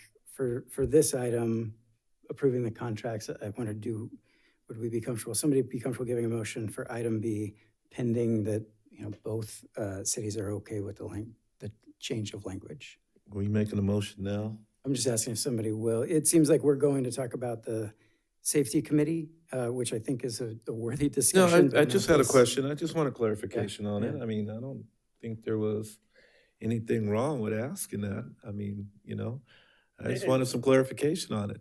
Just for clarification, some of these updates that we put in there this year were brought up by the committee last school year. We included those, but because the contract was not going to be rewritten until this year, we basically saved those and put them in a new contract because last year was just an extension. This year, we had to rewrite the contract, and again, we included things from Gen X into the contract itself. Gen up, Gen up, Gen up. Gen up. probably Gen X too. Yeah, I get it confused. Yeah, so their recommendations are in there as well. Okay. Well, I just wanted to make a comment, and I like I said, I toyed with this, and I wrote some stuff down. I want to start off by saying, for the record, I appreciate the work of our SROs and what they've done in a relationship that we have, the district and our police departments. There has been talk and rumors that I have ill will or I hate SROs. I'm going to make it clear, for the record, you can quote me on this, I don't have any ill will towards our SROs. I have much respect for them, as I do two of my relatives who are officers who get up and put on their uniform and badge every day. Now, I wanted to touch in on the data from the Civil Rights Dashboard, having police in schools have a 700% increase in arrests with Black, Latino, and Indigenous students, and a 450% increase in arrests of students with disabilities. Hence why I asked the question about the training. Also evidence tells us that SROs in schools do not make schools safer, but can possibly contribute to the school to prison pipeline. And I want to touch on that because I do a youth and social justice workshop, and that's one of our subjects that we talk about. Now, I mentioned 2 years ago, we had Gen Up in this group, and they came up with a good contract with good bullet points and everything else like that. And we, even came out to sign hire a school safety coordinator and a school safety specialist. And I think it worked out great. I think what we're doing right now and having the officers roam is working good. My fear is if we have officers back on campus full-time, what we went through with Gen Up, they'll be back. And they're going to be asking questions of why they weren't invited to the safety committee. That's just my fear. Now, we've added extra security. We've done that. We've put a gate up. We've got extra cameras on, and we've got extra security measures in place. And I want you folks to keep in mind that we are going to be heading into a budget shortfall soon. I see it coming. As a matter of fact, I think And the May revise hasn't even come out yet, so I want to point that out. But I think it was called short-term protection with long-term cuts. So we're gonna have to start making some decisions on what we have as far as safety. We've got the fencing, we've got all that, we've got the SROs, but adding another SRO, if the city can come through and pay for it through Measure R, or correct me if I'm wrong, Measure H, cool. But if that doesn't happen, I'm concerned. You know, we have a fiscal responsibility, and we may have to make those hard cuts and those decisions on where do we cut. And I want to keep it as far away from the classroom, as far away from our staff, because sooner or later, those contracts are going to come up. And I don't want to hear we don't have the money. So I'm really cognizant about that. I just want to make sure that we don't harm our programming with our kids, our teachers, our staff. You know, that's all I wanted to say. I just wanted to make that point clear that, you know, we're going to be looking at a deficit. Sean, am I wrong? Okay, so short-term protection, long-term cuts. And that's it. Thanks, Mr. Clark. Ms. Laird? Yeah, and I understand that we have cuts. I also feel like, you know, safety is like gotta be at the top of our priority list. And when we have staff that is saying, I do not feel safe coming to school, I have kids throwing things at me, I have kids surrounding my car, I have kids who are just belligerently walking out of class, I have parents who are rolling up into my classroom. We also value our students and we value our staff. And I think that it is an investment that we do have to put forth. If we're going to keep top-notch staff, we have to provide them safety. And if you talk to a lot of staff, we got a lot of emails today from staff saying that we had a few detractors, but over majority of the staff was saying that I support the SROs being on there, you know? And so I think that for tonight's discussion of at least getting through for the two on each side, I think we would be not doing our responsibility. I mean, if we have staff members who are here who were saying that, hey, it's been out of control fights every single day until we had an SRO on campus there, I think that we have to, like, I know we need the reports for data, but I also feel like that is some of the data as well. If we are seeing drops in those fights happening and things like that too, I think we have to also look at that as well. So, you know, I think we can see what happens with the third SRO when that conversation comes and we get it back to the safety committee. But I think for all intents and purposes of tonight's, I would be in full support of signing off on the 2 and 2 with the language change of putting it in the contract. With all due respect, I didn't say that I wasn't going to vote for No, it. I'm not just pointing saying- those things out. Yeah. And we have to understand, when do we call them? When do we not call them? Fights escalate, gun on campus, terrorist threats. Yeah, we got to call them. And I know, you know, with them roaming, they'll be there like that. Well, I would respectfully disagree with that because if you're at Mather Heights and you got to get all the way to Cordova High and all But if you have hell is two on breaking out. opposite ends, But if you're on a Monday and you're on a Friday and you have one SRO and they're all the way across town, they can't get there in that amount of time. And if you look at the roaming schedule, am I correct that we only have one on Monday and one on Fridays? but are we gonna? So sorry to interrupt, because the agenda item we have here tonight is for this contract, not necessarily to talk about adding more. So we don't have two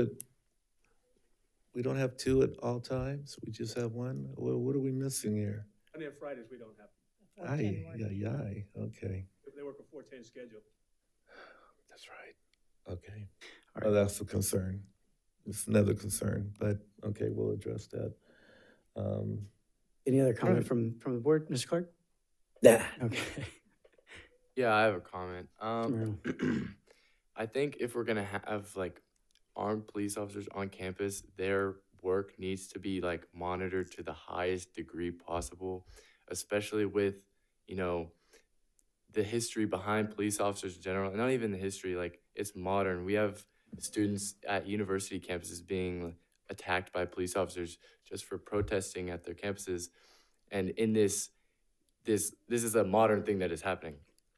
And I think putting a armed guard or armed police officer on campus with, especially at Cordova, where there's a high number of Black and brown students who have historically been, you know, discriminated against and arrested and killed by police. I feel like it's just, I don't want the Black and brown students at Cordova High to be scared into like going to school. Like I want to make sure that the reason why there's less fights, the reason why there's less is not because that they're deathly afraid of the man with a gun on campus, the white man with a gun on campus. I mean, the only time I have interacted with the SRO was when I was in English class and he kicked us all out to search our bags. I don't know if that was the SRO, but it was someone, a police officer with a K-9 unit, and that was my only experience with it. And I think if we want to increase the student relationship with SROs, we need to make it clear that they're not, if it is that they're not there to criminalize their behavior. It's that they're there to protect the campus.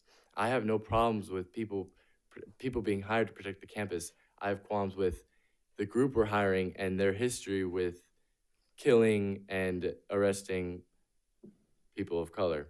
Like the police department in general. I mean, the police have been, like, since the 1700s have been marginalizing Black and brown communities. And I don't want this to turn it into something where someone is harmed by a police officer and it becomes this huge, this huge fiasco or whatever. I just want to make sure that everything between the board and the SRR is documented and like they're held accountable. You know, just make everything as clear as possible. Well, I think everything that's listed up there will show that we are going to hold them accountable. Yeah, I mean, as long as those weekly reports are as like detailed. If they aren't, then I think that shortfall is enough to like have a serious conversation about not having them, because I don't feel, me personally, I don't feel safe with a person with a gun on campus. I don't know, I can't speak for every student in my campus, but I know a few people do share that opinion with me. And I think improving the communication between the school and the students, like telling them why the SRR is there, and between the SRR and the board, telling them what they've done, stuff like that. And just like Ms. Lofthouse said, like, oh, I had lunch with 3 students today. Just being that specific and that detailed, I think that's essential in keeping them on campus. Yeah, thanks for those comments, Ms. Murad. I certainly appreciate it. I think there has been some attempt to do what you're asking, though we have a lot of work left to do on it. Partly with the reports, with the requiring body cameras. Even that's been a little tricky at times. So yeah, I can appreciate that. I think it sounds like we do have a lot of discussion left on this. And even if we adopt this tonight, this might be something that we want to bring back, sometime in the fall, to have a further discussion, maybe after the safety committee's had a chance to talk through this. Because certainly hearing everybody's voices here tonight, I think not only do we not necessarily have consensus, but we have a lot of questions still around how we're utilizing SROs, and be good for us to have a longer discussion about it. Any other comments from the board? I have a couple more. I struggle because what we are contracting is a police officer at school, and we have them labeled and titled as a school resource officer. So what I would love to see is what resources they're providing other than being a police officer. What type of training do they have specifically for working with students, and how those things that they are doing are helping benefit. We have seen data how our suspensions have gone down. We've seen data about how our attendance is going up. We hear a lot about things that are happening. They are happening at the schools, but can we directly correlate that there is a police officer on the campus to the results in that? Or could it be the additional fencing? Could it be the new cameras? Could it be, there's so many additional things to look at besides one single thing. And so I think that where I struggle with this is I've worked with them. They've been extremely helpful in many situations. When I was at Folsom Middle School, I had to call them all of the time. But the problem is I've never seen them actually provide resources and really be an asset to our students. And as a school resource officer, I understand they're under contract with the departments. The problem is they are not being hired as a police officer in that department. And this is a contract between us and them. And I want them to be held just as responsible to this contract as they would to a contract with their city or with the county. And I don't feel like it's ever been taken seriously. I think we've been asking since I've been on the board and long before that to see actual reports of what they're doing and how are they providing resources to our students. And that's where, like, I want to see that. And I can't with my heart vote on something when we've been asking for it over and over and over again. And the only answer is, well, they work for the police or where they work for the city. No, we're also paying for them. This is a contract between us and them. And so they have to uphold that contract. And if they don't, then why are we continuing to hire them under a contract that they are not following? And so I struggle with it because these are the same things we've asked for. This is now the second time I've voted for it. And this isn't a new conversation even from when I got on the board. This was a conversation when I worked in the district. And we want to do better. Those statistics are terrifying.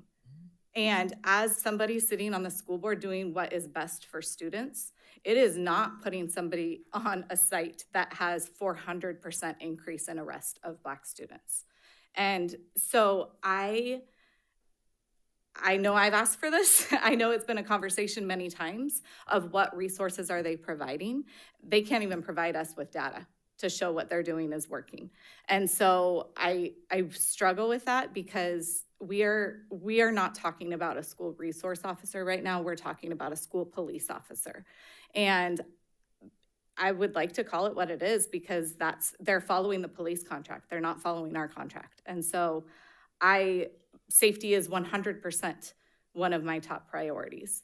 But we have nothing to show that what is happening with our school resource officers is the direct correlation for what's making things better or worse. And so that's all. Thank you. So can we revisit this? I mean, we can vote on it and then revisit it in.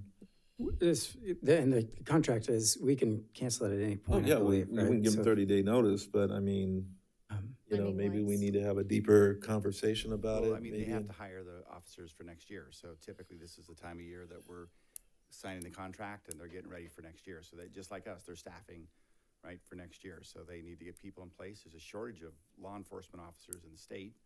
So I know there's a shortage in Folsom. There's a shortage and in the county. Folsom and Rancho. Yeah, so this would help them, get people in place for next year.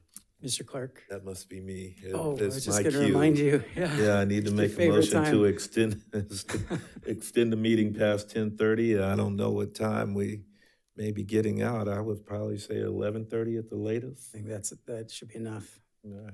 All right, motion by Mr. Clark to extend the meeting till 11:30. Is there a second? I'll second. Second by Mr. Merrill. Mr. Mellinger? Aye. Mr. Merrill? Aye. Mr. Clark? Aye. Ms. Larrett? Aye. Ms. Lofthouse? Aye. Mr. Reed? Aye. Mr. Hui? Aye. Motion carries. All right. I'll just add, at least on this comment, I am planning on voting for this tonight if there's consensus to do so and voting yes for it. I do, like, I think this discussion we're having is important. I would want to continue having it. I don't want to, at the same time, I think it's important to move forward with this contract and then continue to have that discussion. As we've had this discussion in the past, these contracts are, anybody can cancel it really at any time. So I don't want to hold up the process. Definitely, I think there is some need to have some of the safety, but yeah, as always, I want to continue having the discussion, whether that be on the States Committee or here on this board, but I am planning on voting yes for this if there's consensus.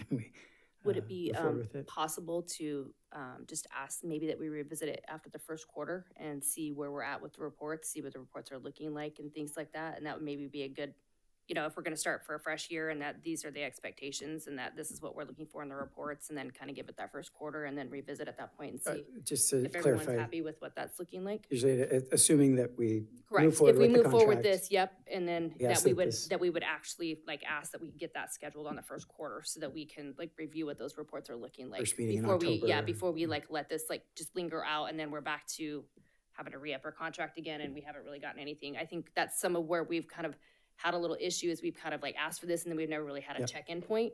And so I think making sure that we have a hard check-in point for that and making sure that we're getting the data that we've requested so that everyone's feeling comfortable with that. Yeah, I think we certainly can do that. If we move forward with this tonight, that would come with the understanding that we would have that report back to us, say that first meeting in October, sometime around there. Okay, it's been a lot of discussion. You know, if we table it, we Mr. table President, it. I actually Yeah, had of some course. thoughts. Yeah, sorry. Ms. Lofthouse actually mentioned it earlier about how the term SRO, I believe, I also agree, it's kind of a misnomer. That I believe that we're actually putting our funding in the wrong type of individuals. There are programs already at camp, counseling services, mental health specialists, external third-party programs that exist in this community that can provide the actual resources to these students. So what I'm struggling to kind of grasp is how these individuals will build a better connection to the students if Van is saying, from a Cordova High student perspective, that some students don't believe they can. That's my concern. Yeah, thank you, Mr. Melchor. We can look for an answer for that if you want. Yeah, or because if it's just I something know DT mentioned that there were some specific instances within this contract that mentioned GenUp's beliefs, and one of the beliefs of GenUp actually is restorative justice. Mm-hmm. And the reason I bring that up is that I don't believe this contract reflects that in any way, shape, or form. So if we are going to pursue the contract of these SROs, I would like to see the implementation or the increase of supplemental funding to mental health specialists as well as counseling support, whether it be on campus or off campus, and make it more accessible to these students. I love that idea, and I do want to mention, I mean, I do think we have some really good counselors. I do think so, but the problem is accessibility, as well as there's some students that don't know that those resources exist. Yeah, that's a great point. So it's maybe some sort of campaign or way to make sure that everybody knows the resources that are available. You know, as Ms. Lofthouse So mentioned. just for point of clarification, are we looking to add that language in, Mr. Melchor, or? If the board would agree, then I think it's a great idea. I would but- like to see it implemented in some shape or form, because I think it's totally necessary if we want to actually ensure that students are connected to adults on their campus. I myself kind of hesitate to add that language in because if we want to add that to a future board meeting around how to have that conversation and make sure that we're pushing that education out to our students, I think we should do that. At least personally, I think we're talking about a contract with this SROs, and I think it would be important probably to keep that as clean as we can. I think, maybe I'm wrong, but I think that maybe, Matthew, you were talking about having the SROs trained in restorative justice so they can be an individual that helps implement that on school sites. Thank you for the clarification. Yeah. So I is do that- think that I want to see what resources they're providing, and restorative justice would be a fantastic resource. So that would be something that I would hands down want to see on there. I would also want to see, have they had training in counseling teens? Have they had training in counseling children, students with disabilities? So anti-racist trainings, things like that. So to me, again, we're not hiring them as a police officer. We're hiring them as a school resource officer. So what resources can they show that they have that make them a person that would be qualified to work on school campuses with students and make students feel safe? DT and Scott, I'm wondering if we might invite the sergeant from both cities to come to the Safety Advisory Committee meeting whenever that is scheduled, and that we reflect the concerns of the board, all of our board Are that they are not, sharing. are they, whoa, are they not in there now? I thought we had officers in there. Yeah, I'm saying to specifically address the questions and comments that are coming But up they tonight. are on the safety committee, right? No, they're not. So we've answered a lot of these questions, and if you board would give us some time, we can definitely provide the numerous trainings that they do that are, I'll call them quote unquote beat cops don't. I absolutely. So yeah, we can provide that information. And specifically, but we'll need a little time for that. And I know like right now they're doing with a dozen of our schools passing out bike helmets this week. That's what they're doing, free helmets for all. So I mean, there are stuff out there, so we can do a better job kind of, educating the board on what they're doing. We haven't done that for quite some time. So yeah, we can, and I like your first quarter idea. So if that's what the board decides, just let us know. Can we please try to get them on the safety committee at least to attend one meeting? Yes. I mean, seriously. I mean, I didn't know. I thought they were like totally on board. Okay, so, I mean, I don't know if the question, I guess, is can we push this off until the next meeting? Mr. I know you're saying. Well, do the we need challenge to- is we have, we're trying to get a contract going with two Okay. different cities, and Yeah. they need to hire for next year. Okay, So so where we are is it sounds like we have a lot of questions. As I said, I'm planning on voting yes for this, but I'm not sure we have enough consensus. So I'll entertain a motion if somebody would like to bring one forward to approve item B with the revised language around 2 officers. I would also recommend, though not part of the motion, that we, under our future agenda item section, that we do talk about bringing back an agenda item around our SROs. We can talk more about it. Is that going to, when we bring it back, are we doing it to bring amendments to that contract or? I imagine it would depend on the discussion. I'd imagine this contract goes through the year and they probably wouldn't be up for adding amendments to a contract mid-year. Would be just based on the this is a year I contract. mean, as far as restorative justice and additional training? I don't know. and- I mean, I'm just frustrated because we had the same conversation last year. And we asked for the same things last year. And we really didn't get any of it all year. So it makes me question, what the reports are. We got one a couple weeks ago. That was the first one we saw, and that's because we asked for it and because that was on the agenda again. So it's frustrating to me when there's this many questions and there's this many concerns and there's public comment. We received a whole bunch of them today. And that it's really not talked about until it's time to renew their contract. And it makes it very easy to do status quo when it's a rush, when it's, they have to do staffing. We do have some time, it's May right now. So going to the next meeting, I don't think is going to ruin the chances of them doing a hiring.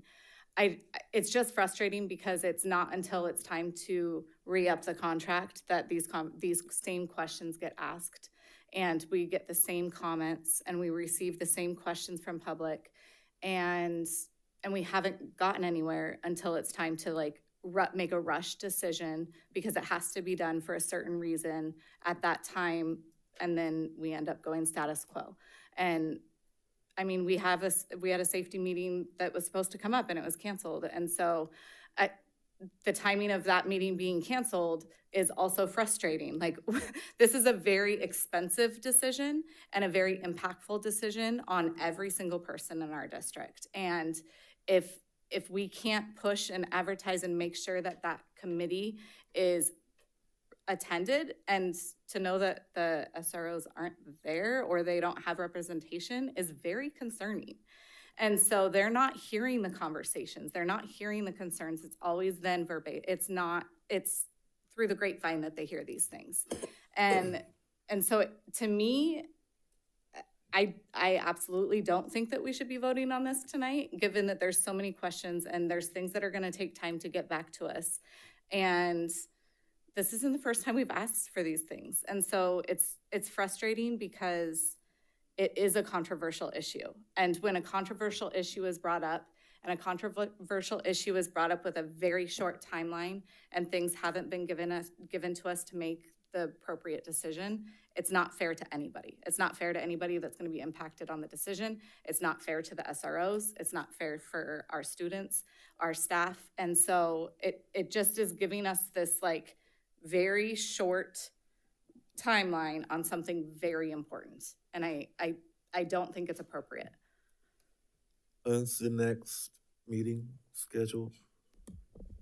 The next board meeting? No, the next safety. It hasn't Safety been meeting? rescheduled. We're gonna reschedule it because we couldn't get enough people, RSVPing for this one.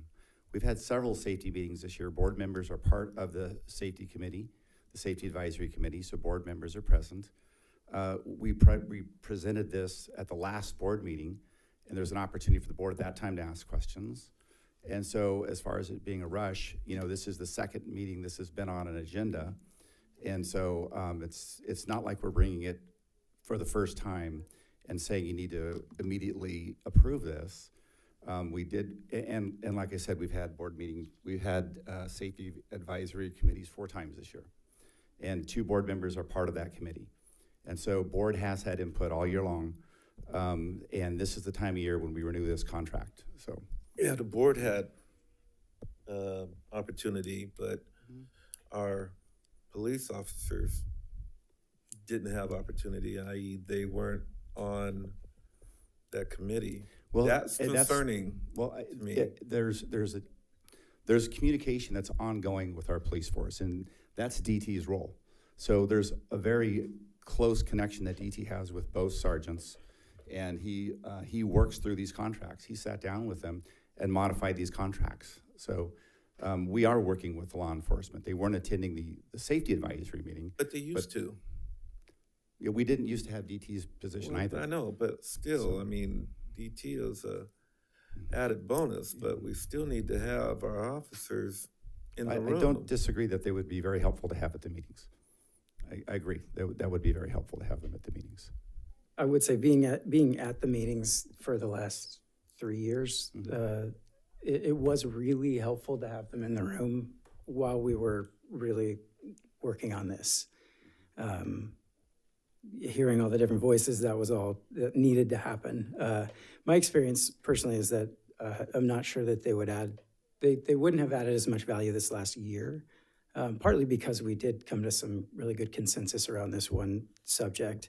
So I mean, it's always helpful to have them in the room, but I don't necessarily, in just my opinion here, I don't know that we've missed anything by. I think it would have been, and I'm sorry to cut you off, Mr. President. I think having them in the room, having Jen up in the room would open the dialogue a little bit more. You know, Don, I know we discussed it last meeting, but I'm kind of, you know, agreeing with Ms. Lofthouse that I think we have time. I think we can probably visit this at our next meeting on the 18th, 16th. I don't know. It's up to the board. I mean, I don't want this. It's a major financial decision that we're making. And I don't want to feel rushed. I have concerns now that our police officers weren't there, haven't been there. I think it's important for them to hear feedback from the committee. Although I know DT does a good job and I appreciate what you do. But I still think that we need them in the room. We need them at the table. Yeah. That's just my thought. So it sounds like, I mean, maybe there are more thoughts to put out there, but we've pretty much put most of this on the table. I would, Mr. Ogden, I think I agree. We had this at our last meeting. We had time to prepare for it then. We didn't have a lot of questions, almost any, during that meeting. I would like to encourage us in the future that when we do have the discussion items to make that the time. I think that's something we talked about a while back, that we really utilize that time for discussion so that we don't get log jammed like we are right now, and the staff's ready to move on with this. If we can make a decision, that's okay. We can table it. But with all of the thoughts out there, if there is no motion, we're not going to move forward with it, obviously. But if there is a motion, we can certainly entertain that. I'll move it forward. We've got a motion by Ms. Lofthouse to approve item B, sorry. That's right. So, motion by Ms. Larrett to approve item B with the revised language. Okay. Is there a second to that motion? Mr. President? Yes. Just a quick question. When are we asking for this to be coming back to the board for a follow-up on the questions that were asked tonight? Were we thinking like a September agenda or something like that? Yeah, I think we said after that first quarter, so end of September, early October. Is that doable? Well, Putting it on the advanced calendar, I think Yes. is a good idea, so it's not forgotten. maybe if we could commit to September, not October? Sure. Okay. And I guess be prepared to answer the questions that were asked that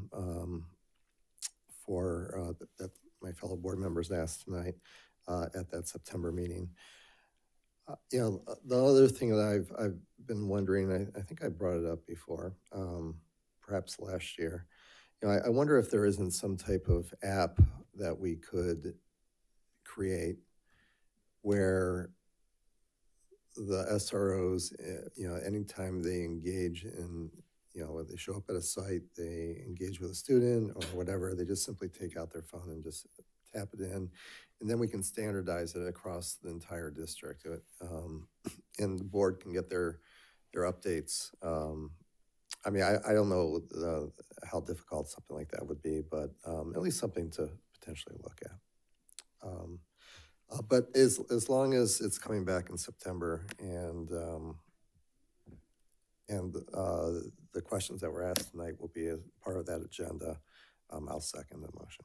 We've got a motion by Ms. Larrett, second by Mr. Reed. Superintendent? Mr. Melichar? No. Mr. Merrill? No. Mr. Clark? Reluctantly, yes. Ms. Larrett? Yes. Ms. Lofthouse? No. Mr. Reed? Aye. Mr. Hui? Yes.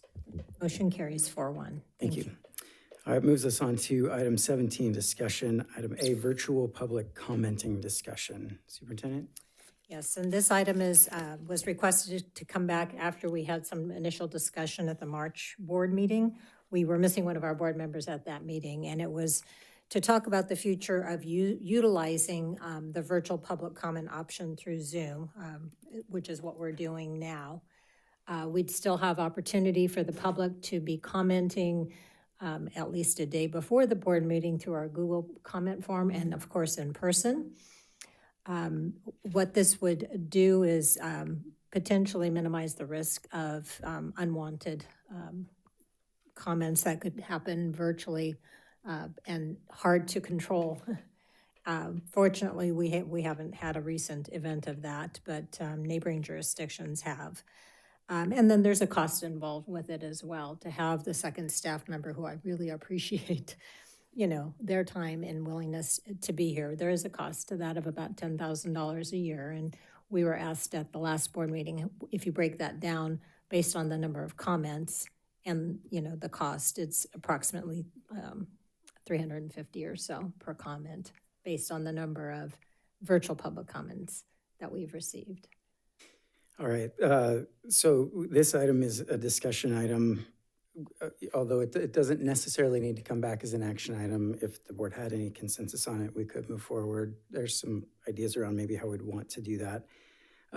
But I do want to bring it out to discussion, questions or discussion from the board around this item. And Mr. President, Yes. I did want to add that there is a board bylaw attached to this. It's meeting conduct, and we included it. It's Board Bylaw 9323. But there are also 2 other bylaws. So if the board gives us consensus to take away that option, we'd have to take the policies, the impacted policies, back to policy subcommittee, review those, update them accordingly based on the consensus of the board, and then the revised policy would come back to the board. Okay, great. For action, at a later time. I mean, the only comments I would have is it was a little bit shocking. I think we mentioned this last time that, we're looking at this 23-24. So far, we're at $366 per virtual comment. That's a little bit different today. I guess even today, I think we had something come up where the public was very interested in it. I think we had maybe four virtual comments on that. So my take on this is just that with what we're getting out of it, it doesn't seem worthwhile to me. I'm open to keeping it, but my preference would be to move forward saying, beginning the 24-25 school year, so that first meeting in August, that we remove virtual public comment. As Dr. Kaligian had mentioned, there's opportunity to comment through the Google forms. There's opportunity to come in person, certainly maybe not as a public comment, but always can email the board, and we do receive those. But if my colleagues are not open to that, I'm certainly willing to keep moving forward how we've been doing this. Any other thoughts from the board? Well, for the sake of transparency, I'd rather entertain the virtual comments. There are families or folks that may want to attend the board meeting but can't because of issues at home, work, or what have you.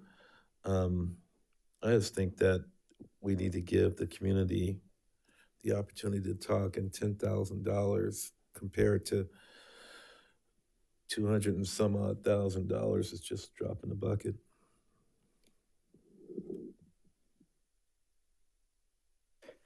Any other thoughts? I feel the same way. I think that the more access we give to people, our staff who largely watches or listens virtually because they work all day and they have to get up for work the next day, I think that at least having that access available is important because that is how they attend our meetings. And so I think that taking away that access if they chose to make a comment. And I struggle because I feel like we did have some hostile comments being made at the last board meeting, and it wasn't by public comment, and we did nothing to those. And so with that being the reason for getting rid of them, when we didn't actually take that responsibility with our own board, I struggle with that being the reason to get rid of virtual public comment. Thank you, Ms. Lofthouse. I'm fine with keeping it, I think we just take the temperature and, if unless we have something extreme that kind of happens, City of Rancho Cordova extreme situation like that, I'm fine with keeping that open for now, and then we can revisit if we end up in a situation like that, which is a very big if. Good. All right, it's been a long night. Don't want to belabor that. So it sounds like either way, we won't have consensus on that. And again, I'm happy to move forward that way. So we'll not bring this item back. Unless there's any other comments, we'll move on to information items. Okay, move on to information items, item 18, information items. These are all information items, as we had mentioned at the beginning of the meeting. We won't be taking public comments on these. We allowed that space at the beginning of the meeting. Maybe will be a few comments from the superintendent on each of these, and then we will move on. So item A, land acknowledgement statement update. Dr. Kaligian. Yes, thank you. I do want to thank our NAPAC partners. I know some of them have left, but they might be watching virtually, and those that are here. Thank you for your partnership. Thank you for your patience and grace in working with us. This is a journey, as we've talked about. And I do want to share a few comments. We acknowledge as a district and a governance team, it's our responsibility to support and educate all students, to create safe and welcoming and learning environments that value each student's culture, language, and identity. I and my team acknowledge the importance of building our programs, support and outreach with our Native American students, families, and community. We realize the work is evolving and reflects the district commitment to our equity policy and our equity questions, focusing on how we continue and uplift our underserved students. There's more work to be done, and I'm confident that our governance team will continue to make this a priority. Even when the dialogue is tough, and uncomfortable at times. We need to continue to listen, be compassionate, and respectful of one another as we continue this growth mindset to evolve. We value the partnership with NAPAC and will continue to work alongside them as partners and advisors to learn from their lived experiences and knowledge of the Indigenous members of our community. We recently completed and submitted our Title VI grant. Thank you, Elena Cabrera, and thank you, NAPAC partners and Nikki for being the parent signature on that. That wouldn't have happened without working with our partnership with NAPAC. This is a starting point, but it's not an ending point. The land acknowledgement statement is an important commitment in this journey and will be returned as an action item at our next meeting. It's our intention to adopt a statement that values the lived experience and knowledge of the Indigenous members of our community, to respect and honor those Indigenous peoples of the land on which we work and live, for the betterment of our Native American communities and for future generations. So we look forward to bringing this back for a discussion action at the May 16th meeting. Thank you. And unless there's questions or comments from the board, we'll move on to information item B. Yeah. Just one question. I'm just kind of curious. It was a discussion item last meeting, and we've now turned it into an informational item. And I'm just kind of curious. We had everything in place, correct? That how come this is not being a discussion action item and that we're not voting on it? It was a draft statement, and we wanted time to deliberate with NAPAC, which we've had 2 meetings since then, and we'll probably have another one coming up too. Okay. But we want to make sure we are all on the same page with that, and as we bring that recommendation forward, that we have unity in our recommendation. Okay. Thanks. Okay, I'll move us on to information item B, Special Education Elementary Neighborhood School Services Model. Yes, and this is an executive summary. Betty Jo, thank you to you and your team for providing this summary. Most of our elementary schools are moving to a neighborhood school model, reducing the number of elementary students who are moved during the course of the school year. And it supports the foundation of our MTSS program and for general education and special education to work together to support all of our students. It does bring our students back to their neighborhood schools. And it also supports the district value that all students are general ed students first. Thank you, Dr. Clegan. It is an information item only. As you mentioned, it's an executive summary that's linked to the agenda. So if there's no questions from the board, we'll move on.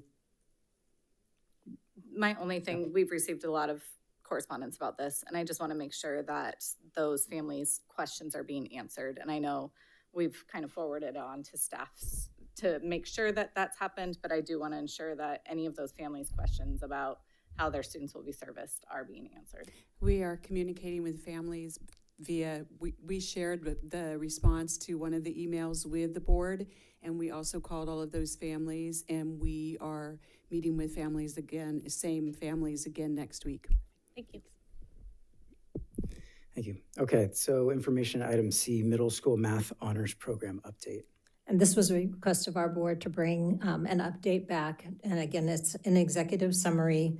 I think the bottom line is that there are no changes proposed for the Middle School Honors Program, but there is a task force that's working on the adoption, the math framework, and looking at the course and sequence of the whole continuum of courses, especially with a new adoption coming up, and working closely with our teachers.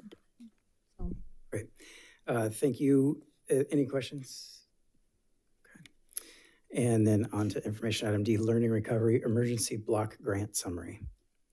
Yes, and again, this is a summary of what was presented to our Budget Advisory Committee meeting recently at our April 24th meeting.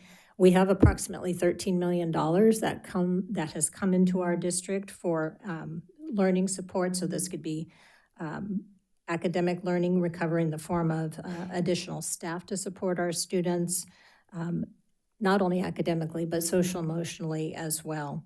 So this report shares how we're planning to utilize those dollars.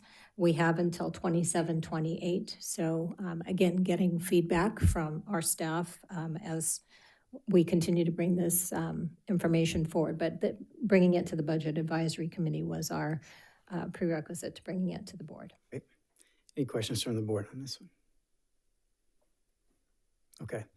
That gets us through information items and brings us to item 19, Superintendent's Report. Dr. Clegan. Thank you. So May 2nd, we're in the month of May, and we recognize, again, our Cultural Heritage Months of AAPI, Asian American Pacific Islander Heritage Month, Jewish American Heritage Month, and Mental Health Awareness Month.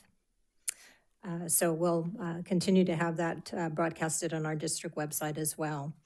I want to congratulate Van and Matthew and our entire SAB for the work that they did in hosting an amazing international night. As you had mentioned, there were almost 20 performances and different cultures that were represented. And the diversity of folks that displayed their project boards was amazing. That welcoming environment and valuing the diversity of our students and our community in a way that celebrates something that we all have similarities. We all have culture and food and music, and it was so it was a learning opportunity, but also a way to celebrate the diversity, but also our similarities. So thank you for all the work to the two of you and to our entire SAB.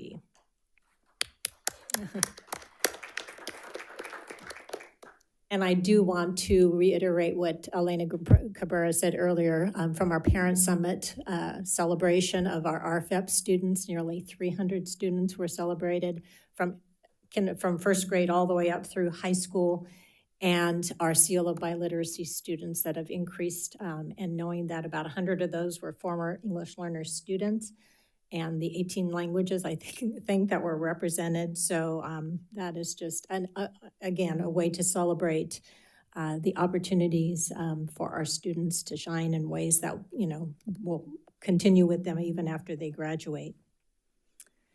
And this week we heard back from the state on our community schools application for our remaining 7 schools in Rancho Cordova. We're thrilled with the work that our district has done with the first funding stream of that we received from the state for the 6 schools that are participating in community schools. Matter of fact, we're becoming a model district, and I want to thank our FCEA partners for being partners. I know you're all supportive of community schools, but the fact is we've got an amazing team of folks that are doing the right work. 2 of our 7 schools were funded in this go-around. We're excited about that, but what I think our district is committed to is that community school mindset and philosophy, and hopefully the funding will follow in the future. But I do appreciate the work of Kate Hazarian, Carla Gaiman-Davis, and all the folks on our community schools team. And then this week, I also had the opportunity to attend another first event, which is Mills STEM Career Fair. And this was an amazing opportunity for our students at the middle school level to be exposed to professions in STEM. So we had professionals coming in from the outside, but also our Cordova High School students involved in career and technical education, showcasing how students can be involved in different opportunities before they get to high school. So kudos to Mills Middle School and to our students and community. Thank you. Thank you, Dr. Clegan. On to item 20, board member reports. We'll start with our student board members. Mr. Merrill. First, I'd like to give a quick shout out to our district's swim teams at sections today. That was very fun. And yesterday, so girls were yesterday, and then boys were today, and then we have finals tomorrow. So good luck to all the finalists from Folsom, Vista, and Cordova. I know we have 1 Cordova finalist, not me. It was not me. His name is Colin. He's very cool. He's a very cool person. I don't know about Vista or Folsom, but I know Colin's going to finals tomorrow. And I'd like to give I'd like to give kudos to everyone who came up today.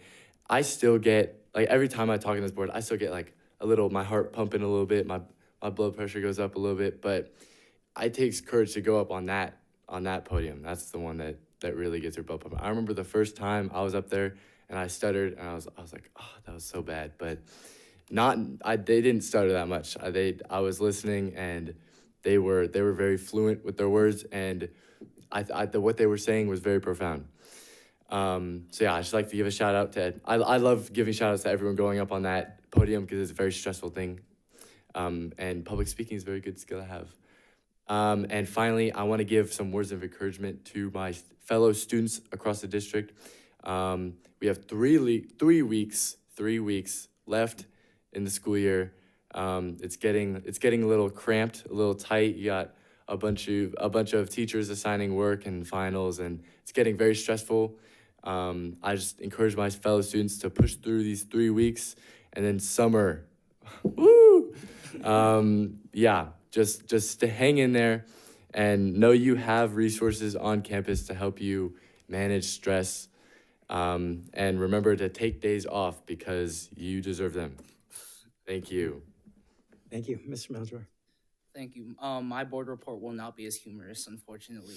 But first, I want to say congratulations again to Mr. Swanson. It was nice meeting you. Unfortunately, I won't get the privilege with working with you next year, but I'm confident that this district is in the right hands. Additionally, I'd like to highlight the student board member elections that have been going on this week amid all the craziness. We have 7 unique candidates from Folsom and Rancho Cordova who are up for election. We have 4 in Folsom and 3 in Rancho Cordova. 1 in Rancho Cordova, including this guy to my left, this awesome guy running for re-election. So I encourage all students who have not voted yet to go out and vote. The links are on our SAB website because this is a really great opportunity to showcase your student advocacy and have a student voice. And then I want to say my kudos to the students, faculty, parents, community members who showed up here tonight and spoke on behalf of the necessity of a land acknowledgement. Like Van said, it's really difficult to have, to really put your true thoughts out there when you're on the podium. You do get nervous, but I want to recognize the people who went up here and made speeches, even those people who weren't even planning to make a speech, but went up regardless. So that takes some nerves. But equity is not only a day of remembrance, it's not a month of recognition, but it's a constant discussion to be heard, to be seen, to be represented in your communities, in your classrooms, in your society. And based on the amazing turnout we had at International Night and the amazing cultural performances, the student support, the faculty support, it is possible that we can all come together, set aside our differences, and we can recognize, acknowledge, and celebrate our differences and our diversity in a safe, respected, and represented manner. And we can do that by just simply passing that land acknowledgement. First step, but not the last. And lastly, I want to give a shout out to my class of 2024. 3 more weeks till graduation, and just push through AP or IB tests if you're one of those people, as well as finals. So thank you. Thank you. Left House. If it makes you feel better, my watch still beeps like high blood pressure or heartbeat right before I talk to. So first and foremost, I would like to extend my utmost gratitude towards all of our Native American brothers, sisters, and allies who came to speak tonight.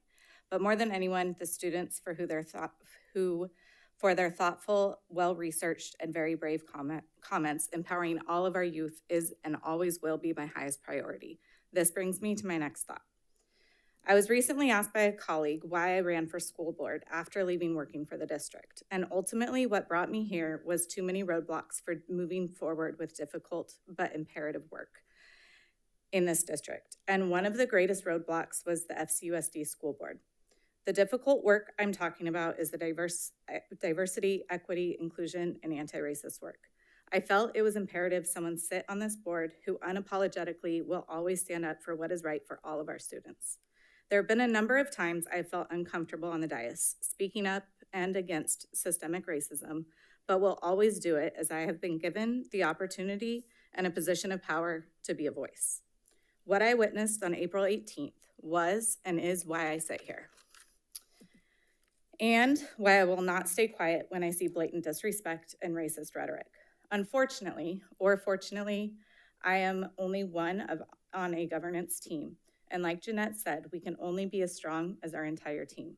That being said, this is not the first time we have been here, but I really do hope it will be our last.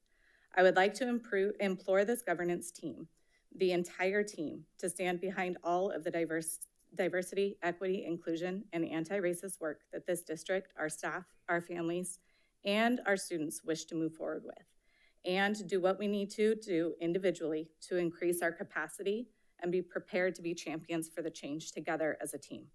Until then, I will continue to speak up, be an ally, and be a voice for our marginalized students and families. And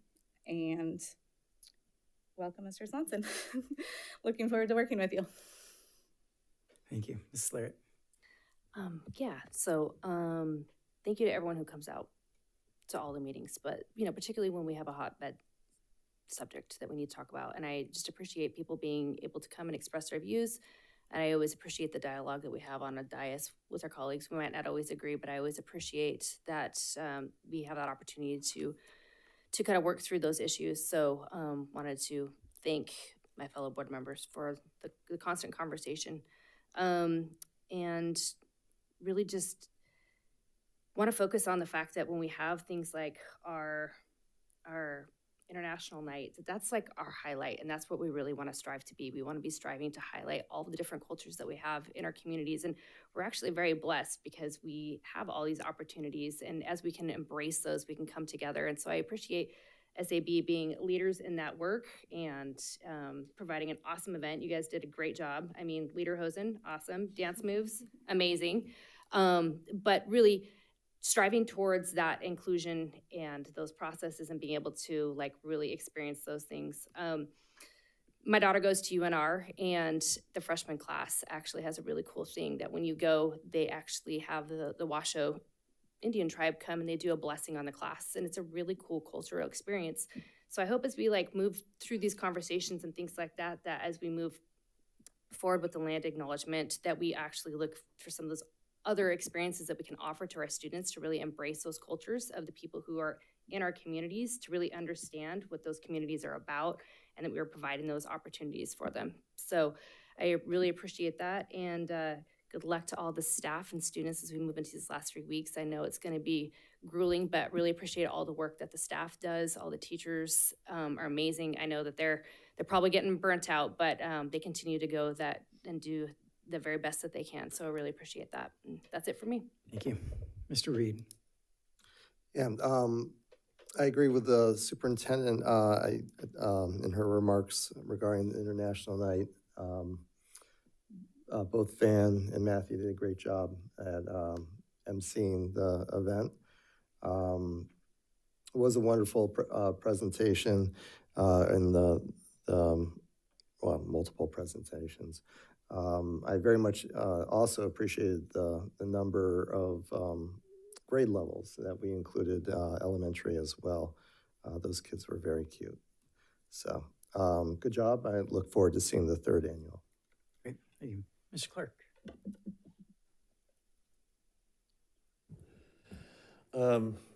Ms. Lofthouse, thank you for your comments. I stand with you 100%, and I thank you for sharing your why. Those are a lot of things that, we as board members need to talk about, the why of why we run for school boards. So I want to just thank you for that. Matt and Van, great international night. I mean, I caught the tail end of it. Sorry I was late, and there was a joke at the superintendent interview that I drive slow. Well, I got on the freeway and I got there as fast as I could. And normally I don't take the freeway unless I have to. Fun fact. So anyway, congratulations to you all and the SAB for putting that on. Look forward to the SAB elections. Van, good luck to you. You've been a solid leader, both you and Matt. Matt, I know you have 3 more weeks. You got this. We're proud of you. I know you'll have, one more meeting with us? In June. Okay, so yeah, you got some time. All right. I want to congratulate all the Clark Family Memorial Scholarship winners. I look forward to presenting to them all next week. And Mills had a great time at their STEM school. Actually, I visited that school twice in 1 week due to my mismanagement of my calendar. I thought the event was day before yesterday, day before yesterday. But I ended up going to an ELAC meeting and had a chance to talk with some of the parents there. And then yesterday I went to the STEM fair. Last weekend I had an opportunity to, do my duties with CSBA as well as the Greater Sacramento Urban League, and I went to a equity in education convening. And I had an opportunity to meet students from across the nation, and we talked about equity and things that were going on, and I had to bring up the question about land acknowledgement. And all of them that I talked to, except a couple, did land acknowledgements, and I told them, well, hey, this is what I'm gonna do. I'm gonna acknowledge your land at my next board meeting. So I wanna acknowledge the land of, in the state of Kentucky, the state of South Dakota, the state of Arizona, state of Illinois, state of New York, and even the ones that were local, well, statewide, Santa Ana, San Diego, Orange County. And then I wanted to recognize and acknowledge the land that my ancestors worked on as slaves. And I had to call back home to find out that information, but it was in Louisiana, the Natchez land. I want to acknowledge that, and the Choctaw in Mississippi. So, with all that being said, I look forward to hearing the land acknowledgement again. I look forward to voting yes on it, and I look forward to it being read at every meeting.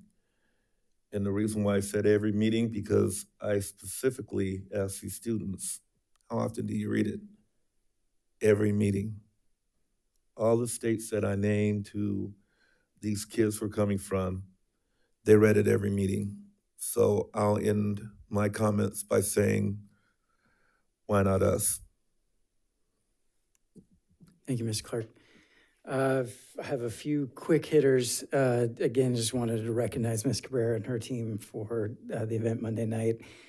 Not only is it kind of an amazing feat that there's nearly 600 students that we need to celebrate, but to be able to have them come and get pictures and be handed an award is really special for them and their families. So thanks I know that was a lot of work to put on. So wonderful job. Thank you.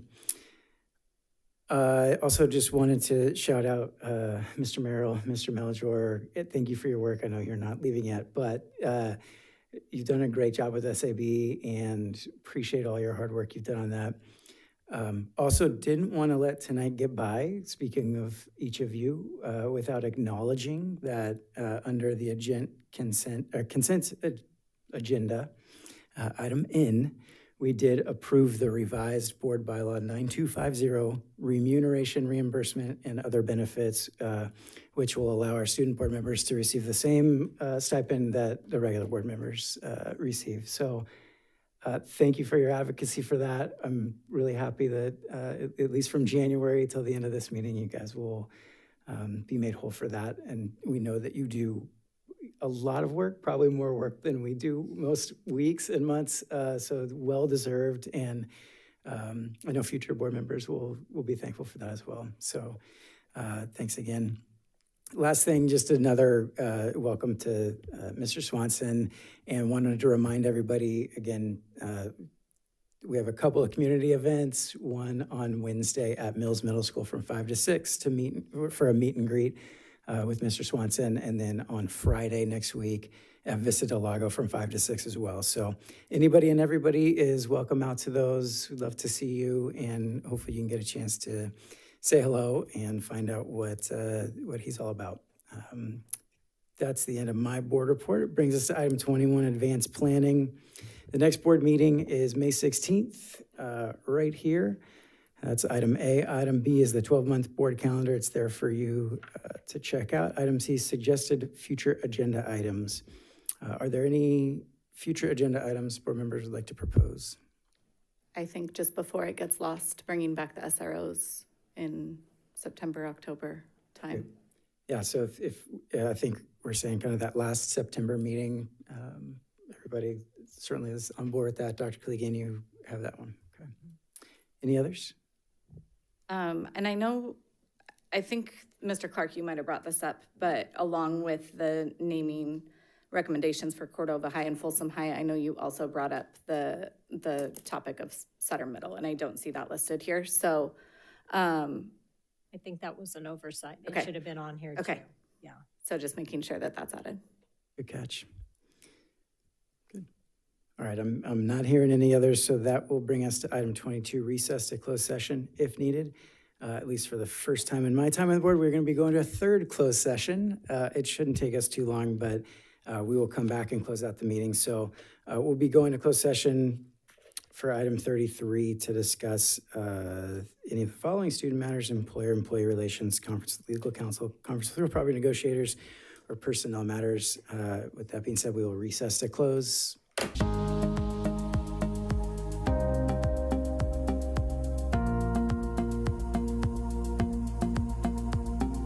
And open session for item 24, resume open session.